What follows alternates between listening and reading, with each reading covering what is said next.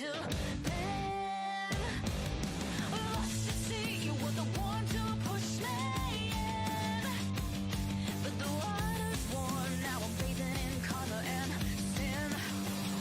You can see the pain in my eyes, and I can see you standing by, getting ready to pounce, but it's over. Now you have your fun, but mine's just begun. Going insane, so I drink my pain. Now the smoke is clear, I have no fear. You gave me a war, but now you'll get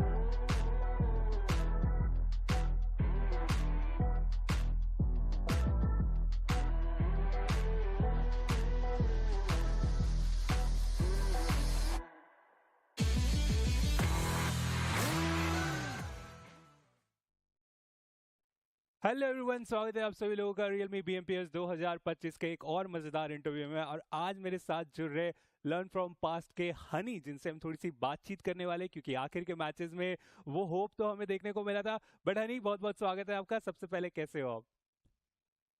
मैं तो थोड़ा अभी बेकार ही हूँ फिलहाल तो। कोई अभी नहीं। एग्जिट हुआ है हमारा सेमीज वन से।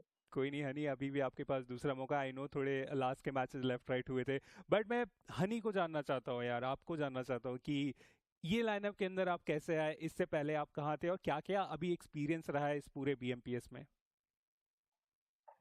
एक्चुअली इससे पहले तो हम फिनिक्स से खेलते थे। लास्ट लाइन हमने बीएमपीएस क्वालिफाई करा था जो कोची में हुआ था। तो उसके बाद चीज़ें वर्कआउट नहीं करी तो हम सेपरेट होना सोचा हमने। हम्म। तो वो सीन हुआ था। तो मतलब आपको लगता है कि लास्ट बीएमपीएस से इस बीएमपीएस में कुछ फर्क आया है, या फिर अभी भी कुछ लेफ्ट राइट हो रहा है आपके अनुसार? मेरे हिसाब से फर्क तो नहीं है, हंगर वो अभी भी वही है, सेम ही है। मेरे को प्लेयर्स भी किस्मत से अच्छे मिल गए इस बार। हम्म। तो हमारा गोल वही है अभी। लैन क्वालिफाई करेंगे सेमीज टू से, फिर लैन पे भी अच्छा ही करेंगे। एग्जैक्टली मतलब ओवरऑल परफॉर्मेंस तो देखने को मिल रहा है। मैं ओवरऑल स्टैंडिंग देख रहा था हनी, एंड फिनिशेस बहुत अच्छे आ रहे हैं। 53 फिनिशेस के आसपास आपके नंबर्स गए थे, उसके अराउंड कुछ नंबर्स थे। प्लेसमेंट पॉइंट पे थोड़ी टीम पीछे मार खा रही है, तो उसके पीछे क्या कारण है? फाइट तो बड़ी अच्छी शुरुआत हो रही है, लेकिन अंत तक नहीं पहुंच पा रहे, उसका रीजन क्या हो रहा है? जैसे ही ये सेमी स्टार्ट हुआ तो जो स्टार्टिंग के डे वन और डे टू थे, तो हमें उतना जोन का टाइमिंग्स का थोड़ा पता नहीं चल रहा था कि कब जोन ले, कब मतलब समझ लो कब जोन एंटर करें। तो हमने वही चीज मीटिंग में थोड़ा देखा, समझा। तो डे थ्री और डे फोर में हमने बहुत पोजीशन पॉइंट्स निकाले। हम्म। तो अभी हमको बेनिफिट यही मिलेगा सेमीज टू में कि हम समझ गए हैं कि अब जी। खेलना कैसे है। वही था। 100% वही उम्मीद आपसे रहेगी, बट राउंड वन में इतना डोमिनेशन, उसके बाद इतना बड़ा जंप, सीधा सेमीफाइनल वीक वन में आप आए।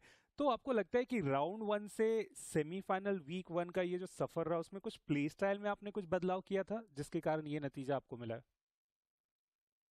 प्ले स्टाइल में तो नहीं, एक्चुअली राउंड वन के बाद मेरे पेपर स्टार्ट हो गए थे कॉलेज ओके। के। तो थोड़ा खेलना कम हो गया था हमारा आपस में, तो जो गैप हुआ बीच में, तो उसी के वजह से मतलब हमारा थोड़ा डाउन आ गया graph. Okay. Hopefully I think semifinal week two हाँ में तो वो हमें ना देखने को मिले। बट देखो, ऐसा ऐसे सिनारियो में तो हम बोल सकते हैं ना कि प्लेइंग फाइव आपके पास होता है, तो उस ऑप्शन की तरफ नहीं जाना ठीक समझा गया, या फिर एसी प्लेइंग फोर के साथ चीजें परफेक्ट चल रही है आपके अनुसार? अभी तक देखा जाए तो वैसे हम चारों में से किसी ने उतना बेकार भी नहीं खेला है। बहुत माइनर माइनर मिस्टेक्स हो रही हैं, बस जी। उसी में फोकस करेंगे, उसको ही सुधारेंगे। हम्म। फिफ्थ की तो अभी देखा जाए तो उतनी नीड नहीं है। हम्म। बाकी वो तो अब मैचेस खेल के ही पता चलेगा, डे वन और डे टू जैसा जाएगा सेमीज टू में, उसी के हिसाब से फिर देखूंगा मैं। जी हाँ, वो तो काफी ज्यादा बेहतर। बट साहिल, मैं साहिल के बारे में थोड़ा समझना चाहूंगा नहीं, क्योंकि आखिरी मैच मुझे अभी भी याद है। अगर हाँ हाँ। उस कंपाउंड फाइट को आप जीत लेते 8 बिट के अगेंस्ट, तो यहाँ से सीधा ग्रैंड फाइनल आप तो फॉर श्योर जाने ही वाले थे। क्या गलतियां हुई उस फाइट में पूरी हम्म। तरीके से, क्योंकि बैक टू बैक वो थर्ड पार्टीज भी आपके ऊपर आए थे? जैसे 40 के तो हमने मार ही दिया था, उसके जी। बाद जैसे गोएक्स की थर्ड पार्टी आई, फिर गोएक्स के भी हमने दो बंदे मार चुके थे। हम्म। लेकिन जो तीसरा बंदा था उस पे डीबीएस थी, तो उसने हम दोनों को ही दे दिया घूम घूम के। लेकिन हम पे वो जी। शॉटगन नहीं थी एक भी, अगर ओके। एक पे भी शॉटगन होती तो हम ट्रेड ले लेते एक दूसरे का। हम्म। फिर जैसे ही हम दोनों नॉक हुए तो साहिल उधर डेस्परेट हो गया थोड़ा, उसको समझ नहीं आया क्या हो गया। तो मतलब ईयरफोन का भी इशू था उसका कुछ। ओके। तभी वो पीछे देख नहीं रहा था, वो लेफ्ट देख रहा था उधर। जी हाँ, मतलब उस फाइट में तो हम भी हैरान हो गए थे, साहिल इतने ज्यादा ओपन में क्या कर रहे थे। बट सेमीफाइनल वीक टू की तरफ अब ये टीम हमें जाती हुई देखने को मिल रही है। आपके नाम भी है लर्न फ्रॉम पास, क्या सीख लेके आप वहां पे जाने वाले हो वीक टू में स्पेशली? वीक टू में तो मेनली हम सेमीज वन में ही सीख गए हैं, अब जितना सीखना है। वीक सेमीज टू में अब अपना वही बेस्ट देंगे। मतलब किस और लिहाज से, क्या एग्रेशन बोलते हैं, ज्यादा देखने को मिलेगा या प्लेसमेंट को देखने वाले हो इस बार? मेनली हम डायनामिक गेम प्ले रखते हैं अपना। ऐसा कुछ नहीं है हमारा कि ज्यादा ही एग्रेसिव हो जाए या ज्यादा ही पैसिव हो जाए। जब जहाँ नीड लगती है वो चीज हम कर लेते हैं। जैसे अगर थर्ड पार्टीज भी रहती है तो हम पीछे नहीं रहता, उसमें हम घुस ही जाते हैं। हम्म। और जब पैसिव खेलना रहता है हमें, तब हम एकदम ही पैसिव हो जाते हैं। ऐसा नहीं है, हमारा डायनामिक ही है गेम प्ले। देखो, वहां पे 8 ही नाम है जो कि नेक्स्ट अब हमें वीक टू से उस ग्रैंड फाइनल की तरफ जाते हुए देखने हाँ। को मिल जाएंगे। आपको लगता है कोई ऐसी टीम जो कि आपको थोड़ा ज्यादा परेशान कर सकती है उस टॉप एट में आने के लिए? परेशान तो नहीं, परेशान हम खुद को ही कर सकते हैं, क्योंकि अपनी मिस्टेक से हम बार बार परेशान होते जा रहे हैं बार बार। अब जी। उसी से सीखेंगे और आगे वर्क करेंगे उसी में। अब वर्क करने वाले तो टाइम बचा नहीं है, अब परफॉर्मेंस ही दिखाना है अपने को, वन साइड ही देंगे सेमीज 2 में। जी हाँ, ज़्यादा ब्रेक तो है नहीं, सीधा अब वीक 2 की भी यहाँ पे शुरुआत हाँ ऑलरेडी होने वही। ही वाली है। चलिए, thank you so much Honey हमारे साथ जुड़ने के लिए। होपफुली ये जो मैचेस आज के दिन पे आपके होने वाले बहुत ज़्यादा बेहतर जाए और हाँ अगली हाँ। मुलाकात आपसे लैंड पे हो। Thank you so much Honey हमारे साथ जुड़ने के लिए। Thank you.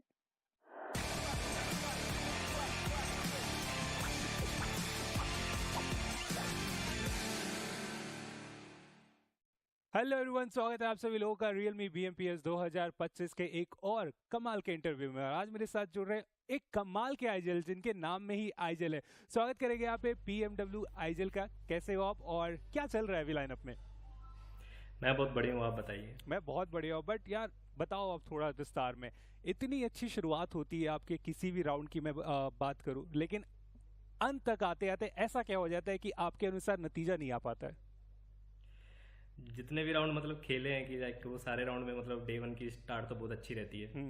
फिर डे 2 में थोड़ा बहुत चोक हो जाता है, गलतियाँ होने लग जाती हैं। फिर उस गलतियों को एनालाइज करते हैं, फिर डे 3 में थोड़ा सा कम बैक होता है, फिर डे 4 में वही सेम गलतियाँ रिपीट हो जाती हैं, फिर इसी के कारण थोड़ा सा लेफ्ट राइट हो जाता है। तो ऐसा तो हम बोल सकते हैं ना कि आप न्यू एडिशन हो इस लाइनअप में। अक्सर क्या होता है कि कोई एक असॉल्टर आता है तो चीज़ें बहुत स्मूथ हो जाती है क्योंकि बाकी 3 प्लेयर्स वहाँ पे पुराने रहते हैं, लेकिन एक आईजेल का बदलना वो एक अलग रिस्पॉन्सिबिलिटी टीम में लेके आती है। कितना डिफिकल्ट हुआ एक नए आईजेल के साथ एक नई टीम में ज्वाइन करने के लिए, और इतना बड़ा इवेंट आपका इंतजार कर रहा था तो? डिफिकल्ट तो कुछ नहीं था, मुझे काफ़ी टाइम से खेलते आ रहे हैं तो इतना कुछ नहीं है। लास्ट टाइम भी BMPS 2024 में क्वालिफाई करा था लैंड के लिए, तो इतना कुछ बीट ही नहीं था। बस वही रहता है कि जैसे कोई गेम खेलते हैं, बस गलतियां ना ही हो तो अच्छा ही रहता है, नहीं तो अगर गलतियां होती हैं तो उसकी वजह से रह जाते हैं। कोई बात नहीं, आई थिंक वो गलतियां मुझे लगता है कि टाइम के साथ जरूर और बेहतर होता चला जाएगा। बट यार कंपटीशन के बारे में थोड़ा समझना चाहूंगा। अभी अभी सेमीफाइनल वीक समाप्त हुआ है, कैसा रहा? क्योंकि बाहर से मैचेस देखने में तो बहुत मजा आया, बट गेम के अंदर किस तरीके का माहौल था टीम के अंदर? कंपटीशन तो इस बार BMPS इस 2025 का बहुत अच्छा था। पिछले पिछले टूर्नामेंट के BGS 2025 के मुकाबले बहुत ज़्यादा टफ कंपटीशन था। टीम में कुछ ज़्यादा इतना कुछ नहीं रहता है, जो भी मैचेस रहते हैं बस यही ट्राई रहता है कि बस नॉर्मल जो गेम रहता है वही गेम खेलें, गलतियां ना करने का ट्राई करें, बस उसी पे ही वर्क रहता है पूरा। देखिए, अगर इस तरीके से हम समझे तो प्लेइंग 5 हमें सब में देखने को मिल रहा है। कितना डिफिकल्ट होता है इस तरीके के सिचुएशन में कि किसको खिलाएं किसको नहीं खिलाएं, ये कैसे आप हैंडल करते हो? वो कुछ नहीं, परफॉर्मेंस पे डिपेंड रहता है। जैसे कि कोई भी प्लेयर अगर कुछ लेफ्ट राइट गलतियां कुछ ज़्यादा ही रिपीट कर रहा होता है तो उसकी जगह फिर हम दूसरे प्लेयर को ट्राई कर लेते हैं। और वो मुझे लगता है कि इस पॉइंट पे आपको लगा किसी भी दौड़ में कि हाँ यहाँ पे ज़रूरत है, या फिर उसी प्लेइंग 4 के साथ स्टिक करना आपने ठीक समझा? जैसे कि राउंड थ्री में बहुत ज़्यादा गलतियां हो रही थी, तो हमने जो हमारा 5th प्लेयर था उसको ट्राई किया था, तो उसके तब रिजल्ट कुछ अच्छा ज़्यादा ही अच्छा आया था। तो मतलब तो फिर जब सेमीफाइनल स्टार्ट हुआ तो एक्सपीरियंस के हिसाब से तो मैंने यही सोचा कि जो पुराने प्लेयर हैं उन्हीं के साथ खेलना, वीक 1 उन्हीं के साथ खेलूँ ताकि रिजल्ट और ज़्यादा अच्छा है, क्योंकि उनके पास थोड़ा बहुत एक्सपीरियंस था। ओके, सो अभी आपको लग रहा है कि सेमीफाइनल वीक 1 में उस प्लेइंग 4 के साथ चीज़ें थोड़ी लेफ्ट राइट हुई है, तो जब आप वीक 2 की तरफ बढ़ रहे हो तो वहाँ पे हमें चेंजेस देखने को मिल सकता है, या फिर आप एक्सपीरियंस के साथ ही अभी भी स्टिक करोगे? मोस्टली तो ये ट्राई रहेगा कि एक्सपीरियंस के साथ ही स्टिक करूँ, क्योंकि उनको पता है कि कैसे प्रेशर को हैंडल करना है कैसे नहीं, और जब भी कोई इंपॉर्टेंट मैचेस रहते हैं रिजल्ट निकालने के लिए वो एक्सपीरियंस ही काम आता है। कभी भी जब प्रेशर वाले मैच रहते हैं, जो भी न्यू प्लेयर होते हैं वो इतना अच्छे से हैंडल नहीं कर पाते, तो उससे भी थोड़ा रिजल्ट में दिक्कत होती है। बट आपने अभी खुद ही बोला कि वो जब आए थे तो परफॉर्मेंस थोड़ा बेटर आया था, तो फिर उनके साथ कंटिन्यू ना करते हुए एक्सपीरियंस ही क्यों चुनना? मतलब बस उसको थोड़ा विस्तार में मैं समझना चाह रहा हूँ। एक्सपीरियंस चुनने का मेन रीज़न यही है क्योंकि अभी सेमीफाइनल है, सेमीफाइनल में कंपटीशन कुछ ज़्यादा ही टफ होता है। लाइक प्रेशर वाले सारे गेम प्रेशर वाले होते हैं, कुछ गलती ना ही हो तो जब इसी एक्सपीरियंस प्लेयर का ऐसा रहता है, वो जब भी लॉबी में उतरता है उसको पता होता है उसको क्या करना है क्या नहीं करना है। वो अलग बात है कि जब थोड़ी बहुत गलतियाँ हो जाती हैं उससे मैच कॉस्ट हो जाता है, but at the end of the time experience ही काम आता है। चलिए, थैंक यू सो मच, और होपफुली अगली बार आपसे मुलाकात फॉर श्योर हमें लैंड में होता हुआ देखने को मिल जाए, क्योंकि सेमीफाइनल वीक 2 आई थिंक और ज़्यादा डिफिकल्ट होने वाला है। थैंक यू सो मच हमारे साथ जुड़ने के लिए, और best of luck for the upcoming matches. Thank you.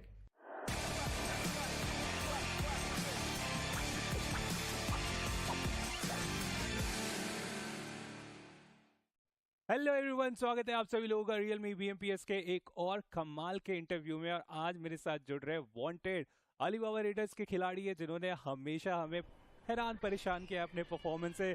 मैं ये तो नहीं पूछूंगा कि आप कैसे हो, बस मैं ये जानना चाहूंगा कि अभी क्या चल रहा है माइंड में।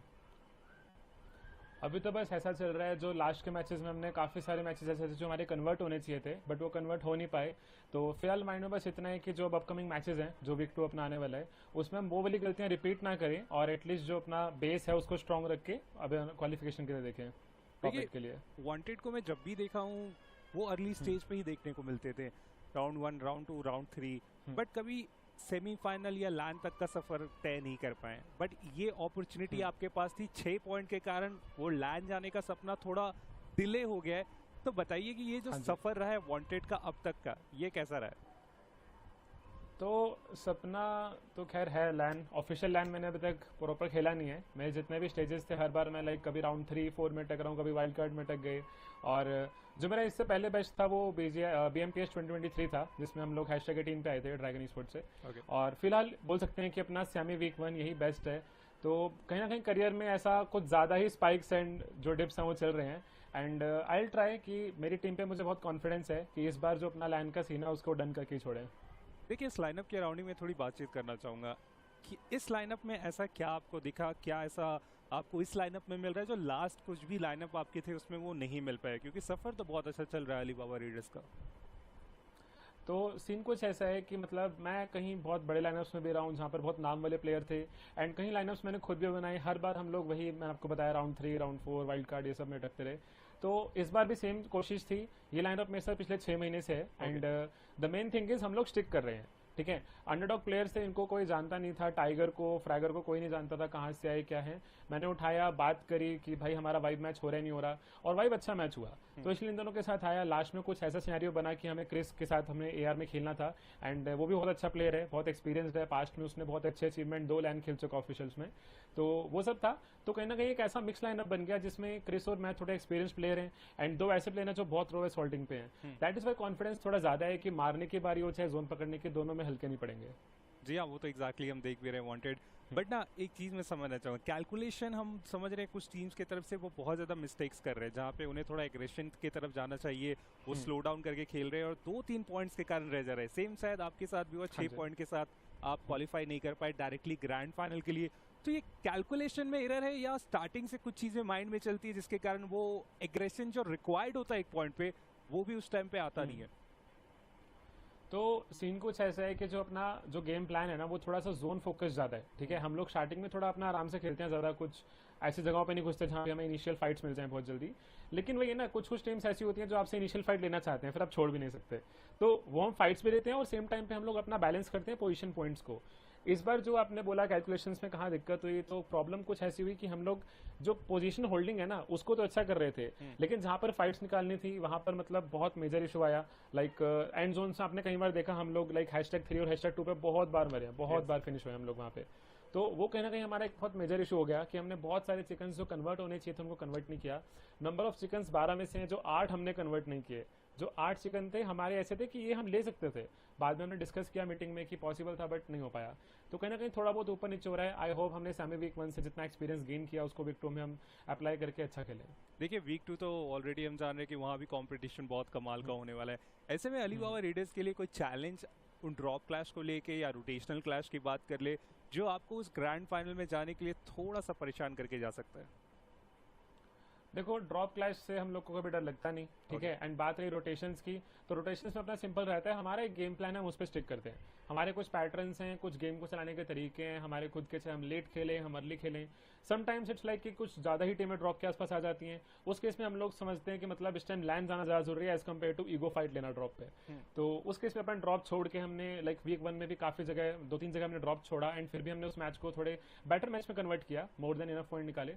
तो यही है, बाकी चैलेंज तो कुछ नहीं है। अब यही है कि चीज़ें अगर थोड़ी फेवर में आ जाएं तो आराम से हो जाएगा लाइन का सीन। देखिए, वांटेड ऑलरेडी आप बहुत ज़्यादा टाइम से देखने को मिल रहा है, आपके पास भी एक्सपीरियंस बहुत कमाल का है।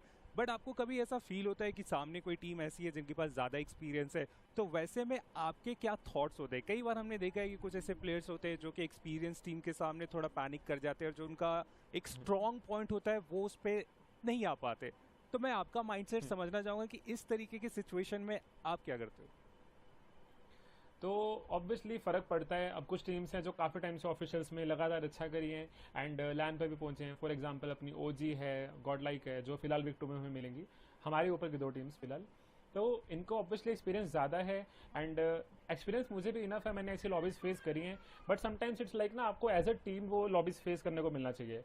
अब मेरी टीम में मैंने बताया टाइगर एंड फ्रैगर है, जिनका कहीं ना कहीं पहला दूसरा ऑफिशियल ही है, ठीक है। मेरे साथ ही हैं जो बीजेएस में मेरे साथ थे, तो वैसा वाला सीन है। तो एक्सपीरियंस से ऑब्वियसली फ़र्क पड़ता है, लेकिन जब मुझे ऐसा फील आता है कि डिसीजन मेकिंग में या फिर कुछ जगह पे एक्सपीरियंस को लेकर मेरी टीम इशू फेस कर सकती है, तो मैं ट्राई करता हूँ कि लीड में अपने हाथ में लूँ। मैं जितना हो सके उतने कॉल आउट्स देके अपने आप को चाहे थोड़ा सप्रेस करके गन पावर में पीछे रखूँ, लेकिन अपनी टीम को एक ऐसी जगह पे, एक ऐसी पोजीशन पर लाके खड़ा करूँ जहाँ से वो लोग फाइट्स को निकाल सके और जो उनको बेसिक बताया गया गेम का वो उस पर स्टिक करके गेम्स को निकाल सके।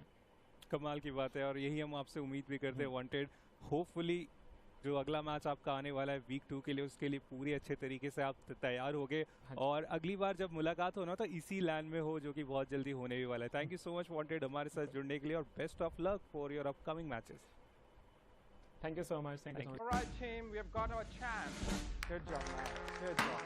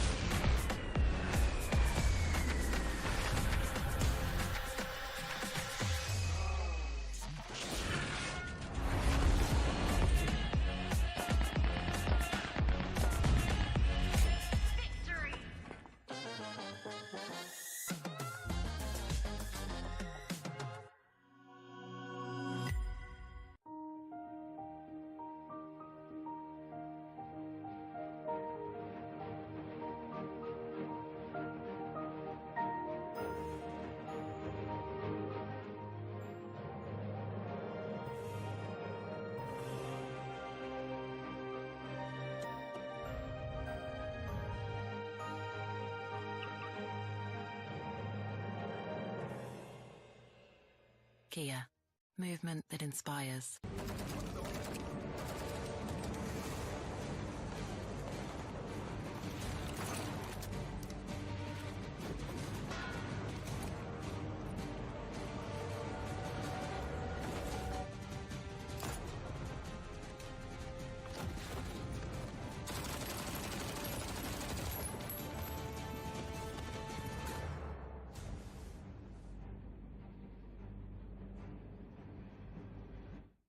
स्काउट भाई पेट्रोल भर दो ना। क्या भाई लोग, रोंडो जाना है क्या? तो जानता नहीं मैं कौन हूँ? अबे तू बाहर में भर के तो बता। अबे रोंडो में मैं रोंडो किसको बोला रे? रोंडो बोलता है हाँ? तू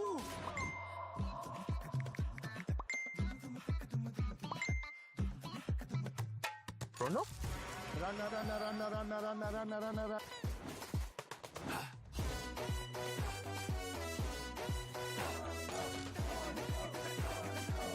Nation wants to know, कहाँ है ये रोंडो?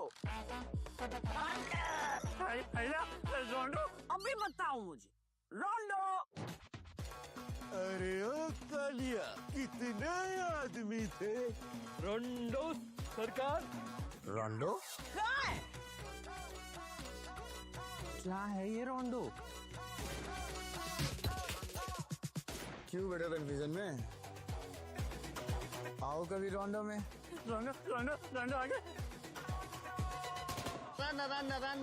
क्रेज चढ़ेगा सबको, क्योंकि BGMI में आ गया है नया रोंडो map. Get new vehicles, explosive weapons, epic hot drop locations and more. Download BGMI now. भाई क्या करवा रहे हो तुम? कभी पेट्रोल वाला बना दिया, कभी टीचर बना दे रहे हो। अबे गेमर हूँ मैं, एक्टर थोड़ी हूँ। भाई download BGMI now. Sir watermelon juice. अबे छोड़ो। Delivery order ready.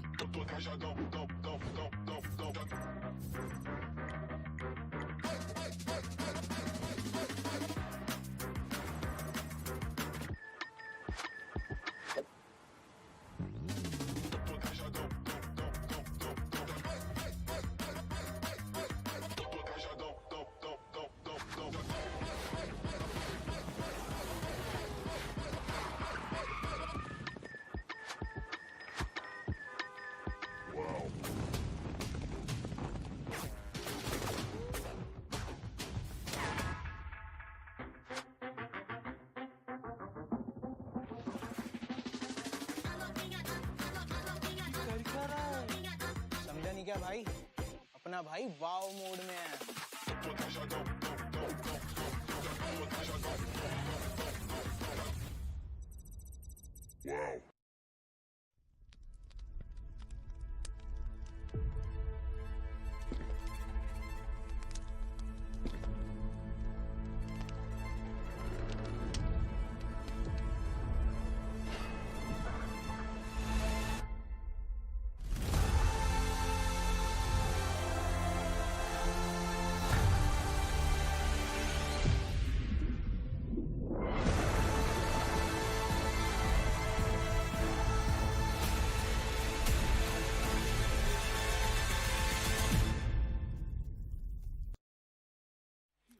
And so it begins, ladies and gentlemen, with 8 teams already having made their way towards the Grand Finals.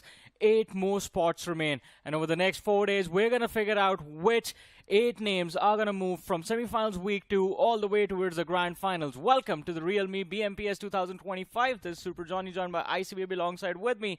And with how semifinals week 1 began and came to an end, we did not think that this is the situation we were going to find ourselves in. Well, to be honest, the format has been there. There was always going to be 8 teams going to be qualifying from the Grand Finals. But week 2 is how we know for a fact that a lot of teams are going to be here. But the problem here is not about we know how many teams are going to be here. It's who is in the week 2 itself. Exactly. Because a lot of names kind of surprised me as well, especially for one particular name. It's going to be Hero Xtreme Godlike, because they narrowly directly qualify as well. They were tied on the 9th position with 8. Yeah. But due to a tiebreaker rule, that's why they're here. Exactly. Tiebreakers were how that final spot was decided. And of course, Godlike just barely missing out. 1 extra point in that last game of theirs. They could have pushed through, but now is not the time for regrets. Now it is time to prepare for this grueling journey of semifinals week 2. And of course, it's not just Godlike. We have bigger names as well. Not bigger, but we have names of equal caliber there as well. Because the semifinals week 2 itself is quite stacked. You have Godlike, you have Reckoning Esports, you have Seoul, you have OG, you have Hyderabad Hydras still present in this fight. Hey, all things considered here, we have to stop from the regrets. We have to go for a reset here, because everybody in this groups here is going to be starting off from 0 all the way through. So, in case you guys kind of forgotten how things are happening coming in BMPS, let us kind of remind you guys on a little bit on how we started our journey here in realme BMPS. Yeah, sure, because round 1 itself, as you mentioned at the start of the day as well, was quite exhilarating, because you had an opportunity to directly qualify for semifinals week 1. And of course, that is that one little gap that a few teams might have wanted for themselves. But here's the surprising stuff, right? Majority of the teams that qualified directly from round 1 itself are kind of in the struggling phase, wherein they start off on a great note in the semifinals, but then the journey of that semifinals week 1 wasn't that great. But as we were talking about round 1 itself, 96 teams kicked off the journey of realme BMPS 2025. And after the first 12 days of competition, we had about 8 teams, the top 8 directly moving to semifinals week 1. And then 9 to 16 got moved to round 3 of the tournament. Yep, and of course the rest of the teams pretty much had to compete all the way towards round 2 here, which is the 17 to 80 position, whereas the 81 to 96 position was pretty much eliminated. Yeah. So that's where we started cutting things off in the BMPS. And of course, in towards round 2 stage as well, we had our group draws to decide what they were going to do throughout the entire matches as well. They all had to play a total of 6 matches, and of course, the highest top 40 will advance into its round 3. And of course, you guys have seen all of them during the past few days as well, and 24 teams were eliminated during that stage itself as well. And of course, as the number of teams are being cut down, that means everyone gets to play a few more extra matches every single round. So the number of matches went up when you reached round 3. And of course, we had those 8 teams, 9 to 16 from round 1 joining us back again in round 3. It was exciting. One thing that I would like to mention, there was that element of reshuffle which was involved in the first 3 rounds of the tournament. That has kind of gone away. And as we reach the semifinals week 1 with 24 teams, which includes the ones that directly qualified from that first week, 32 teams, which includes the 8 teams that qualified directly from round 1. I think semifinals week 1 was supposed to be the saving grace for a lot of the names, especially the ones with direct qualification for semifinals. Teams like Godlike were there fighting for survival as well. But it was interesting. All of these names are still present in semifinals week 2. We are down to top 24 teams, but only 8 get to move to the grand finals. Exactly. It is going to be a very, very tough one as well, considering the fact that it could be anyone's games. And as of yet, from this group itself, especially here in week number 2 itself, all 24 teams are divided in 3 groups, which age respectively. And of course, they are going to be fighting for the slots to qualify in the grand finals. And the moment you hit into the grand finals, you are going to be awarded the prize pool, which is on screen as well. At the moment you reach grand finals, you are guaranteed a minimum of 200,000. Exactly. Rupees. 2 lakh rupees even if you finish 13 to 16. And of course, individual prize money as well. Realme MVP walking away with 3 lakhs. Best IGL 1.5 lakh. MVP of the grand final 1 lakh. And the Kia clutch movements of the grand finals will get 2 lakh. But apart from that, 2 crore plus in prize money was what we started with. But I think it was made...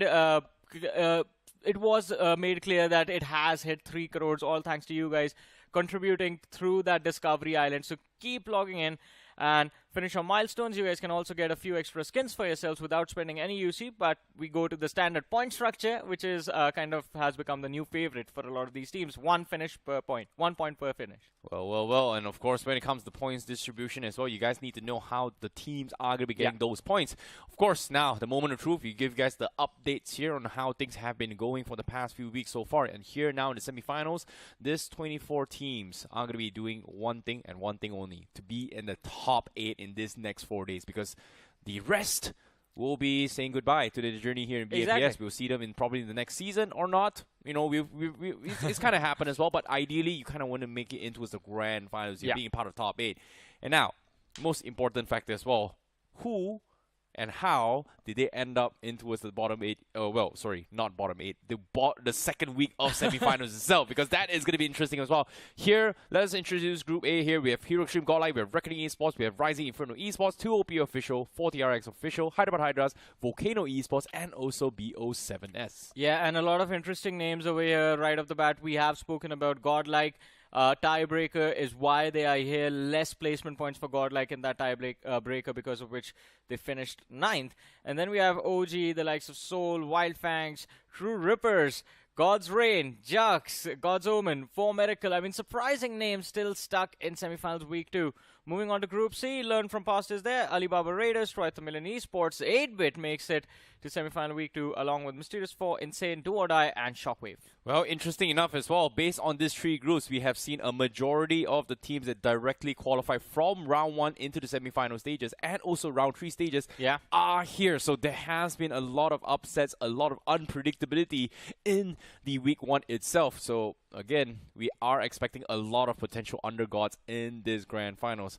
But of course, when we talk about the known teams, this is their last chance. This next 4 days will decide their future. Exactly. But one exciting thing for you guys, ladies and gentlemen, that is going to be the Realme GT7. It is out and available. You guys can go on to Amazon, grab yourselves the Realme GT7, an amazing device with 120 FPS stable BGMI performance for 6 hours. And this has been co-tested by Crafton and Realme.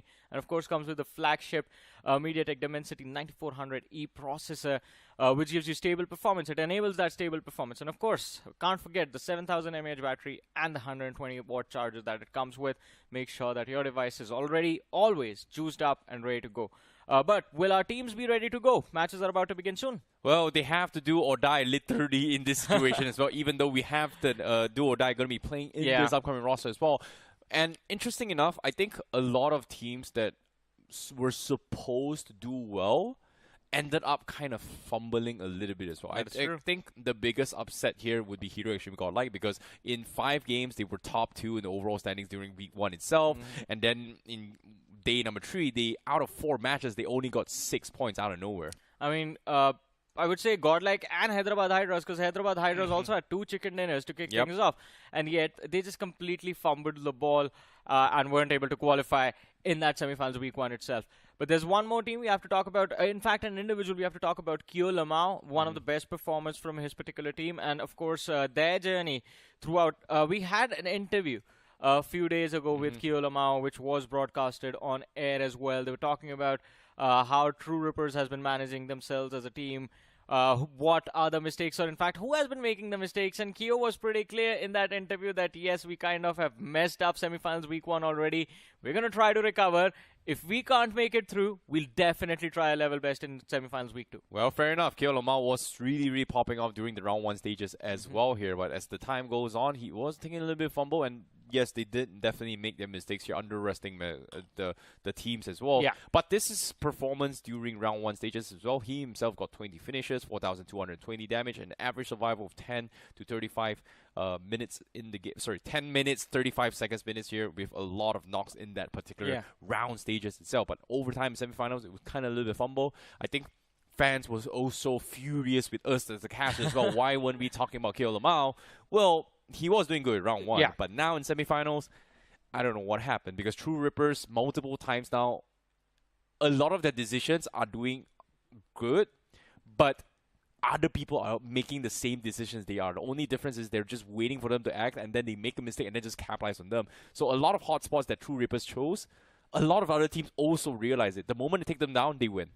I think so. I think because the survival time shift does not indicate a lot, except the fact that True Rippers started to die a lot more frequently. They are still approaching the game the exact same way, but losing out on those fights. But another head-to-head on our screens, it is Hyderabad Hydras versus VOLCANO Esports from semifinals week 1. And from the POV of Hyderabad Hydras, this does not look good. I mean, as we mentioned, starting off with 2 chicken dinners on the same day, they had a massive lead to work with, but then they just completely fumbled. VOLCANO Esports on the other side, I think towards the last few days of the semifinals, or in fact the last 2 days, we did see a little bit of improvement compared to how they were struggling in the first opening few days of semifinals week 1. Yeah, I think for VOLCANO, it was a little bit of an interesting journey as well, considering that they took almost towards the last game itself in particular, to score enough points set by Arjun to actually qualify into semifinals. But after round 3, it was a little bit of an upset as well, because they announced in the social media that they have a sick player. Vegito was not playing throughout the entire few stages of week 1, and it took them day 3 to actually make a little bit of recovery with their new roster changes coming from VOLCANO Esports. So we saw a little bit of signs of hope coming from VOLCANO Esports, but my personal issue is that, is it going to be enough? Or are they going to start off with Vegito back in action? Is his health back in action? But hey, I mean, everyone wants to see if Godlike will be back in action today, because fans were hoping. I mean, there were prayers being made for this team to qualify through semifinals week 1, but that could not happen. So we have a head-to-head semifinals first 2 days versus the last 2 days of performance of Godlike. Well, this is going to be a little bit interesting one as well, because when we talk about first 2 days, well, I don't know what to say about this, because on day 3 itself, Hiroshima Godlike only got 6 points, and in the final day, they made a last-ditch effort. Again, I think Hiroshima Godlike, they do have a little bit inconsistency issues, especially if the day goes wrong. Most of their games kind of tend to just fall off, especially in day 3 itself. So it took a little bit of time for them to actually bounce back as well.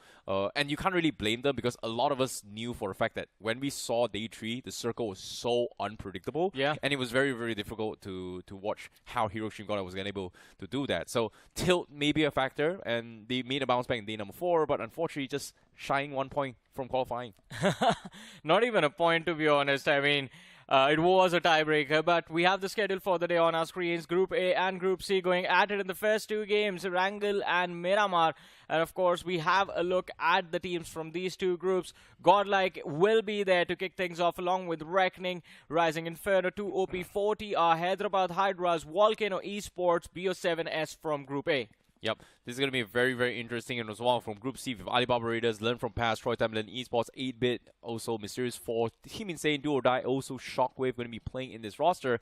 And let us take a look at our caster's prediction here on who is going to be doing well today by the end of the day. Seems like we have Godstrain coming in from Anki, Orangutan from Spiro, 4 Miracle from Maisie, Soul coming in from Rawan, and also Fixers. You went for Orangutan, and I went for Hero Xtreme Godlike. That's new. Am I the only one supporting Hero Xtreme Godlike? I mean, let's see. Usually day 1, they end up doing well. Day 2 is usually the best day for them. And day number 3, you said it yourself, so... yeah, but OG has always been the best performing team on day 1. Yeah, not during week 1. Even in week 1, okay, they were fair off enough. to a Week 1, decent they were start. decent start, yeah. Yeah, OG also had the Hyderabad Hydras storyline where they just like completely fumbled. But this time, again, hopefully, we are going to see them in the finals again. And since it is a reset that everyone is coming from, anything can happen, I think, in week 2. Well, speaking of anything can happen as well, let us talk about the stats and also some a little bit details here on how all 3 groups are going to be playing, particular in today itself.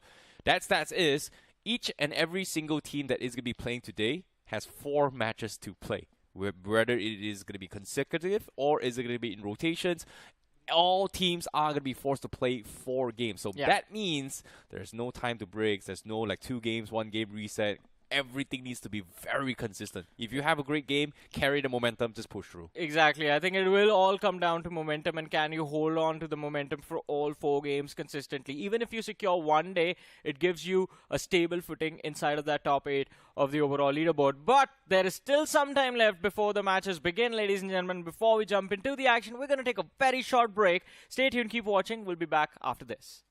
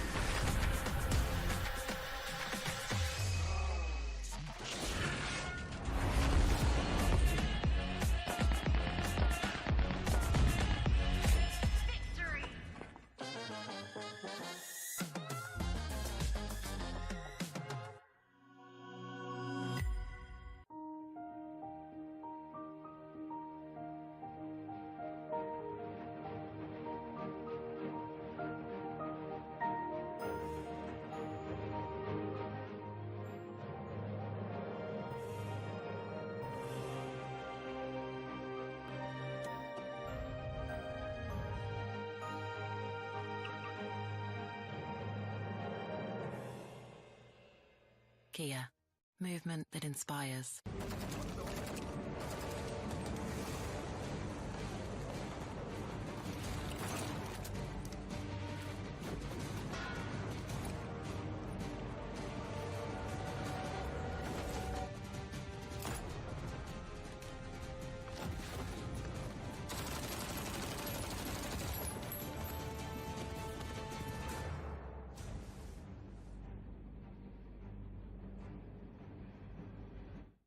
Scout भाई petrol भर दो ना। क्या भाई लोग रोंडो जाना है क्या? तो जानता नहीं मैं कौन हूँ? अबे तू बाहर में भर के तो बता। अबे रोंडो में मैं ओके रोंडो किसको बोला रे? रोंडो बोलता है हाँ? तू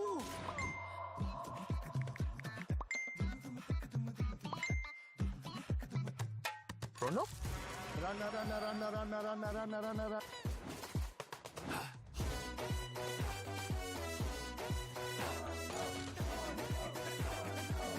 Nation wants to know कहाँ है ये रोंडो? रोंडो अभी बताओ मुझे रोंडो। अरे ओ कालिया कितने आदमी थे? रोंडो सरकार। रोंडो कहाँ है? क्या है ये रोंडो? क्यों बेटा कन्फ्यूजन में? आओ कभी रोंडो में। रोंडो आगे। क्रेज चढ़ेगा सबको क्योंकि BGMI में आ गया है नया रोंडो map. Get new vehicles, explosive weapons, epic hot drop locations and more. Download BGMI now. भाई क्या करवा रहे हो तुम? कभी पेट्रोल वाला बना दिया, कभी टीचर बना दे रहे हो। अबे गेमर हूँ मैं, एक्टर थोड़ी हूँ। भाई download BGMI now. Sir watermelon juice. अबे छोड़ो। Delivery order ready.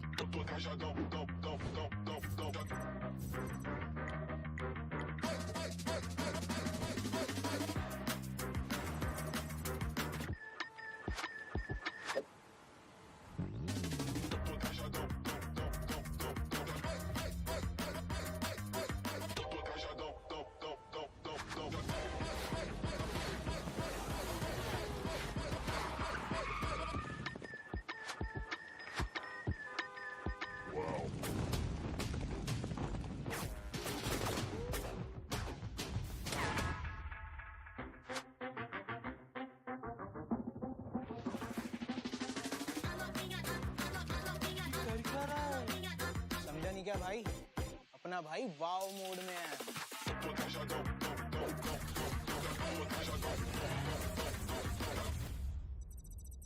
Wow.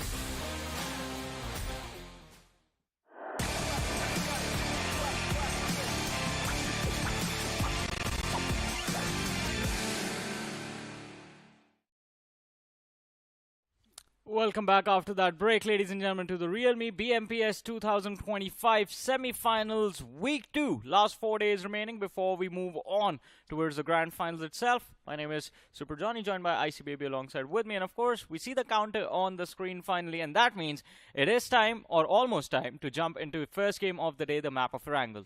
Well, there's going to be a decider as well, because each and every single team has to pull the lead in order to, well, in this case, qualify directly to the grand finals as well, because it is going to be only 8 slots, the top 8 out of each and every single team out of all these groups itself is going to be the winners, I would say, because at least they will be walking with a decent amount of prize pool coming in from the grand finals itself. Whereas the rest, well, they will be eliminated. Without further ado, let's start the journey here for the semi-finals week 2 itself. It is going to be the map of Erangel, as things are about to break down here between both Group A and Group C. 4 days, today is day 1 itself, match number 1. And it is going to be right off to a very interesting start, this game of Erangel. We have a flight path leaning towards the northwestern quadrant of the map, starting from that Stalber Kamishki Hill, going towards the west of Query. And looking at the groups themselves, I mean, we are going to be hoping to see some early action, but of course, eyes on the big names, eyes on the names that a lot of people had a lot of hope from in that opening week of the semi-finals, but they weren't really able to push through. We're talking about Godlike, we're talking about Reckoning, and the flight path right off the bat enables both these two sides to go for their preferred starts. But it seems like that is not going to be the case. We see Godlike dropping outside of Yasnaya for a change, I see. Well, you know who I'm seeing a little bit different here as well. BO7S actually not going to his military base or Nova. They're actually opting to go towards Kamishki and Stalber. A very, very widespread coming in from all these teams themselves. So it is going to be a little bit of a tricky situation to see how they are going to be navigating themselves. Mysterious Fall heading towards Severny, nothing super crazy. Shockwave for TRX, and also 2OP official heading towards Georgia Bowl. Wow, that's a huge cluster down with the west side. Yeah. I mean, look towards Rozok, there's Learn From Past, Godlike, there's Insane, there's Alibaba Raiders, and it seems like Reckoning Esports. Oh, no. He still has to be okay with it, though. Still has to be happy that he survives and is not run over, and it's just the vehicle that they've lost. Yeah, luckily for them, teammates are pretty close by as well. And of course, I think one of the players coming from Insane actually stole those vehicles away, so it's not super crazy. So they are going to be safe and sound here. As you can see, the panic kind of set in on Gravity as well. I was like, oh no. Yeah. It could have been really, really bad for them, especially that Reckoning Esports was so close to actually winning the trophy itself from BGIS. They were the team that was in the lead, and this time in the semifinals for them to be in week 2 was kind of surprising for me. It is indeed, but there are a few awkward interactions right off the bat. VOLCANO Esports started off quite close to do or die, but seems like an early crossing towards the military island. Hey, speaking of an early crossing, Vegito is back coming from VOLCANO Esports. Seems like he's gotten a little bit better now, and hopefully things are going to be for the volcano that we saw, those eruptions that we saw in round 3 that got them into the semifinals. Yeah, I mean, hopefully the struggles come to an end, because this team started off on a great note, and not talking about the semifinals, talking about their overall journey into this tournament, into this realme BMPS. But the fall in the semifinals was something unexpected, but Reckoning Esports. Now, this is where the panic sets in, because Punk already did steal that vehicle earlier, and now Admino just crossing through the players of Reckoning Esports. I wonder, do Godlike have the info that there's an entire team? I mean, now they obviously do. Admino would have seen or heard at least one player in those compounds, and he takes an off angle. Has the M4, but not enough rounds. Just 60 bullets in total to work with. But the AKM, it is loaded up. Does not matter the amount of ammunition. Admino kicks things off. The opening knock has been found. And Godlike, they have the upper hand. Almost finds the second. In fact, he actually does. Two players from the side of Reckoning drop to the floor as soon as the game begins. And Godlike, it seems like they are looking to go big this time. Wow, what a start coming from Hero Xtreme. Godlike, and now even Gravity goes confirmed as well. And Reckoning Esports, just like that, they get completely shut down. What a setup coming from Hero Xtreme. Godlike. They did not have vehicles. They were running out in the open, and Hero Xtreme Godlike says, you know what, let's just capitalize on this and punish them. And surprise, surprise, Admino finding the opening two-piece. Very quick reactions coming from them. Yeah, very quick reactions. The timing of it all was perfect, and I think Reckoning Esports got baited into thinking that, all right, it's just going to be one man. It was one man, but it was also who that one man was that mattered. And Godlike, I think, as you mentioned, a brilliant punish coming through. Reckoning weren't allowed to drop towards Rozok. They were shooed away by the side of Learn From Past. And we all know Reckoning, usually their tendency is to go for those vehicle spawns. Godlike, good study, good punish coming in, but how do they move on from here instead of going to Yasnaya? Now Godlike has that school apartments control to work with for the early stages, but that is a little off-center, and we are going to expect that southern side cluster to form soon. Yeah. Great read, though. That was something that I wasn't expecting as well. It all started from the first vehicle clash. You know, they couldn't find vehicles. They were just rotating their way. Reckoning Esports was just in shambles in that stage as well. So I was very surprised that despite all that, Amino was just willing to take those risks. Went in, gobbled the bomb, backed off to school, and just started looting again. Yeah. Like, what gave them that idea to go do something like that? That was just insane game sense coming from Punk's decisions, maybe. I don't know. Like, Amino was the one that did it, but I'm just at a loss. How the hell did you read that? I think it's that confidence from the first 2 days returning for the players of Godlike. And, of course, now, since there is, well, a lot of these teams that play from school, from Rozok, from Yasnaya, just moving away from the drop, Soul not being there, Godlike again reading the lobby to perfection, but they have to be careful because Learn From Past, Insane as well are playing off positions, and in teams playing off position, if you do not prep for it, then you can be caught off guard as well. But ladies and gentlemen, if you want never to be caught off guard, check out the Realme GT7, an amazing device, 120 FPS, stable BGMI performance for 6 hours, co-tested by Realme and Crafton. Well, be sure to check it out on Amazon as well. But of course, speaking of the fight itself, Learn From Past still circling around. They are in the center of the zone. Nothing super major yet. Reckoning Esports the first team to be eliminated. We've got 15 teams left, kind of lying around. But as of yet, for TR, they are going to be making a gamble that the circle is going to be shifting to the northern section once more. We've seen a lot of northern circles for quite some time now. We haven't seen a school all apartment circle for a while. But if it's a school circle, it's going to be something that Hero Xtreme Godlike is going to be very happy about as well, because they are the team that dominated when the circle actually shifted there. And they had a lot of finishes, and this was during BGIS. This was like actually very recent as well. A couple of months back. But still pretty recent. But all things considered, I want to see what of the rest of the teams as well. We do see a couple of rotations coming in. Do or Die also going to be making way from the south side. Nothing super major. Well, I think it's kind of safe for now, considering the fact that because there is one team out, there is some space in Circle 1 itself. And I think Do or Die did hurt a couple of commotions early on as well. But nothing super crazy. Things are getting a little bit slow, which is kind of surprising. Why does the AKM only have 60 rounds? I mean, what was Do or Die up to? We saw that early off drop along with the players of Volcano, but where's the loot, man? White Tiger as well, only 125 rounds on the AKM. What is going on with the secondary weapon as well? That would be something I'm interested in knowing now. Well, maybe the Attack of Titan aided, or the Titans aided. It is kind of in the event right now. It's kind of, well, I'm glad they kind of nerfed it, to be honest. But all things considered, let's take a look at how the circle shifts as well. We do see 2 OP official taking from the northwest corner. BO7S finally making an entry coming from the northeast side. Southeast is going to be a little bit occupied as well, especially on towards the outskirts, wheat fields of Yasnaya. The mountain terrains, the compounds all pretty much occupied by Do or Die and also Insane. We do see Alibaba Raiders going to be the south side as well. Extreme Godlike actually leaving the compound. And you can see the forest terrain. Huge dogfighting is about to begin as well. Do or Die, they're still deciding if they want to set their targets or actually challenge Insane.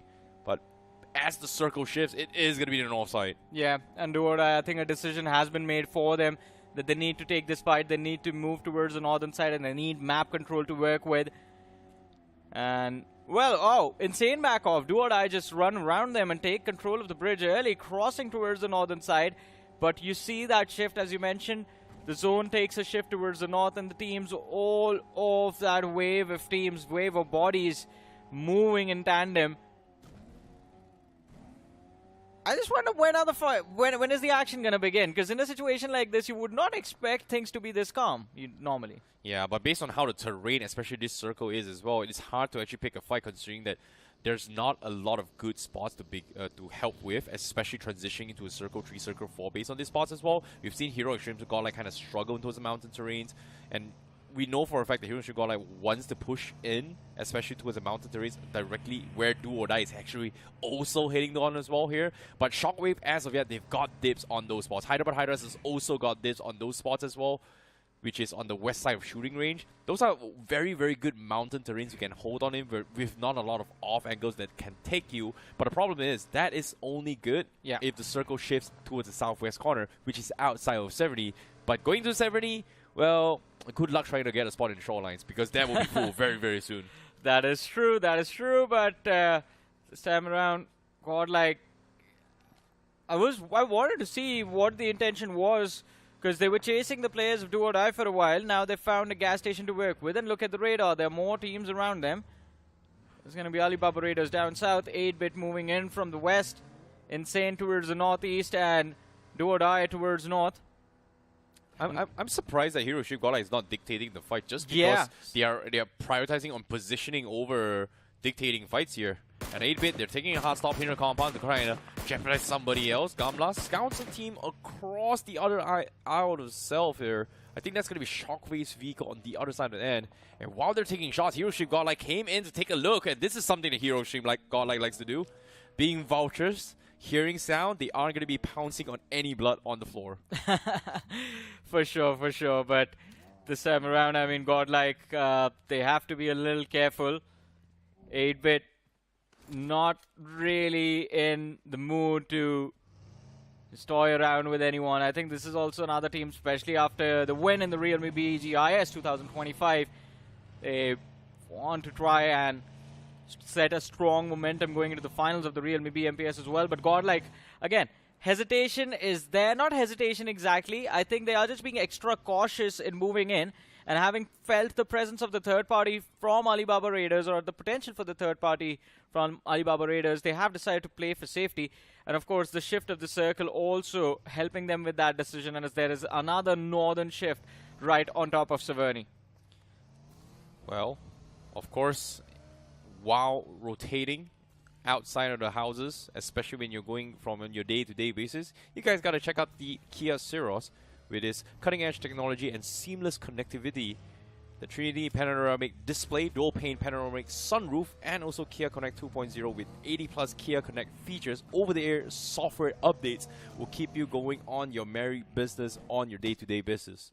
But speaking of day-to-day basis, let's get down to business, because as we had the circle actually shifts into a 70, Mysterious 4 having dibs on the city themselves. They have to fend off all these oppressors, or in this case, people invading their town. It's not going to be easy. I mean, the invaders have already showed up towards the north. Tamilan Esports against 2 OP official. And Tamilan Esports, it seems like this time they want to be the initiators of this action. On the other side of things, Rising Inferno put under pressure by Godlike. And Admino, one more finish in the bag. Godlike this time do not want things to slip out of hands and are going aggressive in day 1, game 1 itself. My goodness. S-Power and Amino is just on the hunt. No fear, no remorse. sees anything that moves, make sure to take them out. That's going to be the goal here coming from both Admino and S-Power. And it's been a while since we've seen the realme MVP title contention, but as of yet, look at this. Xtreme Godlike. VOLCANO is about to run into them as well. Jonathan, oh no, he was out in the open. He got ran over by Flash. Could not do anything. And now the confirmation is about to come true. Psycho actually finds Punk, and now it's up to S-Power and Amino to save the day. Can they do it? They're still deciding if they should stop or bail out of this fight. But now the chase continues. Psycho gonna go to the chase, but S-Power, he's gonna go down. Amino saves his lives, but at the same time, can he do more? Because now from afar, BO7S also third parties for this fight. Well, it was S-Power who found that second knock, and he has somehow managed to survive. VOLCANO Esports down 2 players, and Admino is looking for that second as well, but his position compromised. Psycho goes low and somehow survives, gets that finish as well, and now Godlike has finally started to drop players, drop bodies. But as you mentioned, that third party, I think Admino is going to be grateful for it. It gives him some breathing room to work with. But the problem is that the finish points are being stolen, and now stuck in an open spot. He somehow has to figure out how to avoid that line of fire from the players of BO7, but doesn't matter. First come the finishes and the elimination of VOLCANO Esports. What a spot coming from Admino. He is definitely on fire this time. And just like that, they are able to pick Punk. Admino and S-Power, 4 finishes each. What a dominance coming from both of them. And S-Power picks up Punk and repositions, says, you know what? This is not a good time to be repositioning in this spot. So S-Power is going to be picking up the IGL, while Jonathan is going to be sitting on the sidelines here. But what a performance coming from Admino, though. Wow. Incredible, incredible run. I mean, S-Power as well doing the heavy lifting this particular week. I think that is something that was missing, or the fans missed, for at least the first few days of competition. And of course, we have to talk about the rotation as well. Just completely overshot the zone, but I think that was intentional. They wanted to take fights, wanted to go for those finish points and just clean up as quickly as possible, be consistent. On the other side of things, yeah, this is what I wanted to see. Troy Tamilan, it's been a while since they initiated, or at least have been trying to initiate a fight against 2 OP official, but it seems like they haven't really found any luck with it. In fact, they've gone ahead and lost 1 player. This is going to be awkward as well, but now, oh, what a nade from Bot Fire. And just like that, Troy Tamilan, they have to dodge this fight because Circle is going to force out of 70 City, and 2 OP official is looking to clean them all out before making their exit. And they have all this news available onto them as well. Mac getting a couple pre-fires. Nades comes through. Liability with the shotguns. Is he about to miss? Oh, 3 shots, and finally realigns the crosshand. Takes him out. Very close call coming from 2 OP official. Yeah, whiffed for a bit. We were worried, but finally does find the connection, and the knock has been secured. But now Inferno is what remains between an early exit and Troy Tamilan Esports and 2 OP official. Oh, man, they just want to move in, but the third party comes through from Mysterious 4. Amax is going to be knocked down, but 2 OP official do end up eliminating Troy Tamilan Esports. But now, instead of celebration, they have to look for a reset, and it's not going to be an easy one. Exactly, but that's pretty much in coming from the South 70 side. But now let's take a look at 8-bit, as Som actually gets taken out from outskirts here. Seems like they are coming from the south side. They do have a decent amount of smokes. They are able to push through, but Equinox needs to get the perfect nade, but he's a little bit too far off. Alibaba Raiders pretty much stuck stranded. They do have a decent cover to work with, but they are still very exposed inside the zone. So 8-bit is going to be the biggest threat. We do see Chris smoking up. Gamla going to be looking to try and push the issue, but ooh, BO7S also looking to chime in themselves. It seems like 8-bit has no choice but to go in for the crash, and they are going to go for the rush. Oh man, all those vehicles piled up, big risk taken, and it backfires on the players of 8-bit. 2 knocked out. Aqua also hits the floor, and this could be it. Now it's all down to the IGL Somraj himself, but Alibaba Raiders, man, they got lucky, but have to say, nice hold coming from the side of Alibaba Raiders, and 8-bit, they've just completely dropped the ball. Oh, no, they just made a mistake. They thought they were safe. They were getting shot by Insane. They were getting shot by EBO7S. There was absolutely nothing Alibaba Raiders needed to do. They had natural covers of the enemy. Meanwhile, on screen, we do see the teams coming from the far west. Shockwave going up against 4TR official, and 4TR stuck inside those shelters. And Shockwave has got the upper hand. But for TR, they have to walk up. They have a smoke wall. Harsh cooking up a big name. It needs to be big in order to find the finish. But Shockwave sends them packing, sends them back down. And that's going to be the reset coming from Shockwave and also 4TR from underneath. But they're not exactly in zone at all. Yeah, and an update on other things. Learn from past, eliminated from the game on the 13th position. But 4TR versus Shockwave. So much utility committed from both the sides. And of course, fighting each other while trying to avoid getting taken out from the flanks. Mysterious 4. They have a line of fire to work with up north. Insane as well in the distance. Can cause harm to both these two sides. Oh, that is going to get a knock. And there it is, it gets two. In fact, 4TR in some trouble. And look at Madman. He realizes this is the time. The nade lob finishes converted. Last man up front, but Madman gets knocked out. And that could be an unnecessary frag given to the side of 4TR. Shockwave. A decent fight, but mistakes made. Oh, that's just timing. It's just very, very unfortunate as well. Because Madman, he had the initial jump, but his teammates from outside was shot from 70 as well as Insane, and that's the reason why they backed off. Yeah. Oh, just unfortunate timings. But as of yet, these two teams, they are going to be in a little bit of struggle here as well. Shockwave, the IGL, already inside. They're going to be providing those cover fires. But 4TR, in this case, INF God is pretty much stuck. But on the finish feed, we do see BO7S starting to pop off as well, coming from the east side. Yeah, I mean, BO7S, this particular match, 2 finishes on the board, have numbers intact, so potential will be there. But 4TR now fighting for survival. Oh! That was a pixel, just a pixel. He tried his level best to line it up, but Shockwave gets that finish for his team and helps his team survive and stay alive in competition as well. But the two heavy hitters from the side of Godlike, it seems like now their attention turned towards Rising Inferno. Still looking for an opening. Punk shows up. HP extremely low. Needs to be careful. Gets knocked out. And that is going to be a mistake. It gets punished as well. But luckily, Admino finds the trade with a nade. Although S-Power, his position is compromised. He needs to be cautious. That's going to be a knock. And that is the end of Godlike in this game. Finishing with 9 finishes, no placement points. Oh, that's very, very frank heavy coming from Hero Extreme. Godlike, they did their best. But their best is only so much they can do, considering the terrain itself is getting a little bit tricky. But you know who's to be doing well? Brothers from Seven Sisters here, BO7S. Great start for them. They played this game very tactically. Third party when necessary. If not, they have been chilling. They've got themselves 4 finishes, but as of yet, they're not exactly inside the zone. Meanwhile, inside of the south corner, Insane has been holding this compound for quite some time. Alibaba Raiders still somewhat alive, being stranded out in the open.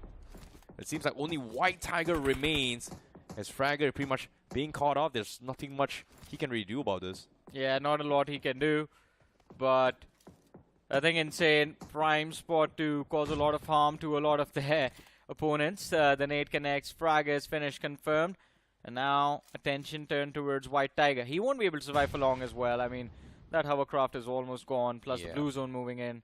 So much pressure for Alibaba Raiders to deal with. But Circle also, by the way, shifts towards the north. Mysterious 4, BO7S, Inferno Rising, prime position to actually secure a lot of finishes. Yeah, Insane. They're still trying to nade him out here without overexposing. Eventually, oh, it's good. That is going to be it for White Tiger. Nicely done coming from Insane. Well, Sticky Bomb just to add a little bit more salt to wounds, but what's done is dusted, and now we're down towards the final 7 teams. 70 still fighting here. TOP official has been playing towards their strengths, and this time they are going to try and flush Mysterious 4.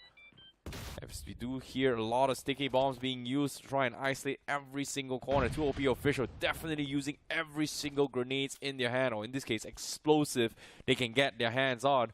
But the problem here right now is, especially coming from Mysterious 4, you can see he is kind of trying to set himself up to try to go towards the next phase of zone, but anything outside of 70 without any vehicles means you are out in the open though. Exactly. And it will be interesting to see what sort of strategies are now going to be employed, who is prepared for a situation like this. As you mentioned, vehicles are going to be important, smoke utility is going to be important. Oh, but Shockwave spotted out yet again. Mox, that was a nice spray, decent damage dished out. And Shockwave, they've been distracted by the side of Team Insane as well, by the way. On the finish speed, we just saw Extrovert found a knock onto Yash. But now that they know that Shockwave can't push through, They need to be prepared for just playing the game with that last man inside of the zone, and that finish gets stolen by BO7S as well.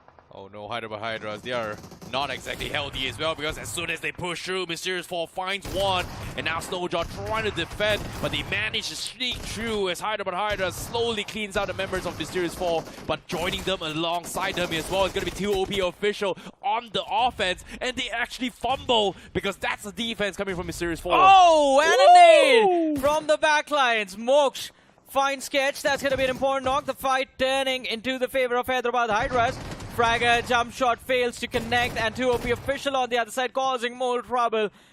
This is not looking good. I think the mystery is about to be solved. This team about to be eliminated, and there we have it. 3 finishes, 4 Mysterious 4, just 1 placement point. But we're down to the top 6 of this match, and BO7, as you said, prime position, all 4 players intact. Now the momentum looks good as well, and there's no other team apart from Hyderabad Hydras that has all 4 players left to actually take the challenge to BO7S for that chicken dinner. Well, this is going to be tough, because Hyderabad Hydras themselves, they are still stuck as well. They need to clean out against 2 OP official, but this 2 tandem push coming from 2 different teams against Mysterious Fall was just one word: brutal. But, and on the other side as well, Adi, wow, random taps through the smokes, finds Ninja, but he himself is almost getting dropped though. As Hyderabad Hydras, they are going to try and challenge the likes of Team Insane here. They still have the cover of those compounds, but in about 12 more seconds left, the circle is going to shift out of the city. And Hyderabad Hydras, you guys got bigger problems, and that is going to be your neighbors right now, as they are going to be filing a little bit of a noise complaint for you guys, as they are calling backup. Well, they are going to need all the backup that they can get, but folks, oh my god, a second of vision, and no hesitation, finds the knock onto Botfire, but he needs to be careful now. His teammates are getting picked off. Moksh is there. Ninja, not a lot of HP to actually go for the push, but it's still a 2v1. They have the numbers in their favor. Ninja just wants to run up, man. He wants to run up, take that fight head on, but now call being made to go for a revive. Same thing being done by Liability as well, but Hyderabad Hydras keeping up the pressure. Liability tuck away in the corner. He's just trying his level best to deal with the threat up front, and Ninja again, even he hasn't been allowed to reset until now.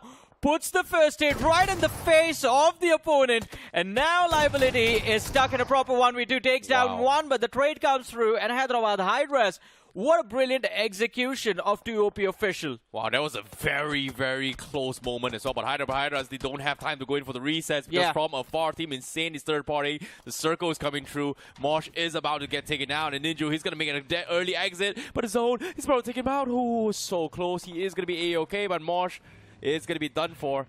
Down towards the final 5 teams. Hyderabad Hydras finding a little bit of mobility here, trying to survive this, but BO7S, 8 finishes in the back. They've got complete domination in this game. They're just very smart in picking their fights. Yeah, they're doing very well in this matchup, and I mean, of course, as you mentioned, fight selection, it's very clean. That has allowed them to protect all of 4 of their players till now. But Shockwave Extrovert, this has to be survival instincts maxed out, man. He's been alive all alone inside the zone for the last 5 minutes, basically. Yo, is he sitting in the back seat? Yeah, he is. And they can't see him. Yep. They actually can't see him. Ninja actually walked by. Huh? Oh, okay, never mind. I spoke. Yeah, all right, sure. I thought he didn't see him, but all right. I don't think he did. I think it was just the reaction when he went for the peek out of the car. It was just like split-second decision being made by Ninja. And perfectly done as well. I want to see from Ninja's reaction there. How did he, you know, out of nowhere decides to pin perfectly and then just take him out? That was just insane. Oh, but now it won't matter. BO7, they're positioning themselves behind Ninja. And this is very interesting coming from BO7. They want to clean the outskirts. That means they want to make sure they do not miss out on any finishes.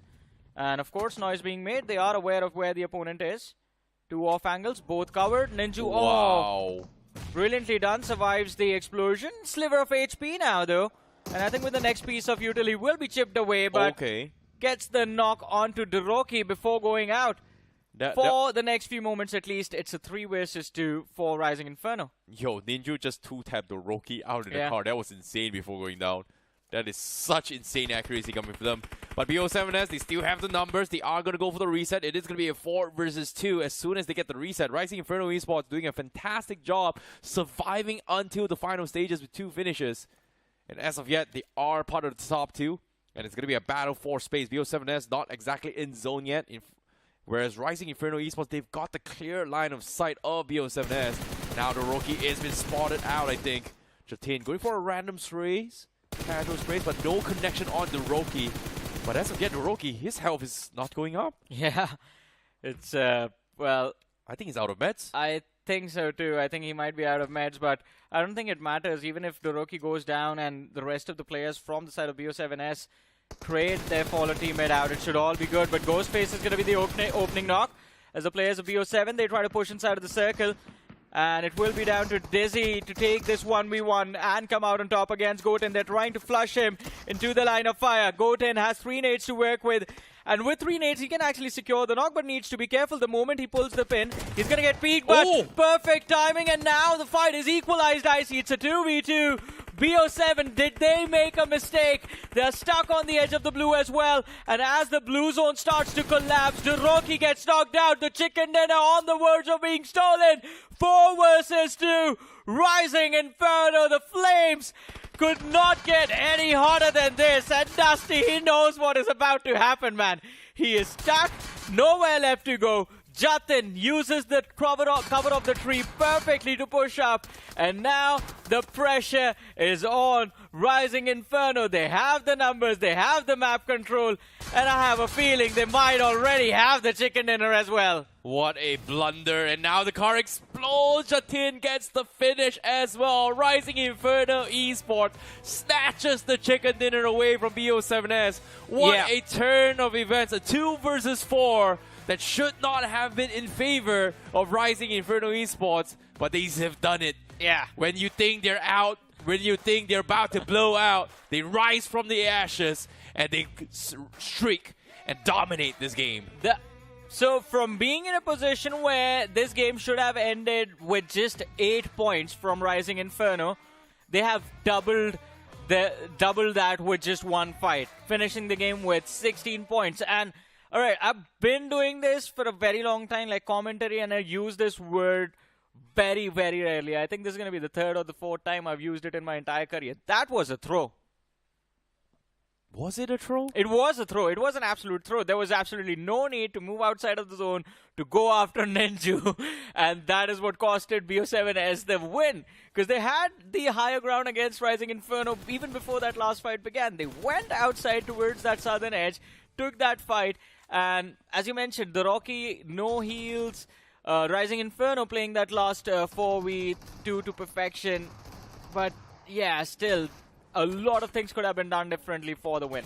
Well, it could have been as well, considering the fact that they went for the mad dash and the 2-person push onto the shack, which was a smart call, but the sprays coming in from Rising Inferno Esports, catching Ghostface mid-rotation, that was just very, very crucial knock as well. But it came down to a 1 versus 1 and he still won that 1 versus 1, which is great. But let's take a little bit of the recap of how things kind of happen as well, because every single direction and corner of this map, you can see individual fights of survival for all these teams. And even for 4TR Official, wow, what a nade by God. He actually caught Shroud while he was traveling with the nade. That was just nuts. It was like a desperate moment coming in from 4TR. I mean, Shockwave actually pretty brilliant in the execution of 4TR Official. Godlike did quite well in this game, by the way. I think no placement, but they had 9 eliminations. Finishes, yeah. And as long as they keep going with 9 eliminations per match or 9 points per match, one way or the other, doesn't matter placement or finishes, they're going to be good to go. That's the average you need to hit. And I think this was the moment it all changed when Goten just swung around the corner. So, a lot of miscommunication. First of all, as you mentioned, that push on the shack, yeah, right idea, but horrible execution. Because they went in one after the other. There was no one providing any sort of suppressing fire, allowing Ghostface to get knocked out. Same thing for Goten. The idea was right. He wanted to pull... so the last man from the side of BO7S wanted to pull Goten into the line of fire of his own teammates, but as soon as Goten went for the peak, there was no one covering that angle, and that resulted in the man from BO7S getting knocked out. And after the numbers were equalized, that Duroki knock was just a bonus for Rising Inferno, and that knock, that third knock and finish was what secured the chicken dinner. Exactly, and even for Goten as well, well done to him because him and Dusty coming from BO7S had the right ideas. They were trying to bait each other out of a position for that line of sight for the guys at the back to actually take a shot as well. But what was really clutch was, you know, Goten actually picking that last pixel at the shoulder as well with the shorties and then getting the finish. So that was very, very important. But now, let's talk about the MVP of the match. It has to be Admino because he himself single-handedly started the fight against Reckoning Esports and then slowly allowed the entire team to engulf the entirety of Reckoning Esports. Yeah, and it was incredible, but we have the list of top 5 players from that previous game, ladies and gentlemen. Admino, of course, and S-Power doing a brilliant job for Godlike this time around. Ninja from Hyderabad Hydras, 4 eliminations, 4 knockouts. Jatin OG from Rising Inferno, responsible for that final play. And of course, Ghostface from BO7S. He has been the face of the team for the longest time, and we always expect him to perform. He gets 3 finishes for his team. Well, he is. But now, let's take a look at the match ranking for now. 16 points coming from Rising Inferno Esports. BO7S with 15 points in the top 2. Hyderabad Hydras also making their way into the top 3 here with 13 points, followed by Shockwave with 9, Insane with 9, 2OP Official with 9, and Xtreme Godlike with 9. So we have a very, very wide spread of points here between all the way from top 1 to top 7. So I would say this is going to be a very, very interesting one as well, because to see the second half here, we have 8-Bit, we have Alibaba Raiders, we have Do or Die, VOLCANO, Learn from Past, Troy, Tamilan, and also Reckoning. These are known teams in the second half.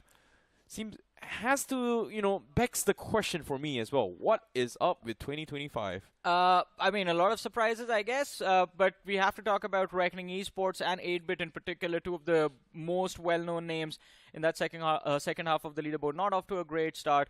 And I think for 8-Bit, we would still have a lot of questions like, all right, what happened in that fight? Why 3 players charged? You know your flanks are compromised, and yet they just pushed for a dip, getting destroyed from the flanks. And of course, Alibaba Raiders as well, with the utility they were able to lob and the preemptive damage they were able to dish out.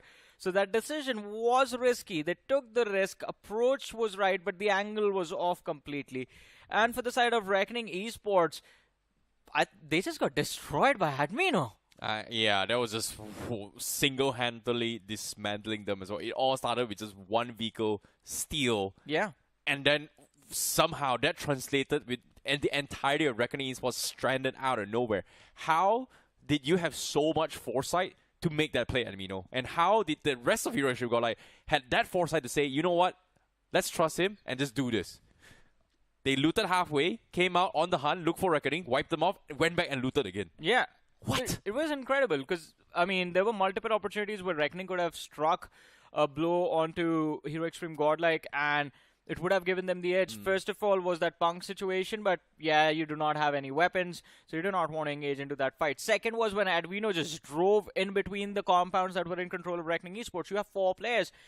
Someone can dish out damage. Someone can make sure that this man is going to be low by the time he comes around again. And Admino was like, all right, if you're going to leave me unpunished, then that means I know for a fact that you think I'm alone right here, and you're going to make this bounce. If it's a 1v1, I'm going to come out on top. That was the confidence he relied on, and that was the confidence that got him that opening knock. That second knock again was a bonus that both the players were together, so he did not have to shift his spray a lot. And then S-Power shows up. So 2 players destroying Reckoning Esports, but there's still hope for recovery. It was just game number 1, and Reckoning is one of those teams that starts a little slow. Yeah, exactly. But at the same time, it's all great start here coming from all the teams here, especially coming from BO7S, also coming from Rising Inferno Esports, which again, we had no business getting the chicken dinner. Very well done. We will not take credit away from that play as well, because that was an outplay coming from Goten against BO7S. Yes. Very, very good one as well. And also even for, I would say, a little bit of comeback coming from Hyderabad Hydras as well, because the way they pushed out from 70 wasn't exactly easy, and they were able to come up with a lot of frags themselves. But now, let's talk about the head-to-head between Rising Inferno Esports based on their performance coming from Week 1, Match 1, and Week 2, Match 1. Here, Week 2, they've got 16 points. Week 1, well, they've got 6 points, so that's a 10 points improvement. I mean, it is an improvement, of course, because of a few critical mistakes being made by BO7. Otherwise,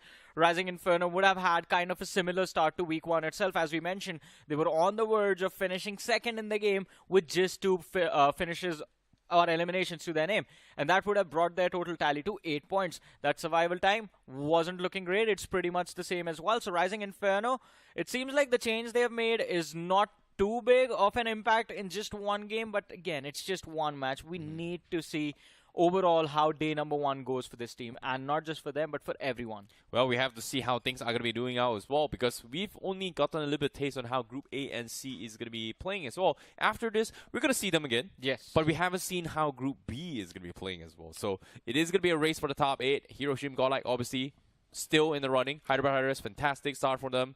BO7 has great start for them as well, despite their week 1's performance. But all things considered, the biggest winners right now is going to be Rising Inferno Esports, because that was a win that should not have happened. Hopefully, it is going to be able to continue even more. Is it enough to get them to the top 8? Well, 2 more, 3 more chicken dinners, well, they're pretty much guaranteed. I mean, if they can secure all of them in one day, then all the work is going to be done in one day. But we still have more matches remaining, ladies and gentlemen. And before we jump into the next match, we are going to go on a very short break. So you guys stay tuned, keep watching. We will be back after this.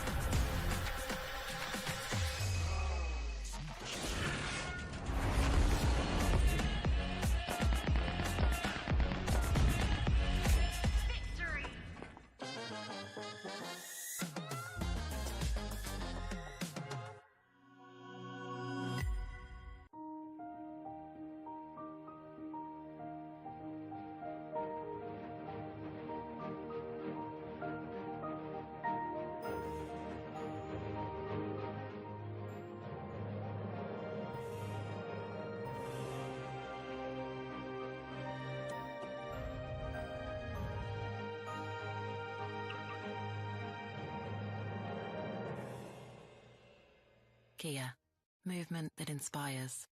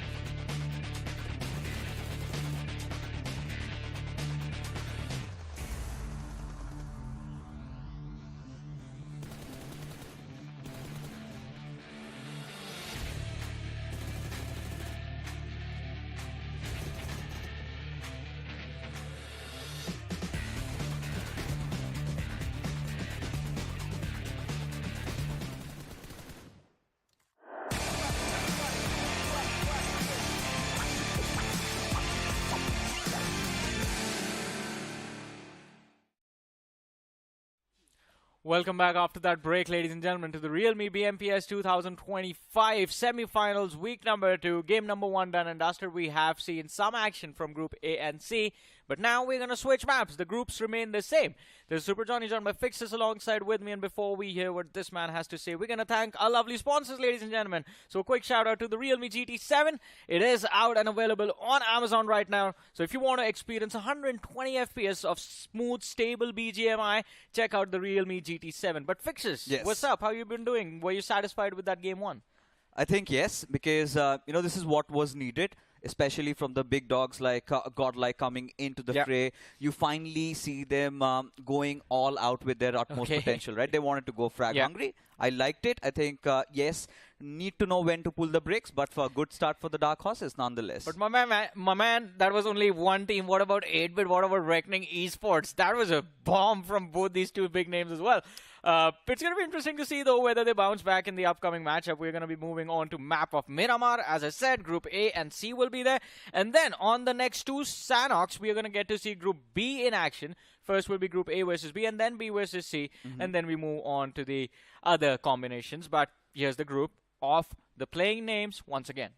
So, I mean, for Reckoning, they were completely lost in that fight. I think they wanted some vehicles. They took a little bit of a stoppage, and Godlike eventually crossed paths against them, and they were pretty much helpless. They literally had nothing to fight against. But for 8-bit, I think this has to be the map where they recover. Miramar has always been one of their strongest suits, and 8-bit, they've been on a kind of a decline, especially after round 1. We haven't seen much out of them, to be honest. That is true. But let's see. I mean, fingers crossed, right? It is a big name, Reckoning Esports. It is another big name, 8-bit, that have kind of been struggling. Not just semifinals week 1. Turns out game number 1 of week 2 as well. But clock almost about to hit 0, ladies and gentlemen. And you know what that means. It is time for us to take off over the map of Miramar and see the action and witness whether we are going to see those bounce back, or are we going to see the other teams develop consistency? You know, unexpected things have definitely happened in the first game, but whatever the case is, you know, the Dark Horses are really bringing in all that heat, and hoping that continues, or could be the resurgence of the bigger names. Now, as we head on to Miramar, it's a flight path trajectory all the way from Monte Nuevo towards El Hazar. Not really concerning though, but eyes will be on any teams drop clashing against each other. And we've seen in Erangel that, yes, teams like Godlike were on the lookout for those early fights. Certainly something that I really wanted them to do, and they are doing, so that's really nice. But even for Team Insane, this is one of those maps where we have seen Insane performing really well. Can this happen? Only time shall tell. Yeah, only time will tell, but it is going to be important for them to be able to perform. And I think, again, El Pozo, 8-bit Insane, who will be able to make it out live in one piece. That is what we would want to see. On the other side of things, are Godlike going to be left alone? Well, it seems like they are going for a switch drop even on Miramar. It wasn't just Erangel. It's a split coming in. Punk, I believe, is going to drop a little bit further away from his team to look for those vehicles. And everyone else has been sent to San Martin and Hacienda. I really hope they finally stick to a drop very soon. But yes, blessing in disguise, because Hero Xtreme Godlike, right at the epicenter of the circle. So quick loot here and there, maybe could even venture as far as Crater Fields and then take over the hills around it. But like you said, right, El Pozo is going to be a battleground where you might expect to see 8-bit and Team Insane duking it out against each other. Now, coming back to this entire conversation around Godlike, right, this has been one of their boons and also a bane at the same time. You know, they have been dynamic with their drop locations. They're catching teams astray, but at the same time, this is also messing up with their own rotation times, as a result of which, you know, you do not find that sturdiness in their gameplay. But 2OP official, a decent start nonetheless. I mean, a decent start, but let's see how things turn out. I mean, that previous game was okay. They got to keep the ball rolling. I think that is what happened with 2OP official. They always have their moments of brilliance. We always see those signs of life, but there will be very few of those. That's the problem. BO7S on the other side of things, looking to move towards the southeastern quadrant of the map. They made it towards the factories north of Impala. And I think doesn't matter if they missed out on the chicken dinner in that previous match. The amount of finishes and the positioning they had was absolutely incredible. It should be enough to boost the confidence of the players and the team. Especially after that big debacle in week 1. That's a very nice recovery for BO7. Yeah. I think that intent to engage in fights, to win them is certainly back. And this is what they needed, really. But focusing our attention on 8-bit, really, in my honest opinion, haven't felt the same ever since S-Power's departure. We have been talking about Somraj, his tactical maneuvers, his rotations. That's all fine. But when it comes down to that firepower, that raw firepower, I still feel like, you know, S-Power's absence has got some big boots to fill. Yeah, that is true. But I think they will be able to figure it out. It wasn't like 8-bit was off to a shabby start to their overall journey in the realme BMPS. So I think it's that earlier form that we are hoping they regain. on the other side of things, Team Insane. It is going to be interesting to see how their journey sort of turns out, because Insane doesn't really feel like the same team we saw in 2024. That form has kind of slipped out of their hands. I mean, so this literally is a complete revamped roster. The only connecting piece has to be Adi. And he's always there. Yeah, this has been an age-old story, right? And yeah, his former teammates no more in this competition. So Adi's got that little revenge story alive. But, you know, now coming back, talking about the likes of Hyderabad Hydras.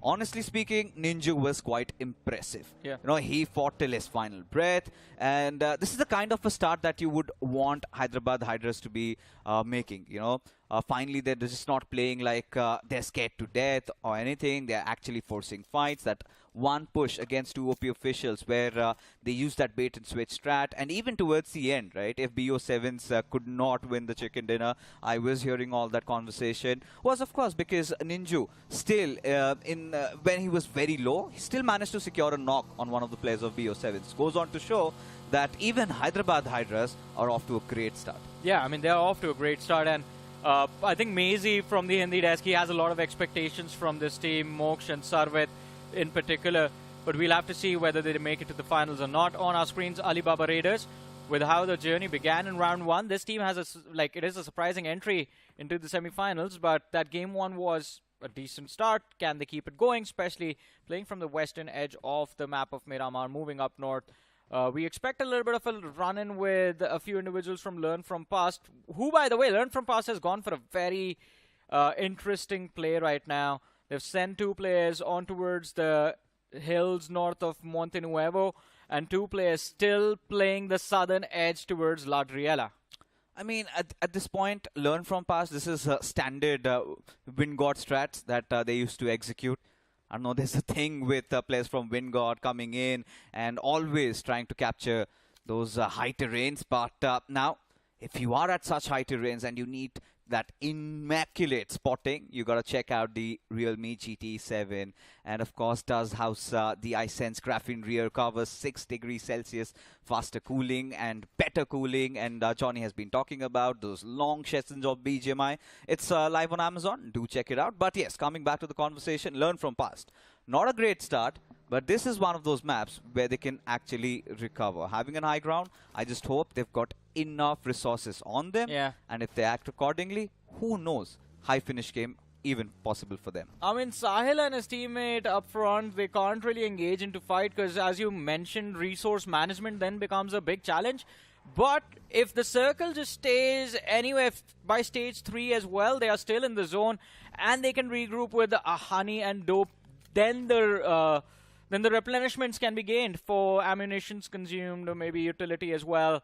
But let's see, that's going to be a big if.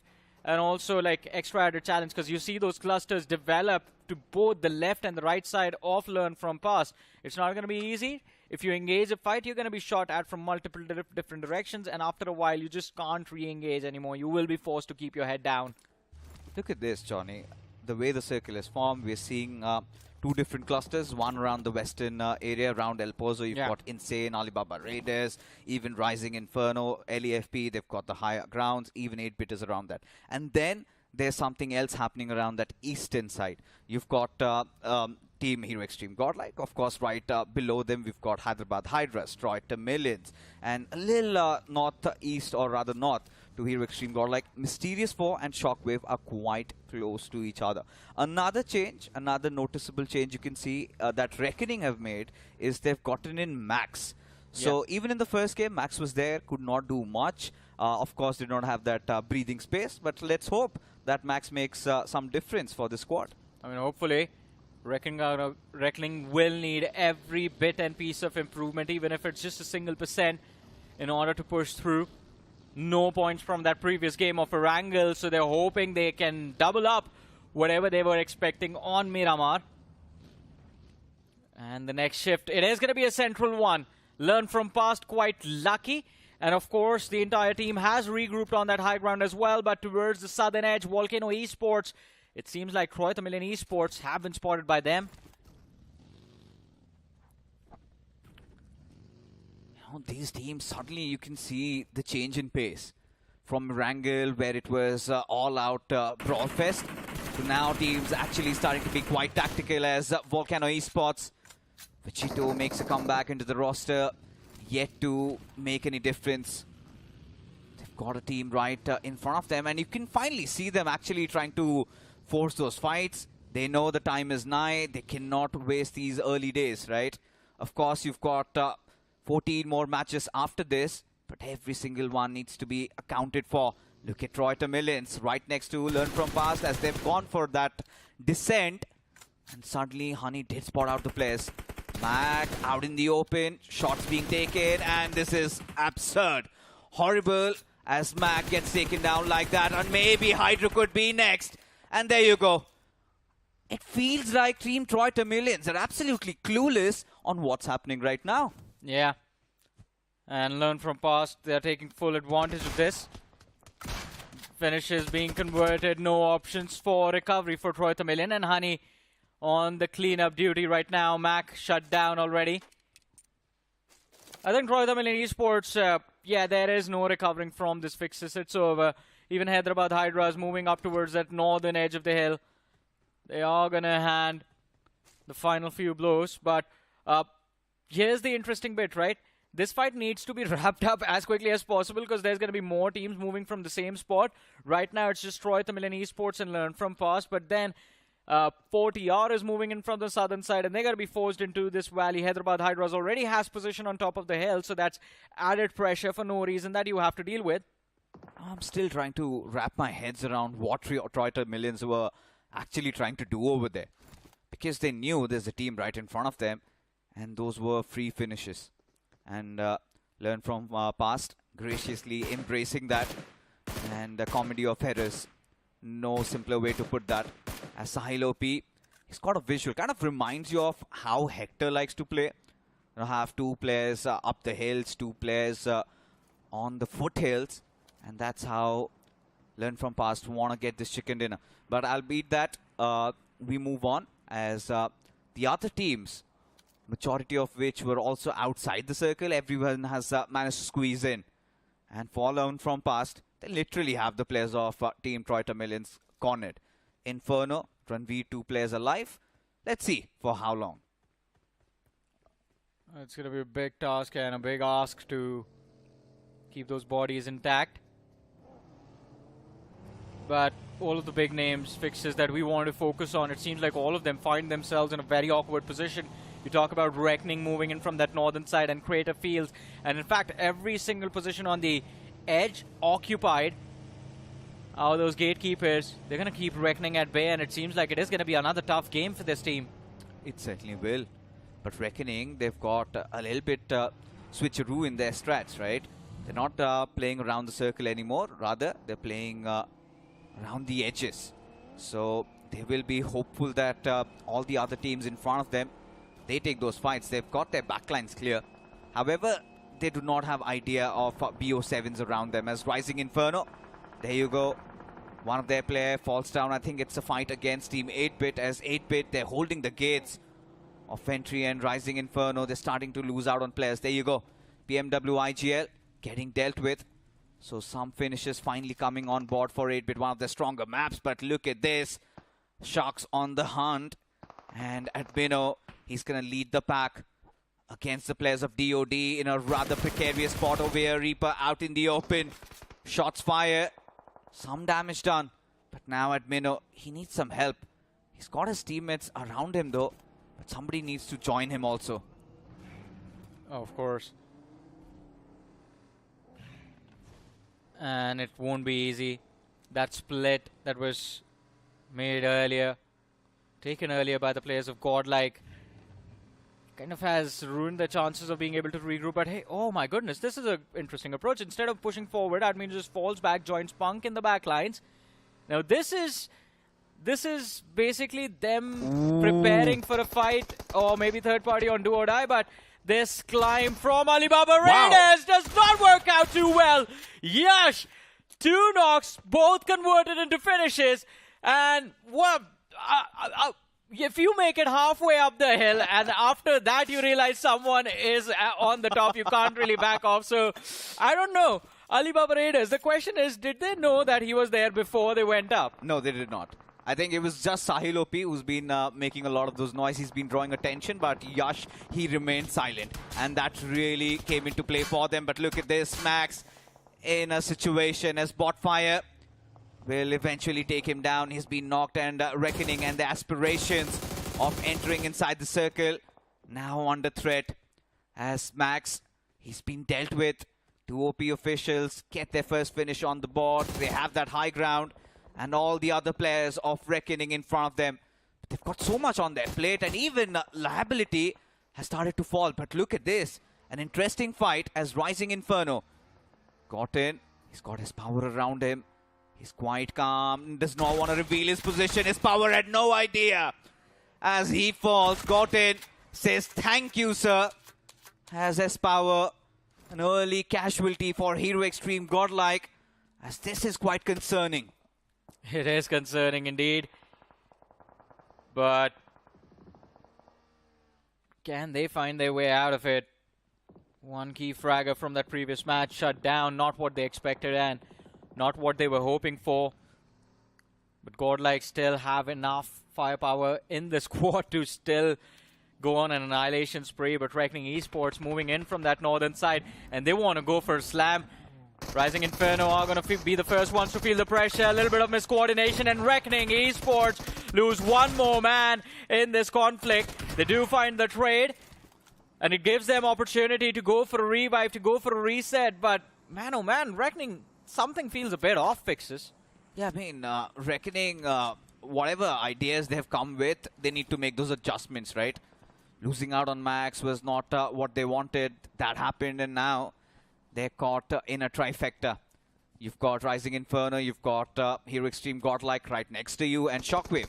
That's a nice maneuver. But look at this push coming in by the players of DOD as Punk. He's got to hold the grounds. Nice shots, pre-fire coming into play as Punk will eventually change his position. Jonathan getting taken down does not make things look easy for Godlike anymore. Punk does not have a lot of HP to work around. Where's Admino? He's got to fight back. Now they finally decided to group up. A grenade already cooked and now finally being thrown. No result whatsoever. It's a whole squad of DOD up against 2 players of Hero Xtreme Godlike. Admino, the healthier of the 2, decides to barge in, decides to charge in. And there you go. He gets those finishes and in style. 4 secured for Hero Xtreme Godlike as they live to tell the tale. Man, and to end it all, a 180, no ADS as well. Incredibly done. Godlike still somehow alive and survive in this matchup. But the problem is they just have 4 points. And it's still 15 teams, 50 players alive. BO7S, as they try to breach the circle from that northeastern edge, caught off guard by Mysterious 4. Players lost, bodies knocked out, but still hoping for a recovery. But Jax, he wants to pick off the Rocky. Moves in close to the smoke. No contact though. And he's still avoided getting knocked out, but the threat is still there, looming on top of his head. Swords hanging over their head as Mysterious 4 did have a decent start to the day, but they need a lot of points. They at least need 1 finish to increase their tally, make it 1. Seems like Sketch, he's done the job, but a lot needs to be done, and especially with this vehicle burning, things aren't really looking good for them. Jax needs to find another one. He's got right next to it. But we know, right, these coupes, these double-seater vehicles kind of keep you out in the open as to Rocky going for a passing by. Shots are being taken. Jax needs to trace him down. And indeed does it successfully to Rocky. Flushed out in the open. And he won't be spared. As BO7s this time, not the performance they wanted, they get eliminated. Oh, but Chaos, it's not just there in one spot of this map, it's everywhere as 8-bit. They move in for that finish onto OP official, and they are dropping bodies. 2 players knocked out. Aquanox could be the 3rd, but no, still in it. And somehow they managed to gain the S2 OP down to the last player. But Shockwave, they will have an opportunity to 3rd party. The nade quite close to liability, almost picking him off. But before he goes down, he has made sure that 8-bit are going to be punished nonetheless. Gets those finishes. Aquanox charges forward. And with that, 2 OP official, their journey in Miramar comes to an end, but they've caused a lot of damage to 8-bit before going. Look at this flush in coming in on the players of Troy Millions. As insane, they've got one player down, but Troy Millions severely lacking numbers. Just Ranveer left. As look at this, Honey from out of nowhere from the backlines, in fact, gets a finish on 2 players of Team Insane. Things aren't really working out in their favor as they need to rethink their approach onto this. As Ranveer, he's got no monkey business around this fight. Completely sandwiched between 2 teams. But can he secure any point? Can he steal a finish away? That's the big ask. As now Yash, he's got learn from past right in front of him. So has Ranveer. And he's got not a lot of resources to play around. Just that one stun grenade. Just that one first aid. And no point so far. And out in the open just gives himself away. And thank you, says Team Insane. Yeah, they're going to be quite grateful. That was an easy finish, an easy point. But no time to celebrate yet. Fixes, learn from past. They are here. And it seems like they have the info to work with. Nate goes out, but not on the other side of the cover itself. And Dope, in fact, gets punished. The third party from up the mountain. It is 8-bit causing damage to learn from past. And even Sahil OP, he's getting shot in the back as well. Learn from past. It seems like they have nowhere left to go. And Insane takes the advantage back into their favor. Atom knocked out, though. This could be trouble. Did Yash just need himself? He knocked himself out. That's a punish from Learn from Past upon themselves. Wow. Yeah, now even for Team Insane, Yash is now the only member surviving. Oh, no. But, you know, he's surviving because Team Hyderabad Hydras have been raining hellfire from atop the mountains. Honey and his teammate, they've been spotted out as Mysterious 4 on the other ends. They managed to secure a finish on towards Vegito. This player making a comeback, still needs to find his footing as now Yash against Honey as he's isolated. Does not have even a single grenade or a mollo to sort of flush Honey out. As Honey's got that little leeway, Yash still trying to thread the needle, but to no avail. I mean, not really a lot he can do from here on out. Yash also realizes that best case scenario, he just gets one more man and then gets taken out instead. No utility to gain an edge in this fight as well. No smokes, no Molotovs, no nades. The only helping hand I think he can have is from the players of 8-bit. But that has gone away. They have abandoned that high ground. Need quite close to Yash. Almost gets taken out. Molotov forces him back. And the players from Learn from Past move in tandem. And the finish and the elimination of the team is going to be secured. 7 finishes on Learn from Past in this game. So this time they have the momentum rolling. More like it. This is lovely stuff as even Shockwave, they've been dealt with. A combined effort from Hyderabad Hydras and 8-bit. As now as the circle inches in further closer, Hyderabad Hydras, they've got a really nice position. They've got that perfect altitude. They've got a nice spread to work with. Their players are playing in pairs. So things are working out well for them. As now 8-bit, they will go for the ascent. And at this point, Moksh out in the open. And Sarvit needs to regroup. He's got that little shack to play around with. He will secure whatever resource he can. And now maybe rendezvous with his teammates. But look at Flash. I mean, we do not see this quite often, but one with the nature in desert. All right, bring it on. Alrighty, I mean, as you mentioned, bring it on. So he's got force surrounding him, all sides. That's private security fixes. They're protecting him. Oh man, well, someone needs to protect Godlike though. Still playing from the edge. Last 2 players left, and no placement points in this game yet. It's just those 4 finishes from that very first fight we saw them take that they are surviving on. But Mysterious 4 now. 4 eliminations to this team. And they're playing from that southeastern edge of the zone. But I think Hyderabad Hydras are being a very big distraction to Jax right now. Okay, Flash. Still not moving a muscle. This one is the slowest man alive. Yeah, he certainly is. As Ninja, he gets 2 players right in front of his face. And there you have it. Fragger, he does not miss his chance. As even 4TR, they decide to go for the climb. It's going to be such a difficult one at that, especially when you've got Snowjord covering this angle. And now he's got 2 grenades also to work with, Johnny. One good low toss. Maybe Utkarsh or Morty could fall prey. As from the backlines, you've got Einef caught in pain his life. Trying to provide some assistance fire.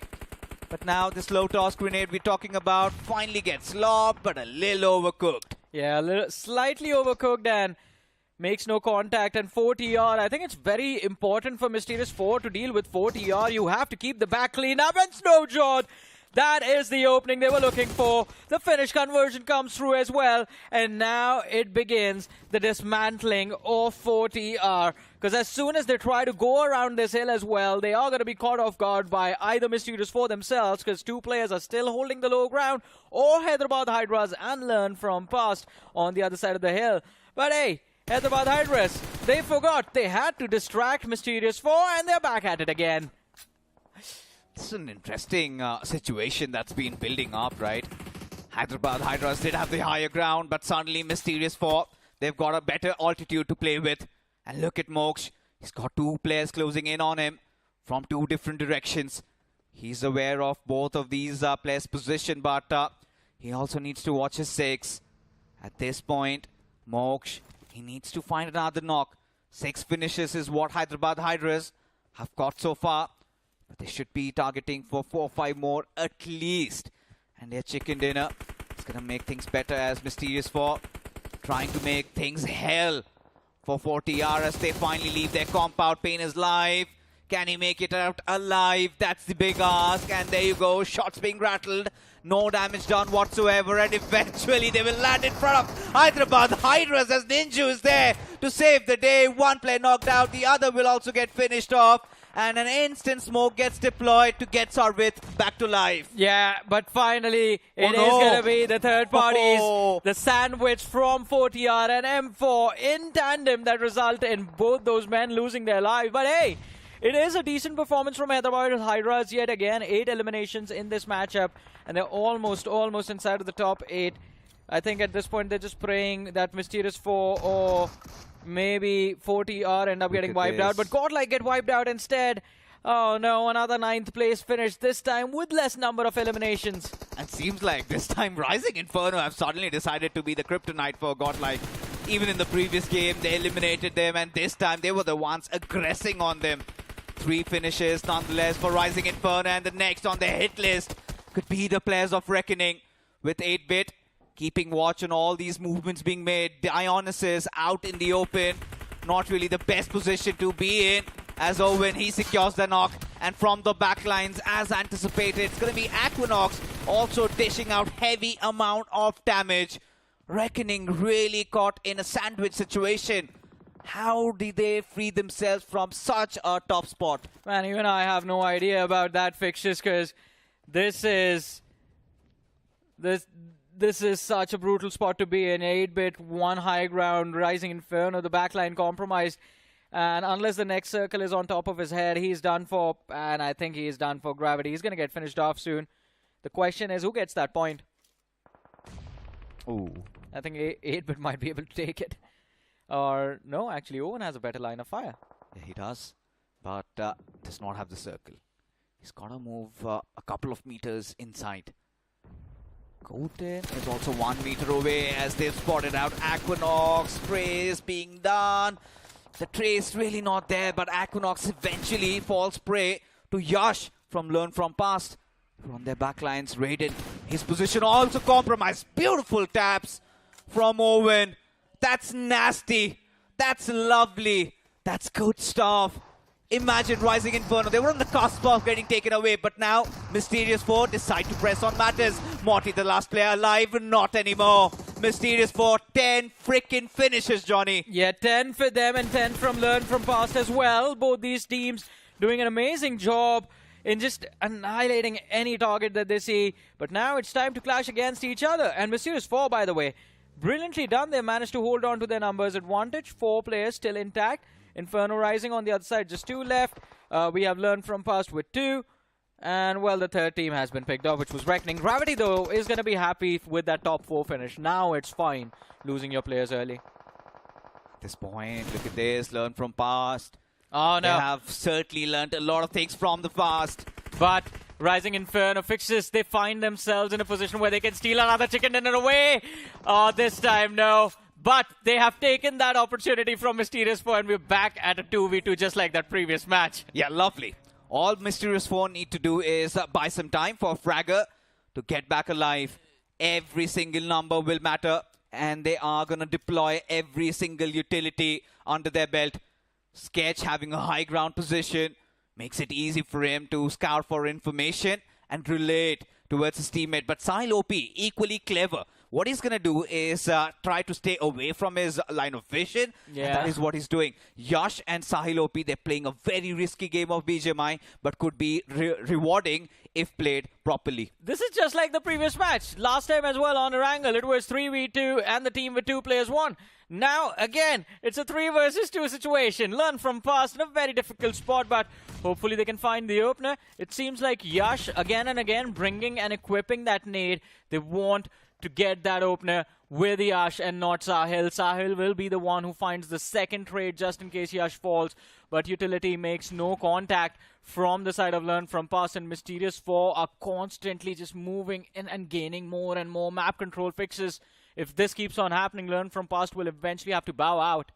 Not really. Look at them. Mysterious 4, they are cornered. They're being pinched out.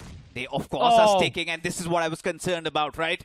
Now they'll have their attentions focused at Yash, while Sahil OP could make some movements, but nice disengagement by Sketch. This reorientation makes things a lot more better for Mysterious 4. They know they've got the numbers. They should be going in for the push. But it's all about them waiting for the smoke to dissipate. That's when they make their movements. But Yash finally out of resources, and now the damage has been done. Yash goes charging in, gets a knock. Snowjord even goes falling down. It is a 1-on-2 and won't be spared. But now this is it. This is the chicken dinner that they were waiting for. This is what we really wanted. Coming into week 2, we thought it's going to be the rise of those older teams, but it is Mysterious 4 bagging it in, and this is lovely BGMI on display. Amazing performance. I mean, 24 points from this particular match. Nothing to scoff off about, but that last fight almost could have slipped out. Sahil brought it down to a 1v1. And with those shotguns, it can swing either way. But Mysterious 4, a little bit of luck, but a lot of skill and calculated decision-making in particular is why they stand as the winners of this game of Miramar. But also, nothing taken away from Learn from Past as well. They played this game extremely well. They have a lot of eliminations to work with. And of course, the top 2 finish. And also, Rising Inferno are being very consistent. A chicken dinner in game number 1 and a top 3 finish in match 2. You know, same goes with Hyderabad Hydras as well. If not a top 3 finish, but still decent amount of points on board. We've been talking about getting those average points of 8 to 10. And I think Hyderabad Hydras are completing their quota. But this one fight, you know, Godlike, they really kept their cool in this one, especially Admino and Punk and Admino. This was such a nice 180 switch, and good fight executed nonetheless, but Rising Inferno dealt with them. But 8-bit again, which could have been a really good game, they kind of seem to drop the ball on this one also. That is true. I mean, not completely though. I mean, that's the thing. They did get, I think, 8 or 9 eliminations from this match. So it is a decent little bounce back coming in from 8-bit, but as you mentioned, I mean, it was a circle towards that northwestern quadrant, so in situations like this, you would usually expect them to dominate. I blame it on Team Insane. No early control of El Pozo for Somraj is always going to make him question whether he moves out early of that city or just stays back in, and I think that might have just kind of messed up with that early game for 8-bit. Yeah, but, you know, nothing really taken away from Mysterious 4, right? You know, this is one of those teams really not taken seriously, but I had this feeling that they will be playing very well because if you remember week 1 final stages, they were doing actually good. Everything, all the limelight was stolen by Team Soul, but this is also one of those teams that was actually making a comeback. And now, banking on that momentum, they're actually starting to look really, really good. Now, this chicken dinner sets them up, and this is a momentum they need to carry forward. Fragger, Sketch, did have one of the games of their life, and if they can have a couple more like this, who knows, we get to see them in the Grand Finals. I mean, who knows? And it would be amazing to see these lads in the Grand Finals as well. Jax, I think, is going to be the happiest because last time playing as a sub, he did play a few matches, and this time he's in the playing 4 and putting in the work as well with the rest of the lads to push Mysterious 4 into a qualifying position. And this was a pretty big win. It sets them for success. Now the question is, do you hold on to the advantage till the end of the day? Because this was a discussion between me and IC before this match began, and both of us were on the same page that in order to be inside of the top 8, you need to dominate one day. 1 day, 4 matches, all out. And if you can do that, if you can convert 4 games, you're pretty much through. You know, I completely agree with you, but let's talk about learn from past a little bit. And in fact, Yash also. First game, they had 0 points, and this time they have a lot to work with, right? So could also say that they've recovered from that little slump they had in game 1 and have got around 6 points average per game, which is not bad. But taking a look at the top 5 players, you've got Fragger, Sketch, Sahil OP. This is one guy we've seen a lot, right? But Snowshot, Yash, Fragger, all of them making these appearances, especially in week 2 of semifinals. This is lovely. It is lovely indeed. And from both these two teams, in fact. Learn from past again. It's a legacy name. I have expectations from these players. Plus, the lineup that they have is just amazing human beings. So it's fun to have them around, basically. Especially Dope, man. I miss hanging out with that guy at LAN events. But match rankings is what we are going to focus on for now. Mysterious 4, 24 points. Learn from past with 18. Rising Inferno, 16 points in that previous game. This one, 11. So not too shabby. They still hit double digits. 8-bit as well on double digits, 10 points. Hyderabad Hydras, 9. Reckoning with 5. 40R with 4. And then we have Godlike, a dip in this matchup, ending the game with just 4 finishes. So Godlike, again, I don't know. It's kind of a reset according to me because 8 points from that previous game, 4 for this, 12 total tally, averaging 6 points per game as of now in 2 games. See, to be honest, in this game we saw Power not having that information. He went in through and it was, I think, Goten who got that knock and finish. We have no idea. I mean, there was a point where on the finish feed it showed up that Jonathan also got knocked out as well. So losing out 2 players very early on, that is where the problems really arose, which could have been an even worse match. I think somewhat down the line, that clutch coming in from Admino and Punk did manage to earn themselves those 4 points. That is very true because, again, that 2-2 split, first of all, recovering and regrouping from that was going to be a big challenge. They somehow managed to pull that off. But then again, as you mentioned, lack of information about what they were running in, how many teams were there on that hill, and Godlike just succumbed to it. Luckily, again, not a game with 0 points. They still have 4 points. And as long as you can get something or the other, get close to 5 points, get close to 6 points, I think they should be good. But one chicken dinner is going to be needed from Godlike today, I guess. You know, this is what I have been, again, mentioning, right? Like a broken record, but needs to be addressed, right? This all is happening because of that dynamic drop locations, right? Again, those timings not hitting that sweet spot and being one of the reasons that they have been facing those problems. But so more matches to go. But folks, before that, a very short break. We'll be right back after this.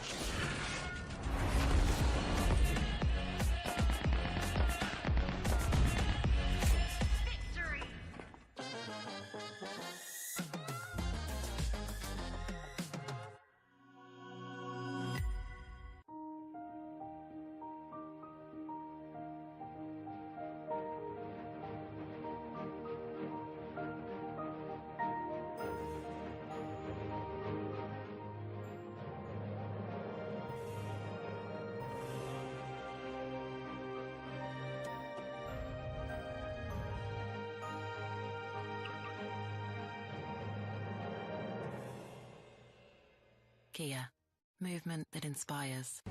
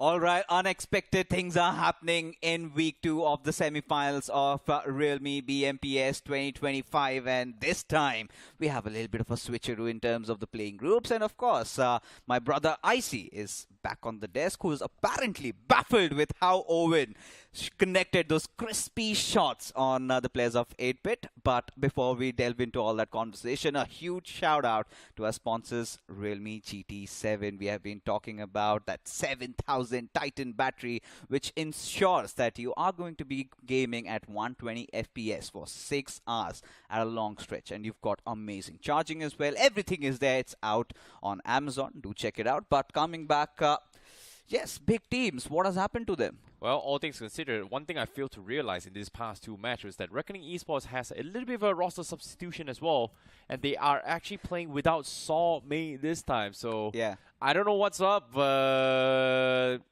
things are not going well here for Reckoning Esports in 2 games in a row. So I don't know if it's because they're just not used to each other, but even then, the 2 times that they were picked off, it wasn't even a team thing. It was just them in one of the most weirdest positions possible. So hopefully in the map of Sanhok, which, well, we hope it's going to be better as well, because we know positioning is going to be all out of the picture here. But in case you guys are wondering what is up here as well, we've seen Group A in the picture for 2 games now. Let's take a look and towards a new group here. Group B, we have OG, Soul, Wyld Fangs, True Rippers, God's Reign, Jux Esports, God's Omen, and also 4 Miracle to kind of mix things up for today itself. So it's going to be Group A versus B. Whether or not can they survive is going to be a completely different question here. But of course, for those guys wondering at home as well, how many games are they going to be playing today? Each and every single group today is going to be playing a minimum of 4 games each. And it's going to happen over the next course of 3 days that we have remaining after this. So every team gets to play 4 matches a day. So 16 matches, a lot of matches, lesser teams, and 1:3 is the odds to qualify. But now I think the time has finally arrived. We charter in through the rainforests of Sanhok to find out if it's going to be a team from Group A or maybe a new entrant from Group B getting that chicken dinner. Do let us know your predictions, as the flight path trajectory will be in front of us in just a wee while. Well, the flight is on its way. This is going to be the first Sanhok in the map of, well, Sanhok itself for the semifinals itself here. This is going to be week 2, and it is on its way for day 1 on the journey itself. As you can see, placed on the southwest corner of the flight path, it is going to be shifting all the way towards the east side. So a pretty southern flight path for all these teams. Teams heading towards the north side is going to be having a little bit of far fetch, but I'm curious to see how Hero Ship Godlike is going to be playing this game, because it seems like they are going for an early exit and they are heading towards the caves, maybe even Camp Charlie. So this is going to be a little bit more mix-up coming from them. Again, I mean, at this point, last I remember, they used to hover around the Paradise Resort area. We've seen them even go towards boot camp. Now this time, it's going to be a third split. So really interested to see and know what's going on in their heads, as Wyld Fangs, they're going to be back in action and they've got a fight in front of them. A drop collision at that. It's a fight against VOLCANO Esports. VOLCANO already losing out on 2 of their players. Wyld Fangs, they've taken their fair share of losses as well, as Arjun even out in the open. And there you go, the final finish onto its fierce. And in the blink of an eye, I see Wyld Fangs are out of the game. This is my first time ever seeing Wyld Fangs losing their home ground in bootcamp just like that. VOLCANO, complete quick shutdown. Arjun, what a clutch. This is the guy that got VOLCANO Esports through the semifinals single-handedly on the final day itself. And now he starts things off with a bang. What a recovery coming from VOLCANO. Look at this. A new circle. It's down south. And what's even interesting is Team Soul, they've changed their gears. Look at them, so split apart. So they've got every corner intact for them, and they need to regroup. We've seen them dropping around that Camp Alpha region, but this time around those junction areas. They've got Reckoning. Johnny and I did have a conversation around Max being an entrant in such latter phases of the game, and I'm starting to ponder what could be the reason. Well, I'm curious to see as well, because Salme is not playing, which is kind of weird, considering that when Salme was playing, they were doing okay. But even then, week 1 wasn't really entirely a great thing. So maybe that's just going to be the adjustment coming from Reckoning Esports. Hopefully things are going to be for the better. But as of yet, yeah, not looking too spicy. But as of yet, we do see Seoul also taking center control. The circle actually shifts down south on towards Charlie Island. So we are going to be expecting a little bit of long-range fights as well. True Reaper is going to have full control of the south side of the circle. We've got Hyderabad Hydras have Charlie. But in Paradise, we are going to be looking for some invaders. That's going to be 2 OP official looking to try and challenge God's Reign. And this is going to hurt them in terms of overall rotation here. And they have to wrap things up between both these teams. If not, teams aren't going to get out-rotated. Or in this case, out-rotating both of these two teams. Yeah, I mean, we've seen 2 officials being quite resilient, right? They've never given up on Paradise Resort. And this is something that GDR really signed up for. They've also been holding down this area since ages. And seems like it will all come to a definite conclusion after that fight erupts. Destro, he's taken quite some heavy beating. Look at his HP over there. Even GDR did not have the best of the first week, but Neo, he finds that opener. In fact, it's going to be Justin from the back lines, and Neo is there for that assistance. As 2 OP, they've already lost out on 1. Well. TOP official has to back up. They are pretty split apart here. God's Reign is going to take advantage and push through towards the main lobby, hoping to find a couple of stragglers, but they're not making any steps as well. 1 on the 2nd floor, 1 on the ground, and 1 on the outskirts here. Not exactly the greatest spot to be repositioning, but God's Reign, they're happy with 1 finish. They're thinking about backing up, but they do spot out shots coming from 2nd floor. So there is someone there. And now Justin repositioning for high ground as the needs are about to come in to try and flush them through. But God's Reign, they are getting out in this situation. Seems like they don't need to commit to this fight. Risk losing time on mid-rotation. God's Reign makes the call. They are going to bail. Interesting.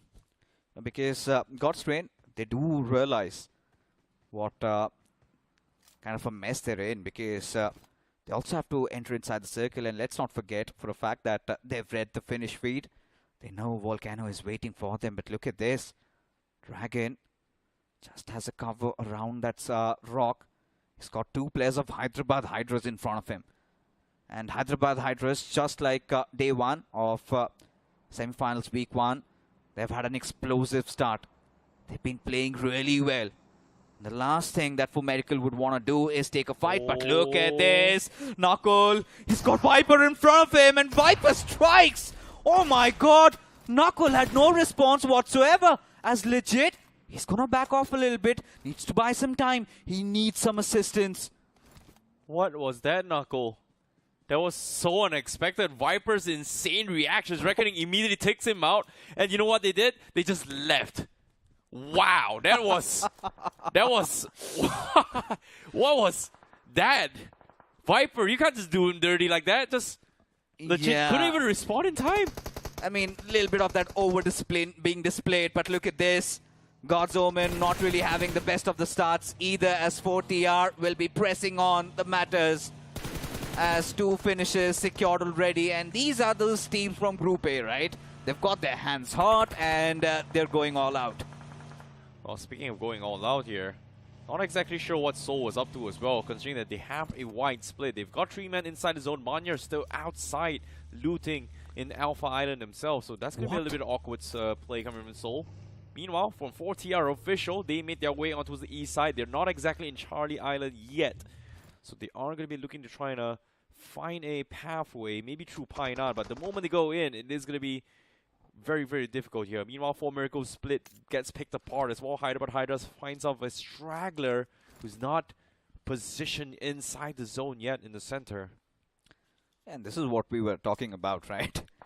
Do not mess with Hyderabad Hydras today. No shenanigans against them.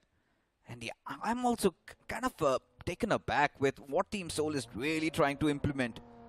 Because honestly speaking, they had such a nice momentum going on, carrying forward into week 2. Really thought that they would be off to a good start. There's adjustments that they've made, and what Knuckle did was a human error, right? No way to sugarcoat that. He wanted to be disciplined. He wanted to catch maybe maximum amount of players. But look at this. Trouble continues for Team Seoul as even Manya falls down. Yeah. All that looting around Camp Alpha is eventually for the players of Reckoning. Oh, he was so late to the zone as well. Getting picked like that. Seoul has to continue the journey with 2 players. And look at the minimap as well. Hearing those gunshots, Jux actually making the smart play to dodge the bridge. And because of that, they weren't following the fates of what Manya happened as well. They will be a little bit late, but they do have a lot of space. So this time, circle shifts around where Seoul is as well. We've got 4 Miracle in the mountain terrains. We've got Hyderabad Hydras in those compounds. Painan, we do have 4TR forcing their ways into the city themselves. But Hero Extreme Godlike, interesting enough, they were able to find an entry from the south side. So they are relatively safe when the circle shifts to them later on. I'm kind of concerned about True Rippers. Are they aware about Hero Extreme Godlike's intervention from the southern side? Even Hero Extreme Godlike, they've got Chucks right next to them. But 40R official, still quite stoic around Painan. They've got OMEN though. The 2 players that stayed alive in the previous fight. Stone, BGMI and Bad OP. It's going to be interesting because they did come with their vehicle. So pretty much their position revealed. It's all about if they know that 40R are present over there. As for Godlike, just around the southern areas of Sami, they've got a 1-3 split going on. And this is much more like it, I see, especially when Punk is going to take the chain of commands and he's going to be the one on the scouting mission, whilst the other players can just follow. Yeah, they are definitely looking to try and inch into the zone as well. They found some space, but on screen here, we do see a little bit of run in. Here's going to be a Orangutan that runs into Rising Inferno Esports. What a surprise, an ambush lying in wait, and Rising Inferno Esports finds one. That's going to be Orangutan losing a player from the get-go. Seems like the teams are scrambling here. Yeah, I mean, all these teams from Group B, they're struggling so much. And for OG, Sanhok has always been their strongest suit. This has been one of those maps where they get the maximum amount of points, and again, caught a stray whilst scouting for information. And look at this, Reckoning. Nice recovery, at least in the early phase of the game. Now they've got BO7s in front of them. Deroki just trying around. And you've got even Dusty in the far off fray. For Reckoning, they're inside the zone. BO7s also inside the zone. Both of these teams, they've got players scattered apart. And quite awkward, to be honest, at this point. Yeah, it is kind of awkward as well, considering that Reckoning is going to be dominating from the northwest corner. BO7S, they are still holding those compounds on the southern offside. They're waiting for information, waiting for the circle to shift as well. But based on this circle, if it shifts south, Hero Extreme Godlike's got an okay position. True Rippers as well. If it shifts north, everyone in Painan is going to be very happy. But it is going to be huge clusters of teams looking, trying to pick them apart. But on screen now, we do see Jux. I think he caught a remnants on where Hero Extreme Godlike is, so they are going to lay low for a little bit before they push out. Very, very interesting approach coming from Jux, but it is going to help them out, to be honest. Don't need to go for picks, just wait for the zone, and then surprise them, because Hero Extreme Godlike didn't spot them. Yeah. Rebu does see this pixel, but the only problem that I have with Rebu is that it's striking orange. Doesn't really go well with the terrain. But you know, at the same time, we've seen so many players exercising extreme discipline eventually to get taken down. And imagine Team Seoul, if they had 4 players alive, this could be their game easy. And even for Miracle made it towards the center. They have 3 players alive, but Hyderabad Hydras, this is nice thinking from their side, right? 2 players, you know, in different areas. They're going to regroup, but Rising Inferno could be a threat. And from the northern side, you've got Reckoning, BO7s making an entry. Even Volcano and Godlike would be thinking of somehow infiltrating Painan maybe, breach through the compounds, take cover, and maybe have a good spot inside the zone. But Godlike and Jux, this is a fight that could be in the making, because look at Jux. Godlike could actually get sandwiched. Well, speaking of sandwiching as well, Amino picking a fight with Jelly. Finds Jelly, gets the knock. Looking for those confirmations across as well. Can they get a little bit more? Because that is going to be True Rippers trying to make it into the zone. They're not exactly safe yet. Hero Extreme Godlike needs to push through. Gunshots has been made by Amino, and Jux pretty much heard all of this. And right now, Hero Extreme Godlike hasn't exactly seen them yet. So that's going to be a big problem for Hero Extreme Godlike as they make through the zone. But fortunately for Punk, he is already in a hit. But Amino is just going to make sure that there is no off-angle flank. But while shots are being made from Amino, look at Jux. They are going to sneak up on the main force of Hero Extreme Godlike. I don't think they realize that Jux is right behind them. They're trailing behind Hero Extreme Godlike. And this is a good thing for Jux, actually. I really want to see where this leads to. Does Hero Xtreme Godlike get shot from the back, or it's going to be another story where somebody just overstays? And this is not good.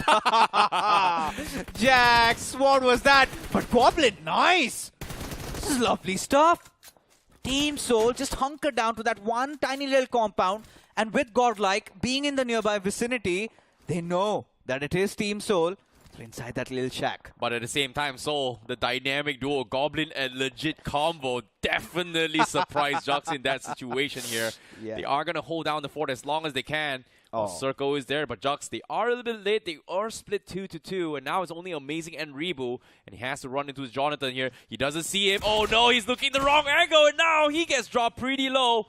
Now Jonathan, he's going to be calling Punk as well. It's going to be a 1 versus 1. One pump is all they need, but they are going to double down, taking him down. He's stranded. He's going to go for the pick. Amazing. He's going to try to make the play, and he actually takes Jonathan out! And Amazing! He actually defends Hero Xtreme. Godlike fumbles. What a defense from Amazing. But it's not over yet. Rebu now stuck in a very awkward spot. He gets traded off. Hero Xtreme Godlike gets their revenge, but Jux Esports, Amazing.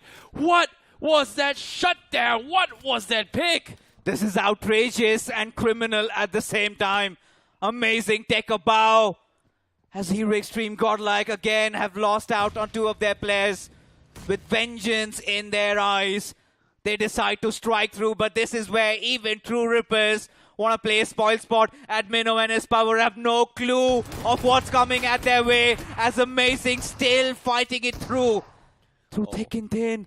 Oh no, the nades are coming in. True Reapers are cleaning them all out, and True Reapers finds Amazing. That is going to be Jux taken out as the nades and bombardments continue. As Power hiding in the corner of the zone. He's going to tangle a little bit more. True Reapers looking to try and clean him up, and Mino still trying to hold on and provide cover. But a counter nade from Mino gets one off Ninzi. As True Reapers continues their fight. Third parties from afar looking to find some sort of pick. At odds, stacked against Amino right now. They're pretty much blinded. But guess what? From the sides, S-Power, they are going to go for the push. He tries to go over a plank, but it doesn't work as True Rippers will clean out the remnants of Hero Xtreme Godlike in this game. What a way to go down. What's happening, Icy? I have no idea how to put all of this together. As now True Rippers, yes, they'll have to bait adieu to Ninja. Maybe could get a revive, but whatever the case is, look at the circle shift. Even OG, they have to enter inside the zone given the fact that God's Reign are keeping such a close watch on them, especially Destro, going a little out of his way. And OG already having lost on WizGod, one of their top performing players, does not make things easier. And them moving in a vehicle that's absolutely almost in flames, and this could mark the end as Destro goes with the spray, losing his HP there, needs to patch himself up. Uh-oh. Destro, he's about to bleed out the zone as well. Oh Yep, my he God. does as well. The clock ticks. This is stage 4. It hurts too much. And just like that, they're about to bleed out. OG scrambling to try and make their way into the zone. Volcano going to be gatekeeping them from the northeast corner. The sprays comes in from Vegito, but no connection so far. As now, as you can see, OG going to be wrapping around. The nades has been cooked. Vegito looking for that off angle. He knows exactly where he is. Oh, slightly undercooked. But now, Godstring comes in for the third party out of nowhere. They slam one towards Aru, takes him out. And now Vegito is going to claim those finish points. Volcano, they're going to be very happy with this. The backup is here, but it's in the form of God's Reign. AKOP running out and open. Gets taken out, but the points doesn't go to him. It is going to be God's Reign. And now Vegito looking for more points. God's Reign leaving only one player left. Vegito, where are you looking? But it doesn't matter. He survives. He takes him out just like that. OG and God's Reign, they gets taken out. Volcano Esports, they claim all those points. 8 points in the back. It's Mad Frenzy going out here as the fights do not seem to stop at anything. Boko now in a one-on-one. In fact, Kiolamau also falls as Jelly wrapping things from the higher ground. A fight against Beard Baba. Beard Baba not really healthy at this point, but it's a one-on-one situation. Jelly making sure he secures all this point, and eventually a flick from Beard Baba puts Jelly to sleep and goes Team True Rippers out of the server. What a scuffle. What a mess. What a disaster for all these teams trying to find points. But look at Soul, they're still alive. The dynamic duel. Goblin, a legit, what started as a small pebble on towards the ocean, now becoming a tsunami. It started with just 2 players from Jux. Jux to Godlike. Godlike to True Rippers. My goodness. Just waves and waves of chaos. And now Goblin finds 4 Miracle as well. So they're doing it once more. The dynamic duo. They're trying to keep things alive for Soul. Not out of the woods yet, I see. Look at this. The Wolves are once again on the hunt. They've spotted out Goblin's finish feed. They know, they've heard that commotion, and they've made instant adjustments. They've positioned themselves inside the circle, and legit, he needs to play with extreme caution. Of course, Goblin so far in this game has been carrying the mantle for Team Soul, but the job's nowhere close to being done. They need a lot of points. They need at least 8 to 9, and BO7s, they've got a really nice position to play around with. Yeah, but at the same time, they've lost Ghostface mid-rotation as well. It's going to be very, very difficult. There you go, Goblin. But now, at the... Ooh, oh boy. What happened to Goblin? Seems like he actually just bled out the zone. Feels a little bit bad there. But BO7S, they try to go for a little bit of a wide spread here. Circle actually shifting back towards the main island itself. Ghostface was already there preemptively. They're trying to take some sort of space, but unfortunately say they will lose his life. So BO7S needs to find a way to cross under the bridge before going for the flank. Meanwhile, on the northeast corner, VOLCANO is taking up the north side of the bridge. So that is going to be the bridge completely shut down. But on screen, we do see God's Omen, Badoop, Bat OP, pretty much stuck on the edges of Painan. Goten as well, Solo Warriors, a couple of Solo Wars there. 2 OP official has the compound for the southeast corner of the circle, northeast of Painan itself. So they are going to be the gatekeepers for everyone coming from the southwest corner, unless 4TR official shuts them down. Low-key, VOLCANO have been having such a great game, I see. 9 finishes secured, but look at Shady. He's got vision onto its Morty.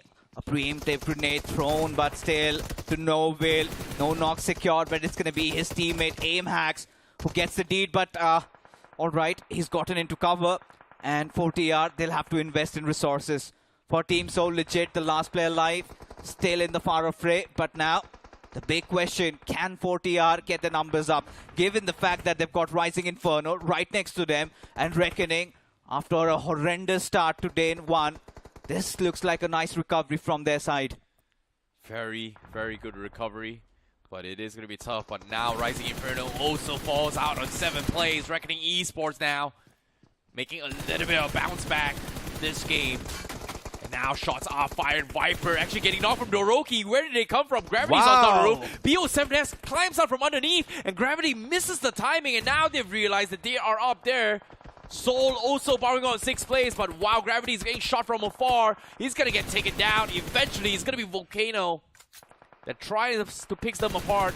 Even Reckoning is going to be taking shots onto his team down south. Everyone on the bridge is shooting non-stop, but the biggest threat is their neighbors. BO7S and Reckoning, they have to clean each other up before they take space, and while they do that, VOLCANO is going to be overseeing them. Now the nades come through from Viper. It does connect on Dusty. Yeah, it certainly does. And for Reckoning, they've been taking a lot of risks. Some have paid off, some have backfired. And now this is a mad dash. Another one of those risky plays we were talking about, as now BO7s and VOLCANO, they've got their eyes on them. Beautiful knock coming in from Arjun. And now Reckoning would be looking on securing that finish. Dionysus, he bows out. It's going to be Doroki who gets that finish on him. As VOLCANO Esports, 11 finishes strong. They're looking so great. Now down to the final 2. It's a 4-on-3 situation. VOLCANO Esports against 2 OP officials. Shady out in the open. Arjun gets another. And he seems to be nigh unstoppable at this very moment. A huge game from VOLCANO Esports. A very important one as well. They need the bounce back. They've got 12 finishes. Can they get even more? They know exactly where 2 OP official is. 4 versus 2. And this might be it. They've got them completely locked down in Painan. VOLCANO, they are about to erupt. They are about to destroy. They are about to engulf everything. As 2 OP official, they only have very, very little space there. VOLCANO going for the flash as well. Flash pushes up closer to try and deny the mobility. AimHacks, he finds a pixel. He needs to go for the pick, but no! He's off angle. Cover fire from VOLCANO takes them out. Mistakes were made, but not for VOLCANO. Wow, lovely play coming in. Of course, now I get the picture. You were talking about Vegito missing out because of his illness. Now when he's back, and you could see, right, instant recovery. VOLCANO Esports, they were struggling in the first 2 games, but this one certainly makes up more for it. 24 points secured just out of Sanhok. What a day it has been, especially for the Dark Horses. All these teams not talked about quite often. Everybody's just deciding to go all out. I mean, nothing taken away from 2 OP officials. They're also having quite a good day. Exactly. It's now or never for each and every single team. Only 8 slots remaining, and the rest will pretty much be eliminated here in the week 2 itself. And of course, here in the day 1, we saw a lot of surprises. But what surprises me is that the undergods are starting to shine the most in this entire day itself. But all things considered, in case you guys miss out on action as well, let's take a look at the highlights on how things kind of broke down in this map of Sanhok as well. Because Reckoning Esports finally made their bounce back after 2 games of being shut down.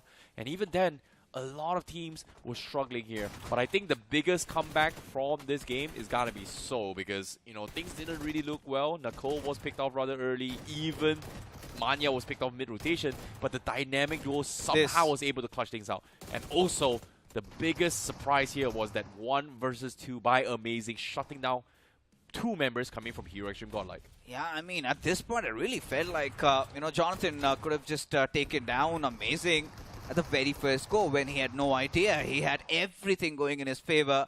But yes, these are uncertain times, and this is when the pressure is high.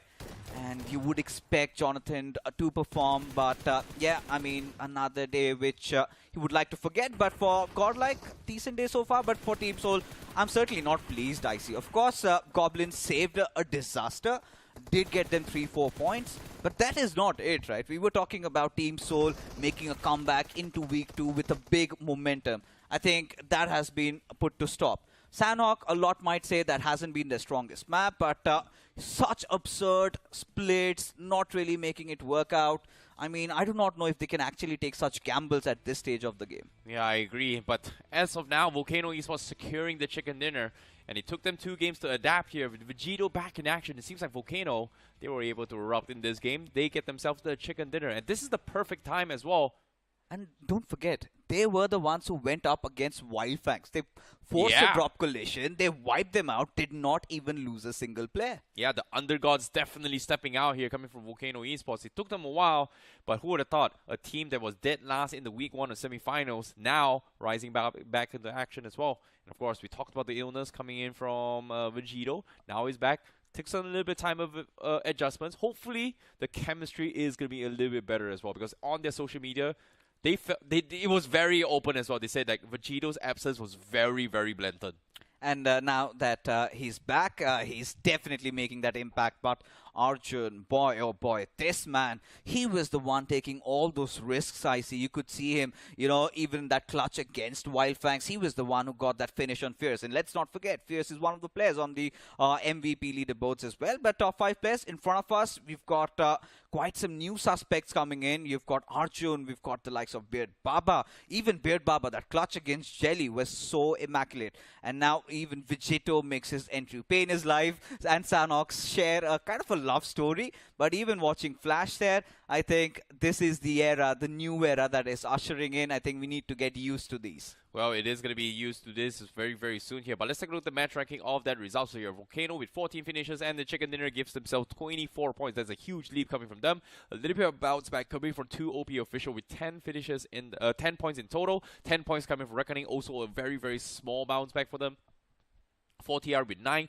BO7S.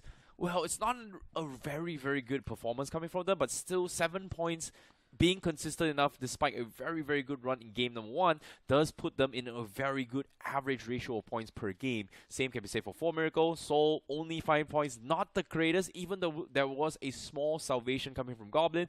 I don't think this is going to be enough coming from Soul. It is very, very unfortunate considering that they have played 3 matches. So let us take a look and towards the overall rankings right now.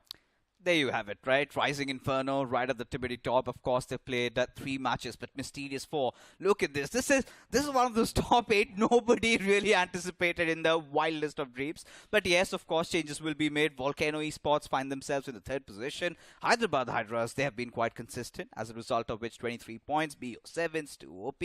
Learn from past, and Reckoning somehow managed to squeeze in through. And yes, 3 matches played. The final game, they managed to secure 10 points. But what I really wanted to talk about is this. I mean, Godlike were off to such a great start where I felt like this could have been a day where they would go all explosive. But first game, second and third did not really go their way. Even for 8-bit, recovery in Miramar, but that was pretty much it. Team Soul, yes, Goblin saves the disaster. But how often, I see, do we not get to talk enough about the likes of Godstrain and OG? OG barely even could secure a point in this one. Well, all things considered as well, this was pretty much their first game, so it's not really the end of the world yet here. They still have some time and leeway to go with. So for OG Wyld Fangs, they've got themselves 0 points. It's kind of to be expected, considering that they had a little bit of a run-in with some of the teams, especially when Group A actually had more games to play with. Yeah. So I think in this scenario, it is going to be a little bit awkward, but it does set the tone for them. So they do definitely have the chance to actually make a bounce back as well. Hero Extreme Godlike, obviously,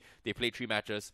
They looked okay close towards the top 8. But need I remind you is that some of these teams has not played more than 2 matches yet. In particular, I think 8-bit, they played 2 matches. And for them, one more game can overtake them into the top 8. And also coming in from Group B itself, that was their first game in Sanhok. Now, guess what? They're playing another game of Sanhok. Yeah, and this is much needed, especially if you're OG, because like we discussed, right, it's their strongest map. This is where they should be pulling in as many points as possible. And now Wyld Fangs gets another dig. This time again, I hope they do not get drop clashed, because I can clearly say one thing, they were not prepared for it. Yeah, and of course, knowing Wyld Fangs, they will not give in towards boot camp. So we are going to be expecting another clash potentially, but again, that is between them and VOLCANO in a different group. This time, VOLCANO is out, but Wyld Fangs is still in the picture. So I'm curious to see, are any of the contestants coming from Group C going to be contesting them?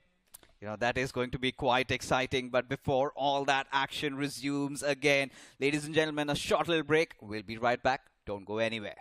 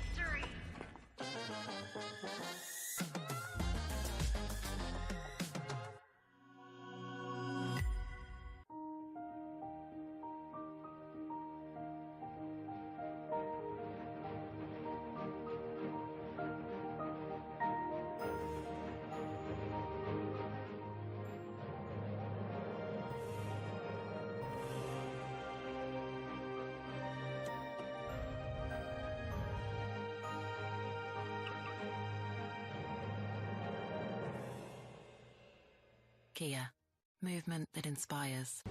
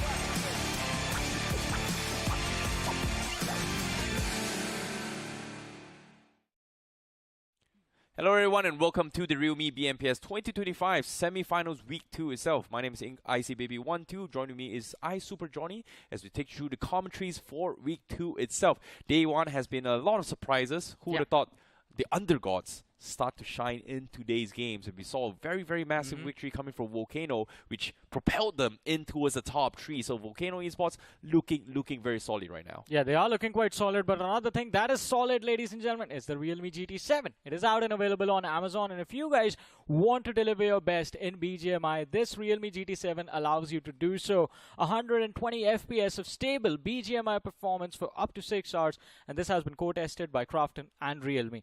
But can VOLCANO Esports be as stable as the Realme GT7, I see? Well, that is going to be a completely different question as well, because definitely we know the Realme GT7 is going to outclass everybody in this scenario. But now let's talk a little bit more on this upcoming match as well. Obviously, OG Seoul having a little bit of a slow run into this game. They are going to be playing back-to-back Sanhoks once again. And of course, let's give you guys a little bit of update as well today. This is going to be the schedule coming up on screen here. We are going to see Group B versus C in Sanhok. Group B playing 2 back-to-back Sanhok games. Yeah. And that is going to be a very, very important one for them as well, because they themselves will start their journey and playing 4 games non-stop after this as well. I think it's that second point that I wanted to come towards, that 4 matches in a row means you have more opportunity to fix your mistake a little bit quicker than everyone else. And Group B, they have that luxury. First game done and dusted, a few big names dropping the ball in their opening match yet again, but hope for recovery is going to be there in this upcoming Sanhok. For all of the Seoul fans right now, I think they're going to be praying for that Camp Alpha flight path and zone. Well, hopefully that is going to be the case for them as well, because we saw a little bit of a question mark between their rotations as well. The 2-2 split kind of resulted in them just getting picked apart. Actually, it wasn't a 2-2 split. It was a 3-1 split. But Nicole got picked off by Viper in the most unexpected way. They got a little bit greedy, but Viper, he's got some insane reflexes. That is true, but I mean, it is going to be time to put those reflexes in action right now, because, ladies and gentlemen, the clock runs out, and that is our cue to take off over the map of Sanhok. And of course, here we go. Well, this is going to be the second Sanhok for today itself. This is going to be match for Group B versus C in this map. As you can see, based on the flight path, it is going to be starting from the northwest corner of the map and then heading all the way to the south side of the map itself. So a pretty southwestern shift compared to the previous circle, where it was a southern flight path, which resulted in the circle forming around the south side. But this time, where will it form is going to be the question here, because if you follow the flight path, and based on today's patterns, it just might be Alpha Island in this regard. I mean, it can be. And right now, the players of Seoul, their fans, everyone's hoping for it as well. Because again, I mean, this has been pointed out and it has been observed that if the circle is not theirs on Sanhok, Seoul tend to struggle. But not just the circle, we are looking for those early drop clashes as well, as Seoul takes control of Camp Alpha along with Jux present towards Heart. And you have Wyld Fangs in Boot Camp, God's Reign in Paradise Resort, Mysterious 4 between the two squads along with True Rippers. And of course, as we move to the southeastern quadrant, you have OG present along with 8-Bit. Do or Die is going to be there. God's Omen present as well. Painan under the control of Insane. And Alibaba Raiders moving towards Camp Charlie. Yeah, that's going to be a... No, I don't think there's going to be a major drop clash as of yet here, but the circle, oh wow, he's going to shift down southwest corner. It looks like we are going to be having Charlie circles all the way through. Oh, man. And guess what? 30% is in the water. So this is circle 1 with the face of circle 2. And because of how it's designed as well, the entry points into Charlie Island is only going to be 2-way. 1 coming from Alpha, 2 going to be the tri-intersections in between Bootcamp.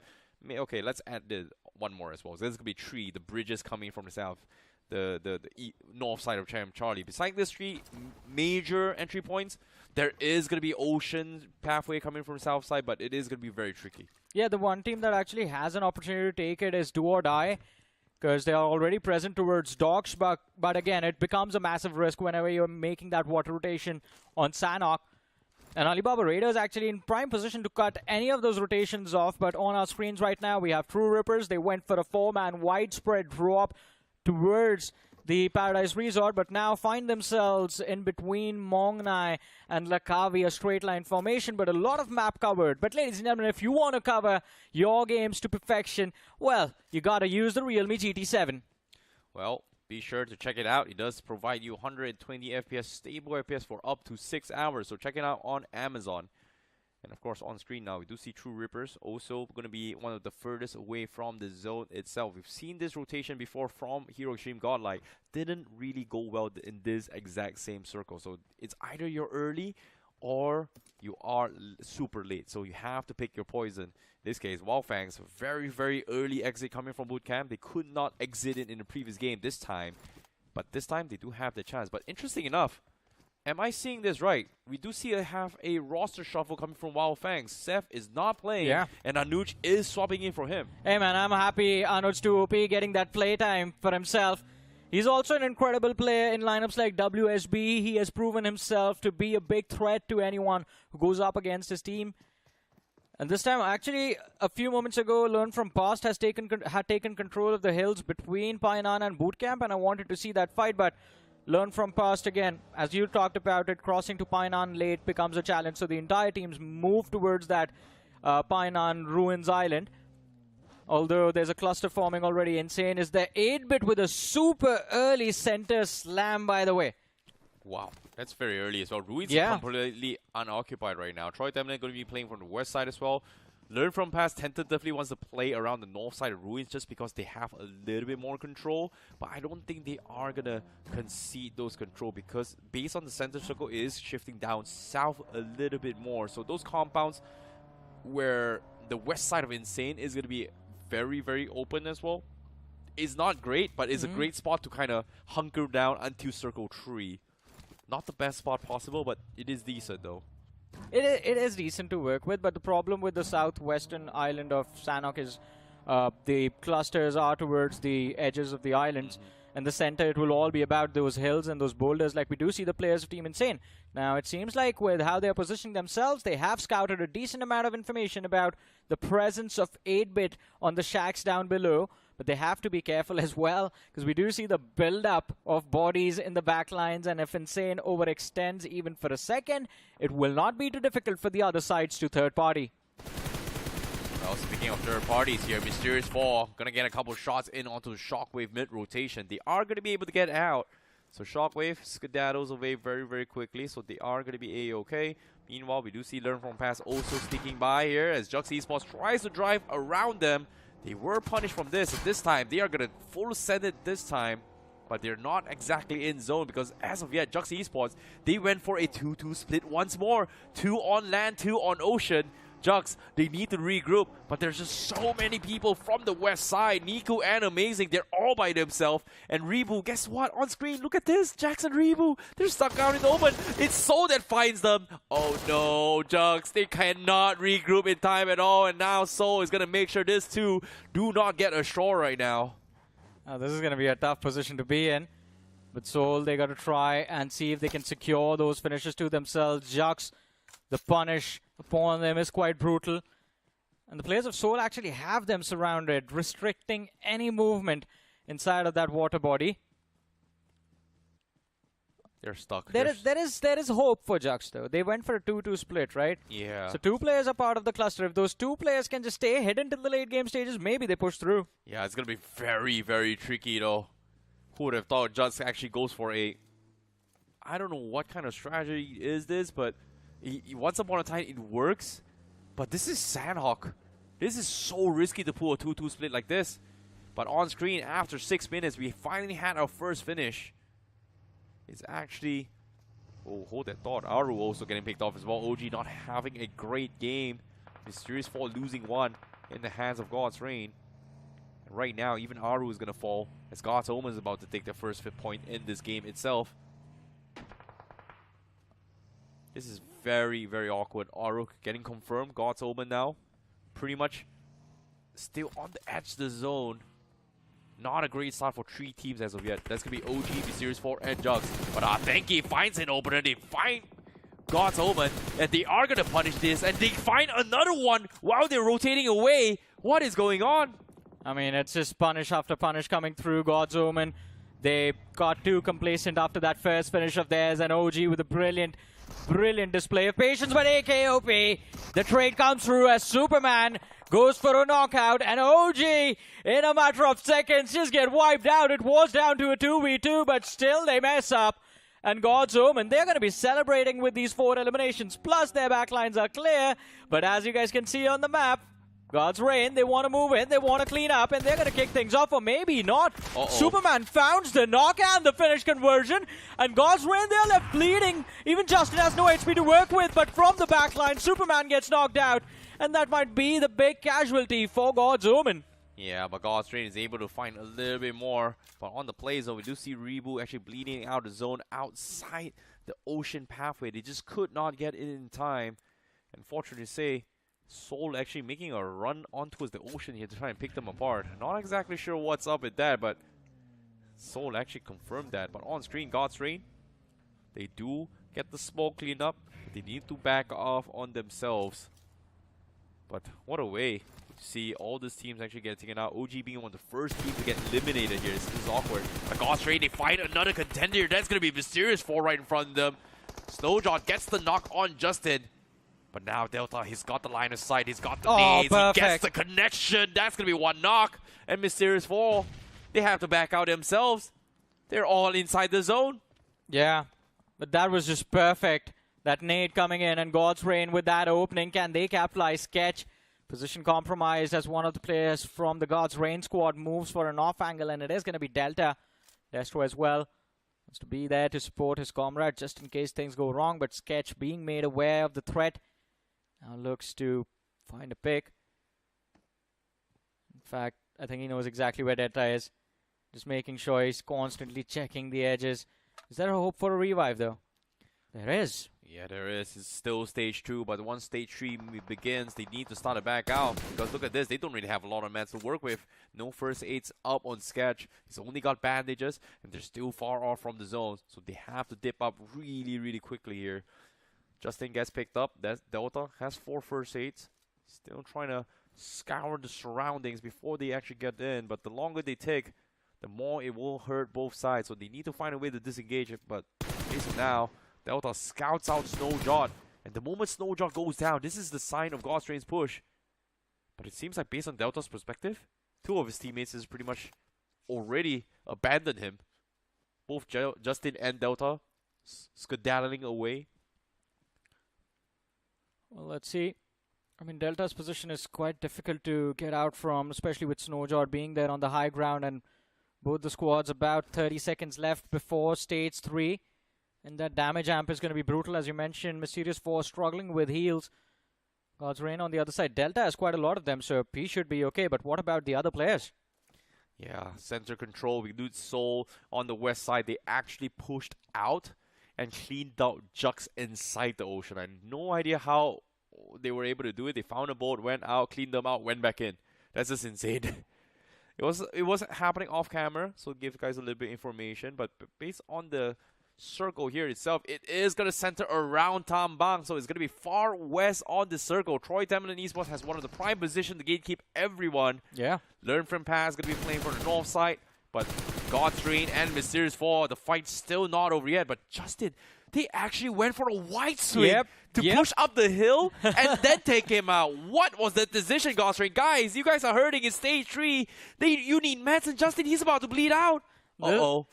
This is like the Kimura chokehold, man, that God's Reign has around the necks of Mysterious 4 right now. Just suffocating them for movement. And now the last 2 players are just pinned in those shacks. So there is no escape. It's just utility that's going to be a big question. How much util does the 3 players of God's Reign have left? I mean, we do see 2 mollies and a nade on Destro. There was nothing there on Delta. But what about Justin? This is literally a double-edged sword between both God's Reign and Mysterious 4.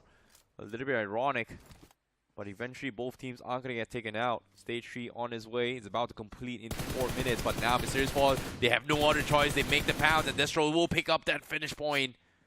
As God's Reign is not making it easy as well. Sketch still proning around, not making any sort of moves. God's Reign, they're really overcommitting to this.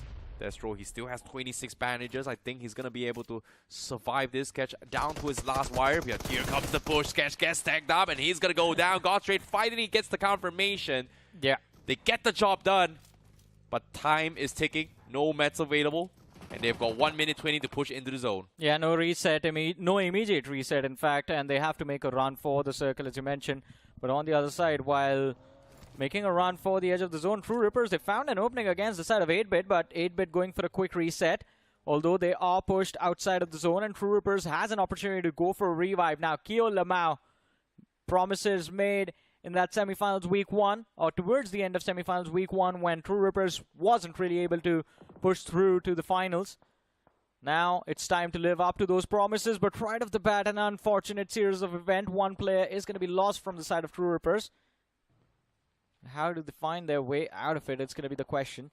On the other side of things, learn from past. We see them, as you were talking about, Tamilan Esports. Yes, they have the prime spot, but so does learn from past. Smack center of the circle and complete control of this compound cluster.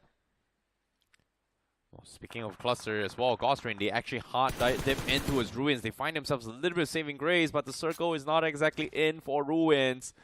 So they aren't going to be forced to reposition directly right after this. But fortunately for them, they do find a medkit along the ruins vicinity. So that's going to be a small little saving grace.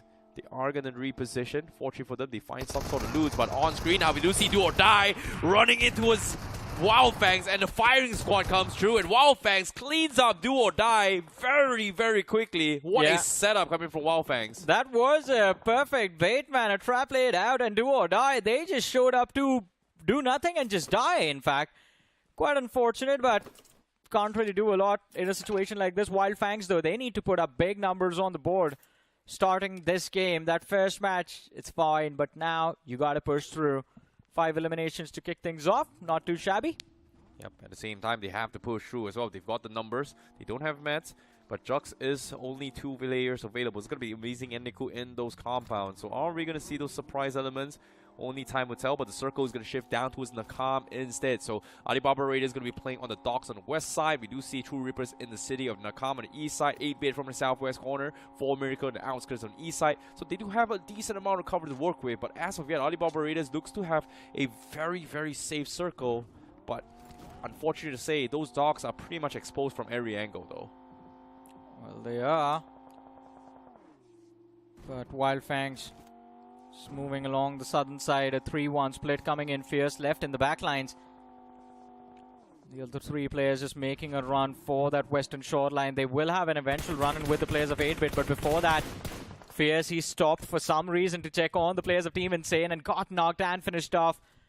An unfortunate casualty for Wyld Fangs, but they are going to suffer a few more, as here we have it, the run-in against the players of 8-bit. 2 players knocked out. Sensei running for his life, gets very close to Gamla Boy. And with the DBS, is going to try and find that knock, but Gamla Boy, S12K, it is the ideal weapon for this range, but Sensei needs to be careful. Preps a stun, Gamla Boy with a nade instead. And Sensei is just trying to play for survival. Yeah, he doesn't really have a choice as well. He's got only so little life and space to work with. He is going to be playing as the solo war in this scenario, but 8-bit, they are going on the hunt. No stragglers available, no fishes. As they go in for the search, Sensei pretty much out in open. Can't get himself back to safety. We are going to put that on hold, but Godstrain, they get cleaned out by Jux. What? Godstrain, they had the numbers, but somehow Jux was able to find 2 pickoff, and just like that, all the meds that they were able to find through ruins, now in the hands of Jux Esports. Yeah, and by the way, Jux has been playing with just 2 players all this time. They lost 2 of their men very early to the side of Seoul. And talking about Seoul, it seems like their attention has been drawn by Tamilan Esports, and Seoul just found their first finish in this fight. They're going to look for the other 2 players as well. In the shack just across, there goes the prep nade, and the players are ready to push through. Now you have to push through as well. We do see a couple of bays coming in. Nades come from Goblin, finds Fraganoop from the other side of the map. It's not exactly the current fight here. And the current state here is going to be Tamilan. They need to clean them out. They need to clean Alibaba Raiders. And while this is happening, Goblin actually gets knocked off. But yeah, still deciding. They're stuck in the small little cubby in front of them. Going for the off angle. Legit finds one, but no, he does not. Manya gets taken up. Legit gets shots from us outside. And just like that, Soul gets picked apart, and iQOO somehow with 1 HP almost gets taken out. The savior for the team, the survivor, actually manages to pick up Goblin, while Manya and Legit gets taken out from inside the shacks. And everyone showing up to these houses just to clean up. Everyone wants a few extra points for themselves and learn from past, in a prime position to do so, actually. As Tamilan Esports make the pounce on the players of Seoul, the third party from Alibaba Raiders. Let's not forget about that as well. And Goblin, he's fighting for his life. Damage dished out, finds the first, looking for the second. More damage onto Inferno. And the Tamilan army falls as Seoul racks up 2 more finishes to their name. 5 eliminations secured, but it's going to be the instant punish from Gamla Boy from the distance that results in an early exit for Seoul. Just 6 points in total from this match. What a clutch coming in from them. What a disaster. But now learn from Baz. They're also taking some nades for Miracle. Denied that entry. Gets the confirmation. As for Miracle Esports continues with the assault. They find one more Reaper. How does he find all this? And he gets the second knock. Learn from Pass. They have to run away from the zone, but will eventually bleed out on 6 plays. Top 5 teams, 18 players still alive, and I have a feeling I see that 8-bit are going to walk away with the chicken dinner in this match. All 4 players intact, good cover to work with, and the momentum of having those 7 eliminations. On the other side of things, I mean, their opponents are going to be forced to fight each other, as we see in the case of 4 Miracle and Alibaba Raiders. Trades come through as Wanted falls, and Reaper traded out from the side of 4 Miracle by Chris. Alibaba Raiders and 4 Miracle, both the squads going for a revive, and both of them should be able to get it through. Yeah, Alibaba Raiders somehow hold down from the north side and port, but they have to push out in the zone. And the moment they pushed, they were pretty much having their backs against the wall, with 4 Miracle having those high ground advantage, and even 8-bit is kind of cut off all those entry points. Yeah. And look at this, the space control from 8-bit is just phenomenal. But the only reason why Equinox is not over-picking is because, number 1, Alibaba Raiders may pick them off. Number 2, True Rippers from those compounds can actually take them out. You can see Equinox, he's being very sneaky beaky, like he's gonna try to make those attempts. Alibaba Raiders gets picked off by 4 Miracles once more. That's gonna be the second re-knock coming from Reaper. But as soon as Equinox overpick, guess what? The firing squad coming in from Alibaba Raiders on the car is to scare him off. Immediately repositions. Equinox knows he's in trouble. He needs backup. Nade's being cooked up. 4 Miracle. Ooh, Alibaba Raiders. Oh, the nade looks on point.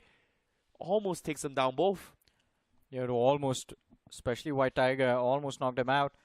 Down to half his HP, but they're going to be happy that they just survive and stay alive and get an opportunity to revive their teammate. But 4 Miracle getting too close now.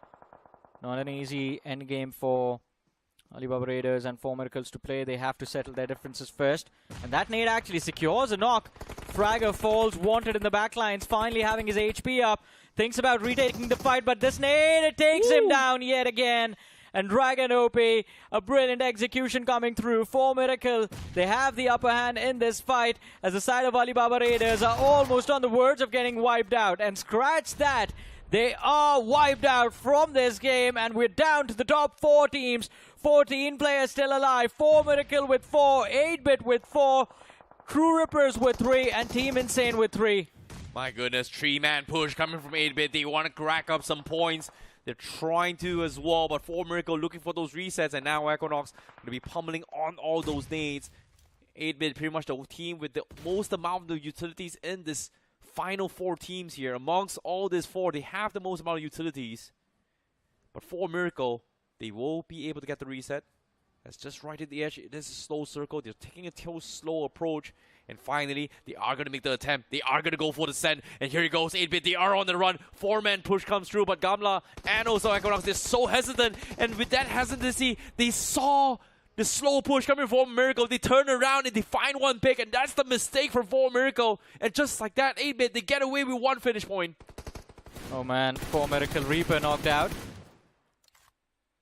The finish comes through as well. Team Insane finding that extra point for themselves, but caution to the max from everyone this time around. 8-bit finding the opener against the side of True Rippers. Can't really push through. They know the hills are compromised. Sam as well hits the floor. Second nade finds contact.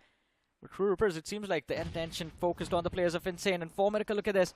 They're using, or were using, the distraction to gain an edge to find a way into the circle, but I believe their journey has come to an end. Last player left alive, pushed into the blue, and gets picked off by Insane Adi.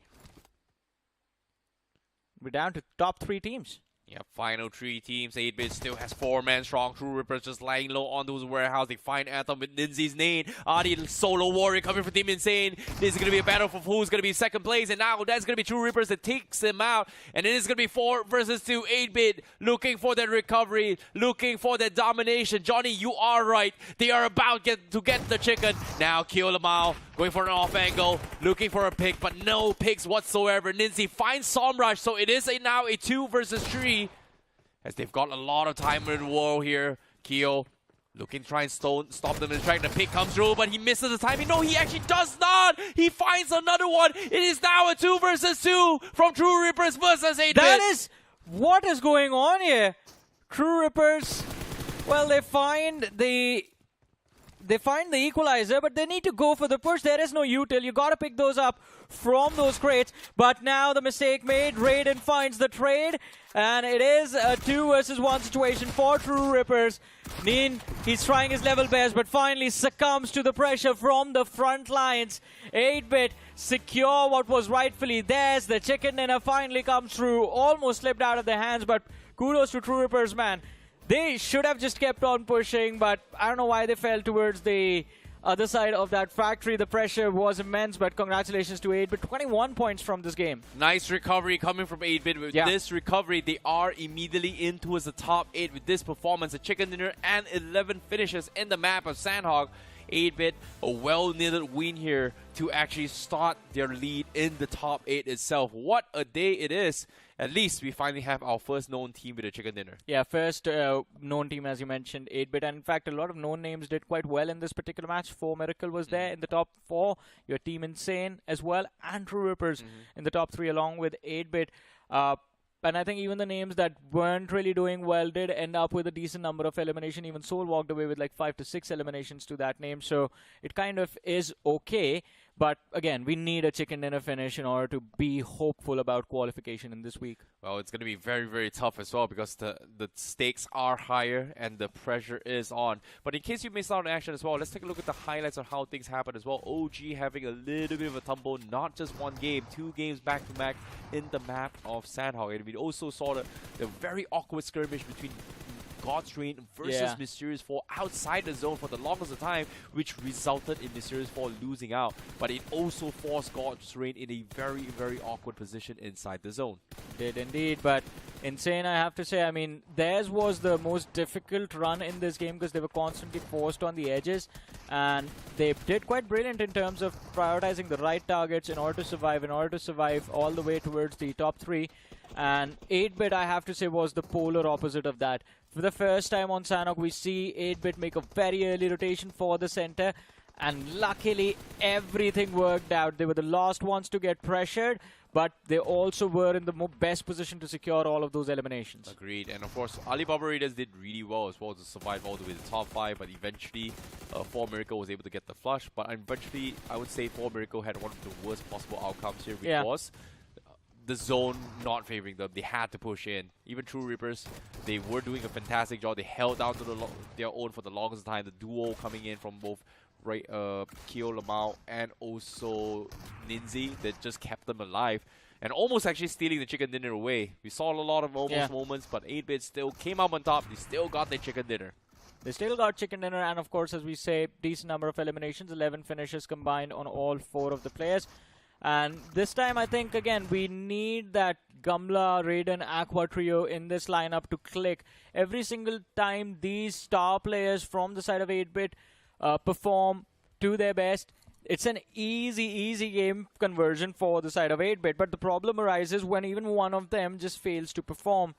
And there have been instances where 8-Bit has done okay just based on that individual firepower, but you can't really be consistent that way. That is something that needs to be worked upon. Well, all things considered here, 4 games pretty much done and dusted. You can see every single team is trying to adjust to the play styles here. Seems like week 1's mental blow, on this case, the mental blow of sending them down in towards the week 2 is kind of hurting a lot of the team's mentality so far. Yeah, it is. And I think in that upcoming game, we're going to have to pray for OG to bounce back as well, because that is also another name that has been struggling so far. And again, if the struggles do not stop, if the bleed is not stopped on day 1, then there's going to be more pressure on day 2, even more on day 3 and day 4. I don't know, it might not turn you into a diamond, but it'll definitely crumble you to smithereens. Well, there's only two things that will happen here. Is either you become a diamond or you are going to be charcoal. In this case, let's take a look at the MVP of the match. It is going to be Gamla coming from 8-bit here with 5 finishes in total coming from him. And he was one of the playmakers for the team in 8-bit. They were the conquerors in the south side to make sure that no team was able to sneak through inside the zone itself. And joining him in the top 5 here, we also have Raiden coming in from his teammate as well for 8-bit. We have Kyo coming from True Rippers, and we also have Reaper for 4 Miracle and also Dragon OP from 4 Miracle. Yeah, 4 Miracle overall did quite well for themselves. I mean, a lot of eliminations. That cleanup of Alibaba Raiders in particular was it was tricky for them to execute, but Alibaba Raiders also messed up, made a few mistakes, and 4 Miracle just perfect punish every single time. But now it is time. We have to look at the match rankings. 8-bit 21 points, amazing. 4 Miracle with 12, your True Rippers 10, Insane with 9, Soul finishing with 6, Wyld Fangs with 5. So the known names, as you said, I see in this game have started to bounce back. We see most of them on the first page within the top 7, except OG. OG is having a horrible time on Sanhok, at least in that previous one. Just 2 points secured. Yeah, this is very, very unfortunate as well. OG is just not getting a lot of points, even the previous Sanhok itself. So this is not going to be a great start for them, considering that they have to play back-to-back games all the way through. They've just dropped 2 games, and now this next game is going to be in the map of Erangel coming from OG. So it is going to be very tricky. But with that being said, let's take a look at the overall standings so far. 8-bit with that chicken dinner and their consistent run so far in their performance immediately shoots up into the number 1 position with 33 points. Currently at 33 points. Rising Inferno at 30 points here with 2nd place, Mysterious 4 with 28, and also Volcano with 26. So 4 teams that has gotten a chicken dinner is the current top 4 in the overall standings. Yeah, but moving forward, I think it is going to be interesting to see where do the rest of the teams go. Right now, the overall leaderboard is still quite close, so one big win, or one decent win, in fact, can propel you inside of that top 8, and that is the opportunity that all of these teams on the 2nd page and the last page, need to capitalize on within the last 2 matches of the day. Soul is there on that 15th, Godlike is there on the 14th position, you have True Rippers 13th, 40R 12th, Reckoning Esports on the 11th, and then Team Insane on the 9th. Opportunity, the door still wide open. All you have to do is just perform well in one match. And look at Godlike in particular, 15 finishes, no placement points yet. That is insane. To see Hero Extreme Godlike going for finishes and not have position points is just insane to watch as well. But now let's talk about the second half as well. On last place, we have OG. Who would have thought to see OG dead last in this opening day itself with 2 points in total. Troy Tamilan 23 points here with 3 points. Jux with 4 points. Do or Die with 4. Wyld Fangs with 5. God's Omen with 6. Xtreme with 8. That is not exactly that close towards the top 8, but like you said, one good game will propel them a little bit closer to the top 8. But as of now, top 8 has a very, very stable run here. But I think in particular, the most stable team as of now, not just based on overall performance, is BO7S, just because they are in the top 8 without a single chicken dinner. Exactly, and it is going to be very interesting to see how these changes are going to function, or how these changes are going to look like at the end of the day, because, well, there will be changes in the overall leaderboard. But ladies and gentlemen, you guys have helped us with one change in particular, and that is changing a prize pool for the realme BMPS through the Discovery Island. And guess what? With your help, we can make things even better. So go on to the Discovery Island, just complete your milestones, grind your classic matches, complete your milestones, and you would be contributing to the overall prize pool of the realme BMPS 2025. And along with that, without spending any UC, you will be getting a few skins for yourself as well. But with that being said, before we jump into the action of the next match, we're going to take a very short break. Don't go anywhere. We'll be right back.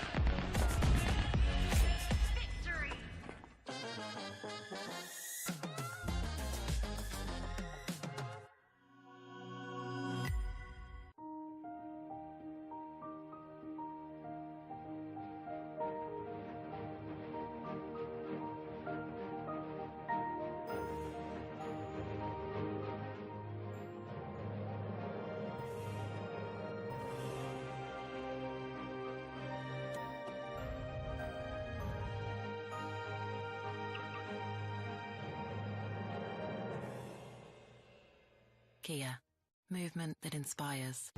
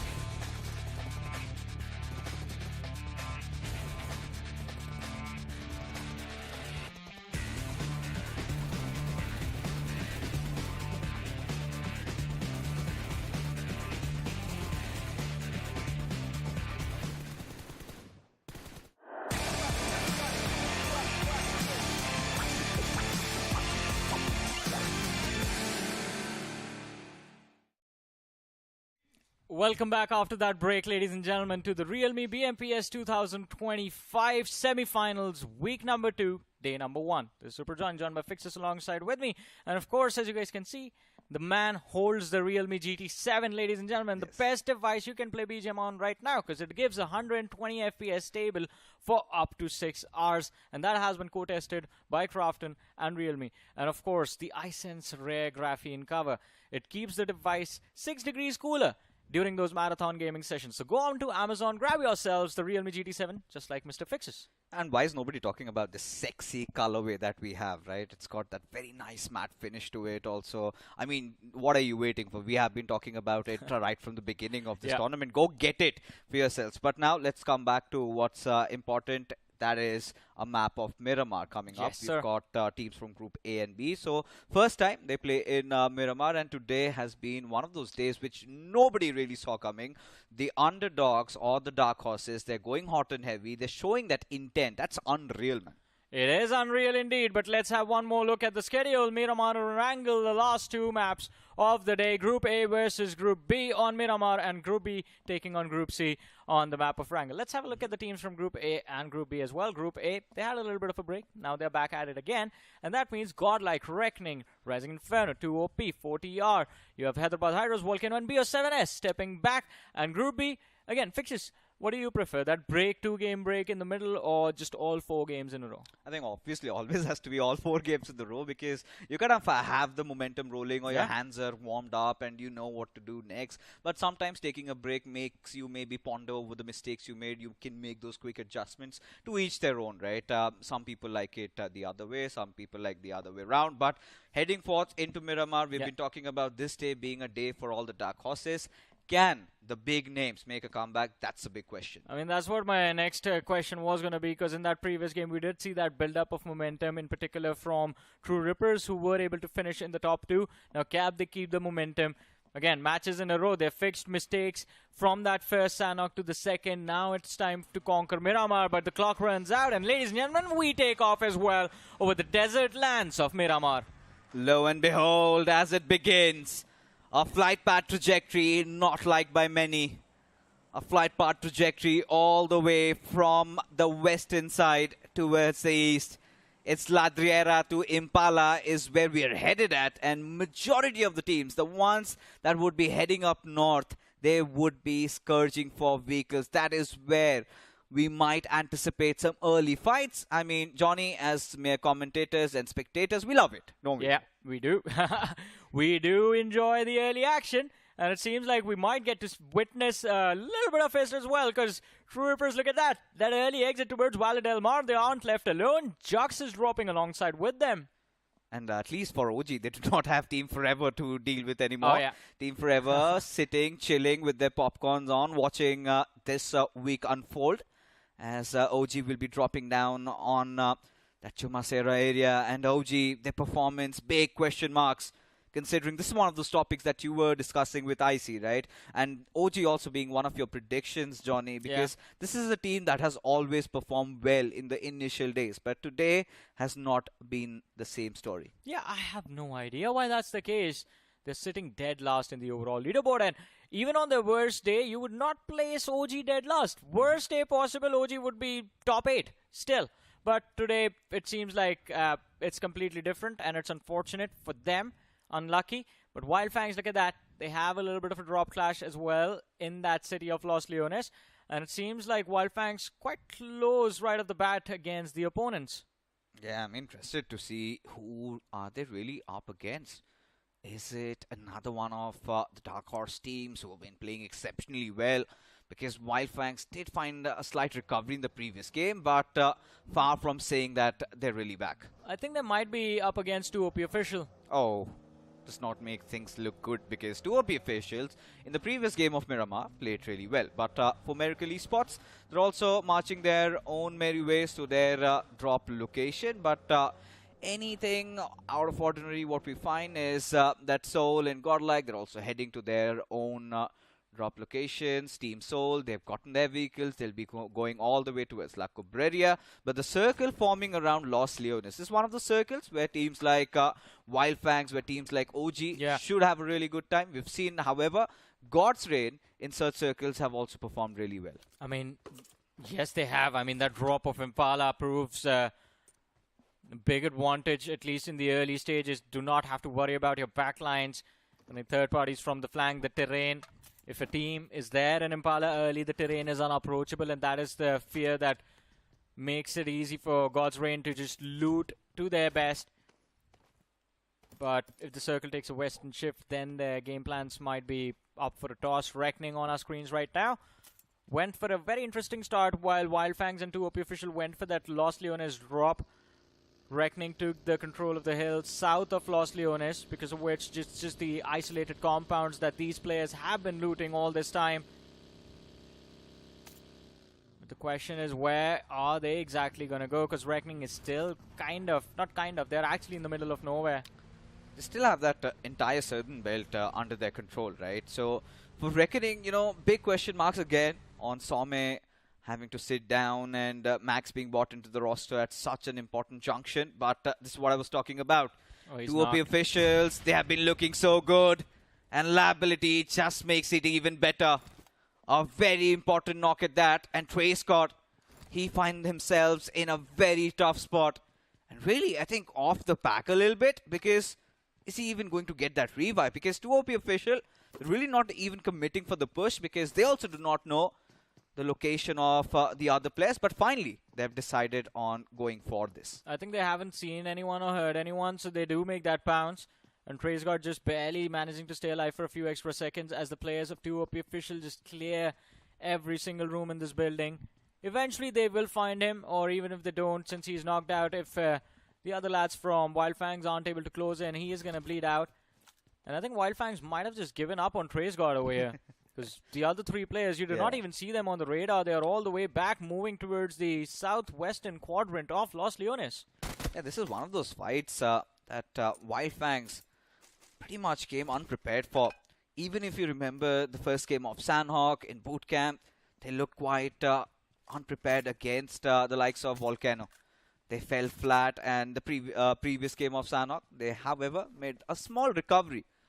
But nowhere in close comparison to how good they were in round 1. And a lot might say maybe the lobby was easier, but if you want to make things look easy for you, again, do check out the realme GT7. Does house the Incense graphene rear cover. Keeps you cool during those intense sessions of BGMI. Right now, I mean, intensity on the rise for BO7S. His criticism came after that performance in semifinals week 1. But off to a great start in week 2 itself. Yeah. And finding the entry into the circle from the northwestern edge They get in scot-free, no conflict, no interaction with anyone. And again, I have to say that Northwestern Quadrant being quite empty, BO7, it seems like they are going to have a pretty fun time just all alone with just the 4 of them. Look at that. There's no one all the way towards Los Leones. No, I'm so glad that, these teams really, took things into account and worked really hard, especially after that first bad week. All these teams who weren't really performing that well, they think really buckled up. And you could see, right, coming forth, day 1 has been amazing. I mean, if you look at even BO7s have had a decent day. I'm really impressed with how Rising Inferno have been playing. We've seen so many others also perform. Alibaba Raiders is also one of those teams that you would want for them to step up. But VOLCANO, they have been phenomenal. And now look at the circle. As you can see, Team Seoul, they've also made their way inside the zone. Godlike right on their tails, right beside them. Have been God's Omen. And we're yet to see more out of God's Omen, to be honest, Johnny. Haven't seen the best performance from their side. Yeah. And for 40R, they're also squeezing in. So majority of the teams are around that central area, whilst Reckoning and Rising Inferno down the southeast, along with Jux right on the south. But seems like we're going to have a really slow game of Miramar this time as well. I mean, it is Miramar, so that should have been the biggest hint. We've seen sometimes, Miramar being quite pacey. But this is one of those generic circles, right? True. Quite unfortunate for Trace God, he had to be the first finish of the game, because since then it's just been an airy silence on this entire map. And Reckoning Esports, as you mentioned, they had the southern belt to play with, the southern highway. And they are playing along the hillside as well, but there's no one there. So even Reckoning avoids conflict. Everyone, the cluster forming all around Los Leones, and especially towards that western field. For Miracle, they are close to the center, just a little bit off, but you can see how much distance there is there, how much space there is there between the teams, because you see a squad on the radar, but even that is like 400 meters away. And the Kia Soros. No matter the distance, whatever it is, it's going to be a comfortable ride with Kia Soros in the real world. Of course, does house the streamlined door handles, has the Kia signature digital tiger face, Star Map LED DRLs, and Star Map LED tail lamps. It's right from the future. You can check it out. But that being said, we've seen a circle shift down south, and Reckoning suddenly, Johnny, find themselves in a very good spot. Along with the likes of OG, this is one of the circles where we can finally say that fights might take place. For Miracle, Hyderabad Hydras right next to each other. God's Omen is also there. OG has a little bit of a split to work with. Aru a little aloof from his pack. But look at this. BO7, Soul, and 40R. They're in the midst of a situation where we've seen somebody take a fall. There has a fight that has already erupted, and there you go. Legit gets a frag, and he's got 40R, the entirety of him in front of him, but he decides to go after Duroki. Will be Knuckle, did take a dig, but eventually he'll go his own merry way. Yeah, I mean, they have to be careful in this conflict because all three teams require to move. And Soul, as you mentioned, an initiation against 40R, then shots taken on BO7, so they realize they've drawn a lot of attention towards them. Instead of moving directly in the direction of the play zone, they back off first. They want to find a little bit of a breathing room to work with and maybe just move in and rotate wide either from the eastern side or breach the northern edge. But Reckoning Esports, as soon as you're smack center of the circle, you are about to get pushed upon, and this time the push comes from the players of 4 Miracle. They've dropped Viper extremely low, but they still are looking for that first opener. Look at this. I mean, on the sidelines, we've got True Rippers picking a fight against Team Jux. Rebu getting dealt with, and Jelly, he's firing on all cylinders. Finds another knock, and now would love to see what's going on. Yeah, and Kyolamau is here to press matters. Of course, did miss out on the chicken dinner previous game, but enough to bolster their morals up. And True Rippers has been a decent recovery, if you ask me about how they performed in the initial few games, and the performance in the previous two hasn't been too shabby. So nice recovery from True Rippers, especially after that little fallout in week 1. This is where they have to charter their way and do whatever it takes to make it inside the Grand Finals. I mean, for sure. And that previous game, as mentioned, nice recovery, puts them in a fighting position. And as you can see on the Live rankings 11th in the overall leaderboard for Rippers right now. But Godlike not too far away. 14th in the overall leaderboard, 15 points. I think all 15, not I think, I know all 15 of those are finishes. So we are still waiting for that first placement point from Godlike in today's matches. Let's see if it is going to come through in Miramar. But this is interesting. Godlike the last ones to move towards the circle, but all of a sudden they are moving in the direction of BO7S and Seoul. You know, that has always been Godlike's problem. Even in week 1, if you remember, finishes has never been an issue for them. They always keep on getting that. But position points is what has always hurt Godlike. I mean, of course, they missed out by just 1 point, but not even a single chicken dinner out of 12 games. They need to rethink their approach. And now, taking a look at the screen in front of us, we've got Reckoning in a fight against the likes of Miracle Esports. It's going to be an interesting one. Whilst Reckoning, they're trying to create those angles, trying to surround the players of Miracle. And for Miracle, I mean, they're not really enjoying themselves there, right? That one little dip, they kind of caught. It's a very sticky position to get out of. Yeah, it is indeed. And I think they are going to get punished for that. Reckoning finding the opener for Miracle down to 3 players. And Poco, even his position is compromised. So Max is going to try and go for another frag. The nade almost finds contact. Beard Baba down to half his HP. Ooh, for Miracle Esports, how do they find a remedy to fix this? As for TR, they also decide to storm in. As Poco, he goes falling down, and suddenly Morty out in the open. What is he doing? Mistakes being made, and Max will punish him for that. As for TR, little bit lost in that fight, and will have to pay a hefty price. As now Dragon, he decides to answer back, but Max already had that grenade cooked up and will land in perfection. A nade comes in, Dragon goes falling down. Beard Baba did manage a clutch against TR in Sanhok, but will not be the case this time. As for Miracle Esports, bow out of the server with no points earned. Yeah, this is tough. And 4TR, they might be the next ones.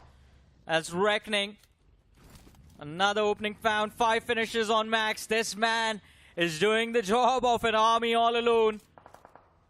And now the question has been answered, Fixtures. Yeah. IC asked it, you asked it, why sub Some? Well, I guess maybe this. I think, yeah, I mean, they needed a different perspective. And if you talk about Max's performance in the BGIS, I think it has been quite commendable. I was still surprised they did not bring him in the earlier phases of this tournament. But late than never, as Team Seoul, they decide to take arms against the players of BO7s. BO7s have been so amazing so far. As Legit has already racked up 2 finishes. It's a whole squad. Duroki bought down too low. That grenade is not going to do any damage. But Team Seoul still enjoying the luxury of the higher ground. Yeah, they still are. But let's see for how long. I mean, these ridges, even though it gives the information advantage to the side of Seoul, makes it difficult for them to actually push for the players of BO7 head on. But oh my goodness, that damage dished out. BO7 just being kept at bay, the players constantly being put out of commission, not unable to provide support to each other. And the pressure from Seoul just grows and grows by the second. It certainly does. But look at this, nice recovery from BO7s. But they did manage to reorient themselves and now are actually in a fighting position. But to their utter disappointment, the circle has shifted away from them, and even Team Seoul wants to disengage. And this is the cue where Ghostface maybe could find a knock on towards Goblin, but eventually he also decides that it's better sort of disengage first. And now Legit has a go at the players of BO7s, and now Knuckle, he's going to find an important opener. Duroki finally has been taken down. As the numbers on BO7s, they start to dwindle, but trades coming in equally better. As Dizzy will find a knock on Manya, and he's out in the open. Smokes have been deployed, trying to keep him alive, but can Knuckle get the revive? As they're still down to a 3-on-3, Legit has to find some knock for Manya to be back up on his feet. Oh, but yeah, they show up, just putting the pressure. BO7 do not want to let that revive come through, but this push might have been a mistake, or maybe not. The run over is there, and they have the upper hand. BO7 against Soul, almost on the verge of wiping them out. One more player falls. Legit last man left against the 3 from the opposing side, and even he is forced to be on his knees. Soul wiped out from this game with not enough points for sure. They just get 3. Oh my god, mistakes after mistakes. This is unforgivable at such a crucial junction of this tournament. As 2OP official, they've been watching all those commotions. All right, that was a shot and a half. I mean, imagine had it connected on the head. Who knows? Could have been a knock, but Dizzy, of course, he fell down. But 2OP official, they need to realize they've got bigger threat looming around them. It is Hero Xtreme Godlike. Jonathan and Punk together. Power and Edmeno together. They need to understand Godlike is not in the zone and could really capitalize. Power a little astray, playing around a different angle, and now suddenly they were unaware. Bot fire. This gives his position away. Power, what is he doing out in the open? That's so lucky though. That bot fire just runs out of ammo in his magazine, and otherwise Power could have been knocked out. That would have been scary. Still alive though. In one piece, 2OP official, quite lucky for that one. This is bizarre, what we're witnessing so far. But BO7 seems like they're having some trouble entering inside the zone, because even Ghostface has fallen prey to the circle. Whilst for 2OP officials, they started off really well. Fight against Wyld Fangs did manage to take down the likes of Trey Scott, but for now, they have to dig in a little deeper. A little further down the rabbit hole. And maybe Team Godlike could be their next prey. Again, bot fire. He's got that perfect weapon. An absolute shredder at that, as Dusty, the final man, gets picked off. It's going to be Wizcott who gets the job done. So finally, a finish coming off for Orangutan. And they're looking decent in this one. I mean, not anymore. As soon as you say it, the circle moves away from them. But Godlike, who had somehow found their way inside of the zone, can't find their way around the players of 2OP official. The nade looks good. Jonathan needs to be careful, and Shady repositioning actually puts himself in the line of fire of the individuals from Godlike, but jumping with the shotgun takes down Jonathan somehow. How does that shot connect, man? How does he find the connection? And of course, takes down Punk as well before getting knocked out. But how does it even matter? 2OP official fight their way away from Godlike, get those points in, and also survive with all 4 players. Kind of. All 4 players. After such a great start in Erangel, this is such a steep fall for Godlike. I've never seen them look so lost in those fights. But now AimHacks wanting to capitalize on situation, as even God's Omen have gone in for the pour. It's a breach, a fight where 2 players are up against 4. AimHacks trying to provide cover fire from the sidelines, but bot fire, he's starting to feel himself. Already 2OP officials having secured 4 finishes to their names, and now God's Omen could be next on their hit list. Bot fire, he's taken a little bit of a bashing. Grenades pulled out, and maybe hoping to connect. And now is the time to go, and he scores. Stone BGMI, he's been bought down, and now Shady, he gets a knock, but does get traded back. And this is where 2OP officials have suddenly flipped the tables.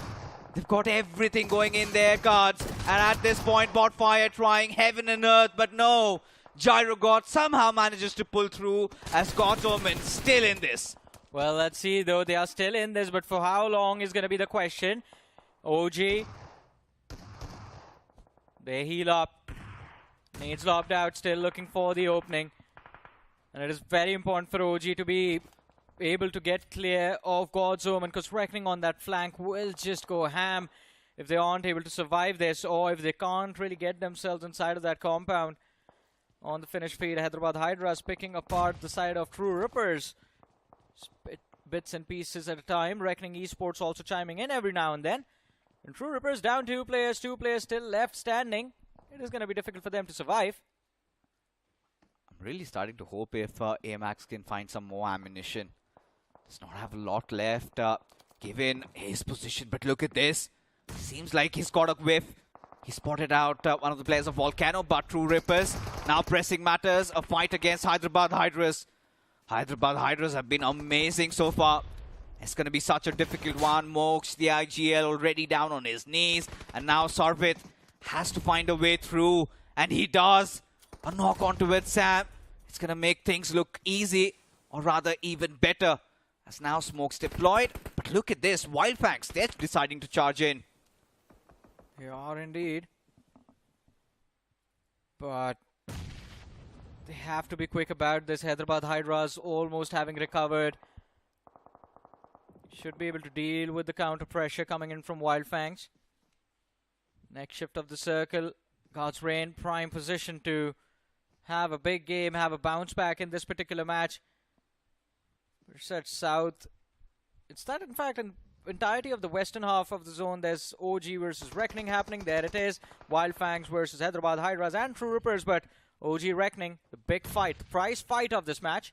As the players of OG have managed to close in quite a lot of distance, but down. Oh man, this nade can change everything, but just a little bit overcooked. Blows up in the air. It's not looking good for OG, especially on what they're really trying to accomplish. Viper, he's watching all that commotion, relaying every bit of information. As those grenades keep pouring in, finally maybe Viper has been snuffed out. But another low toss grenade could maybe do the job, but yes, nades also being pulled at Viper. And now OG, the only thing they need to do is find an angle. And Viper, he's been brought down too low, as even True Rippers, they're starting to fall. Wyld Fangs have also decided to attack, but Rising Inferno there out of nowhere, and even VOLCANO into the mix. But coming back, Orangutan, they want to make this push, but they have to be very careful, Johnny, because Hyderabad Hydras is right beside them. Oh boy. I mean, that third party, you're always going to be cautious of that, but let's not forget Hyderabad Hydras are also drawing the attention from Wyld Fangs. So there's another team you have to worry about, but Aru has gotten himself to the rooftop. That's going to be the opening knock against Reckoning. And OG, nice way to kick things off, but can you get the squad wipe? Just 2 points on the board. Max trying to shut down the push from Atanki. Does not succeed. Reckoning Esports now just lie in wait to see what will OG do. Where do these players pour in from? It's a 4 versus 3 situation. It was actually smart from OG to have Atanki deployed on the backlines, really. Yeah. That was the reason why Viper could not be proactive. Always that fear looming. But now, Orangutan, they've succeeded. They've taken that first step. But can they wipe out Reckoning? It is going to be a difficult task, but AKOP still got the moves through the smoke. He's the boogeyman. Quite a stylish shot over there of AKOP dancing. Look at that. And imagine Dion is there. Do you get footsteps if you're emoting? I don't know at this point. I mean, let's hold on. Let's hold on because the flush has really come in. AKOP still finds the knock on Dionysus. And now Reckoning, they're starting to lose out on numbers profusely. As OG, they've got all of their players alive. But Max, he's going to find some respite. Aru, he's been brought down. Max will look on, repositioning himself. I mean, that was just a bit of an off throw. And Aru, I think it should be an easy revive. Reckoning Esports almost on the verge of getting wiped out. And maybe in the next few seconds, they are going to be done with this match. It's just down to the last player. But 40 are taking an exit before Reckoning. We're down to top 11 teams, 28 players still alive. And Max, he's trying to fight for his life. Got those 5 finishes early for his team. And now if he can just pull off another miracle against the side of OG, man, this is going to be one of the best individual performances I've seen in a long time. Yeah, and just to make matters worse, look at him. He's run out of resources, no utility, and OG knows exactly where he is. And even the circle not really helping their case. But look at this, Stone BGMI, a big hurdle, but still AKOP squeezes through. But Atanki, he's taken a fall. And now OG, an unwanted casualty at that, as now even the difficulty further increases. Outside the circle, they'll have to go in with God's Omen and Hyderabad Hydras, all of them keeping such a close watch. Wait, there's one more man left from the side of Reckoning. Where is he? Oh my god. Gravity has just turned into an imposter. Joined the side of Hyderabad Hydras.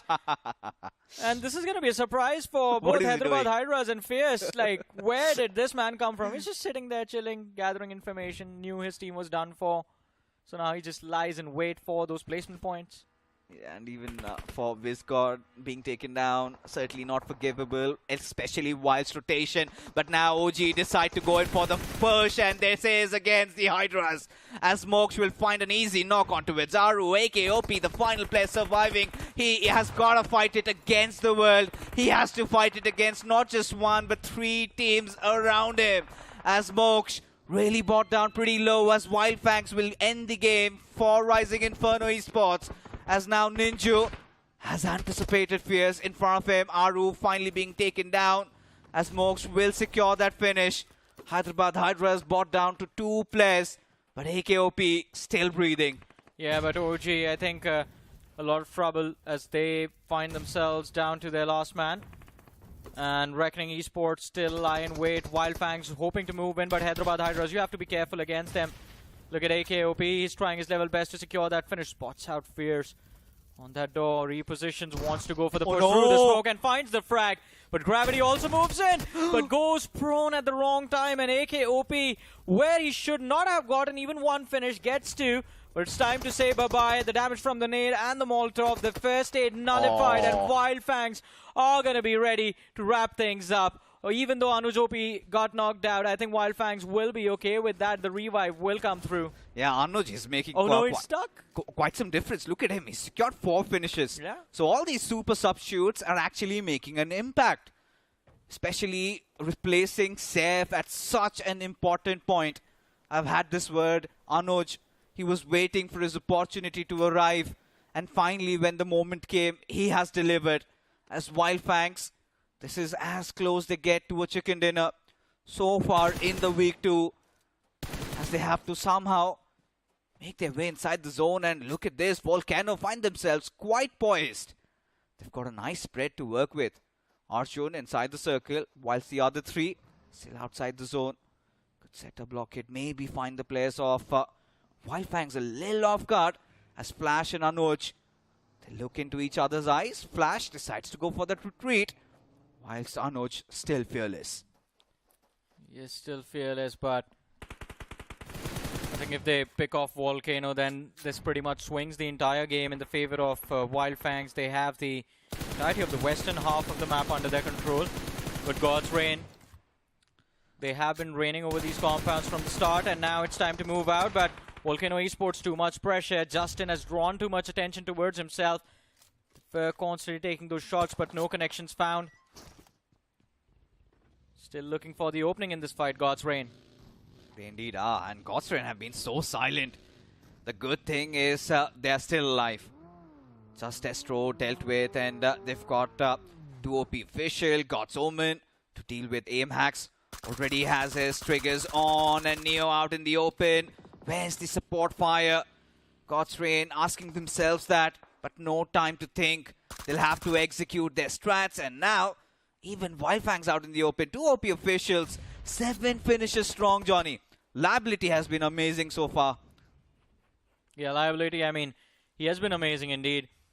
And it has been the case for this particular player every single time. He does well in the late stages of the tournament, early stages of the tournament. I think he relies on his teammates a little too much. And it is fine. The team is doing well overall.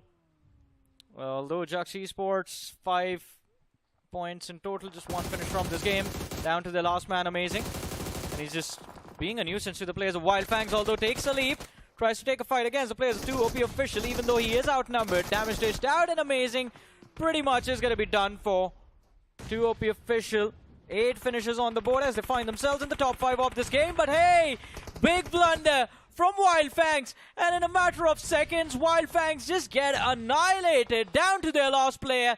And scratch that, because Wyld Fangs get eliminated from this game on the 5th. Yeah, too much on their plate at this point.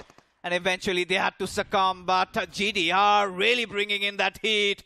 Lot of finishes secured here and there. And it is Justin who has stepped up big time. But now, still not out of the woods yet. 3 players alive. They've got nice possibility on securing a chicken. A 3-on-2-on-2 situation. Justin being spotted out. Aim hacks. He's going to dish some nice amount of damage. As even Superman still alive. He's got the players of GDR right in front of him.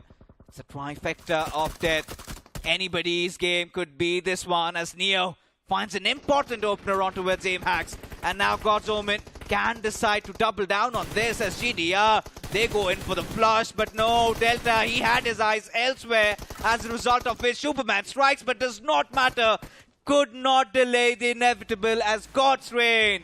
They charge in at the final moment, get that final finish, a much needed chicken dinner. Nice resurgence from their side. Yeah, I mean, nice resurgence, nice bounce back.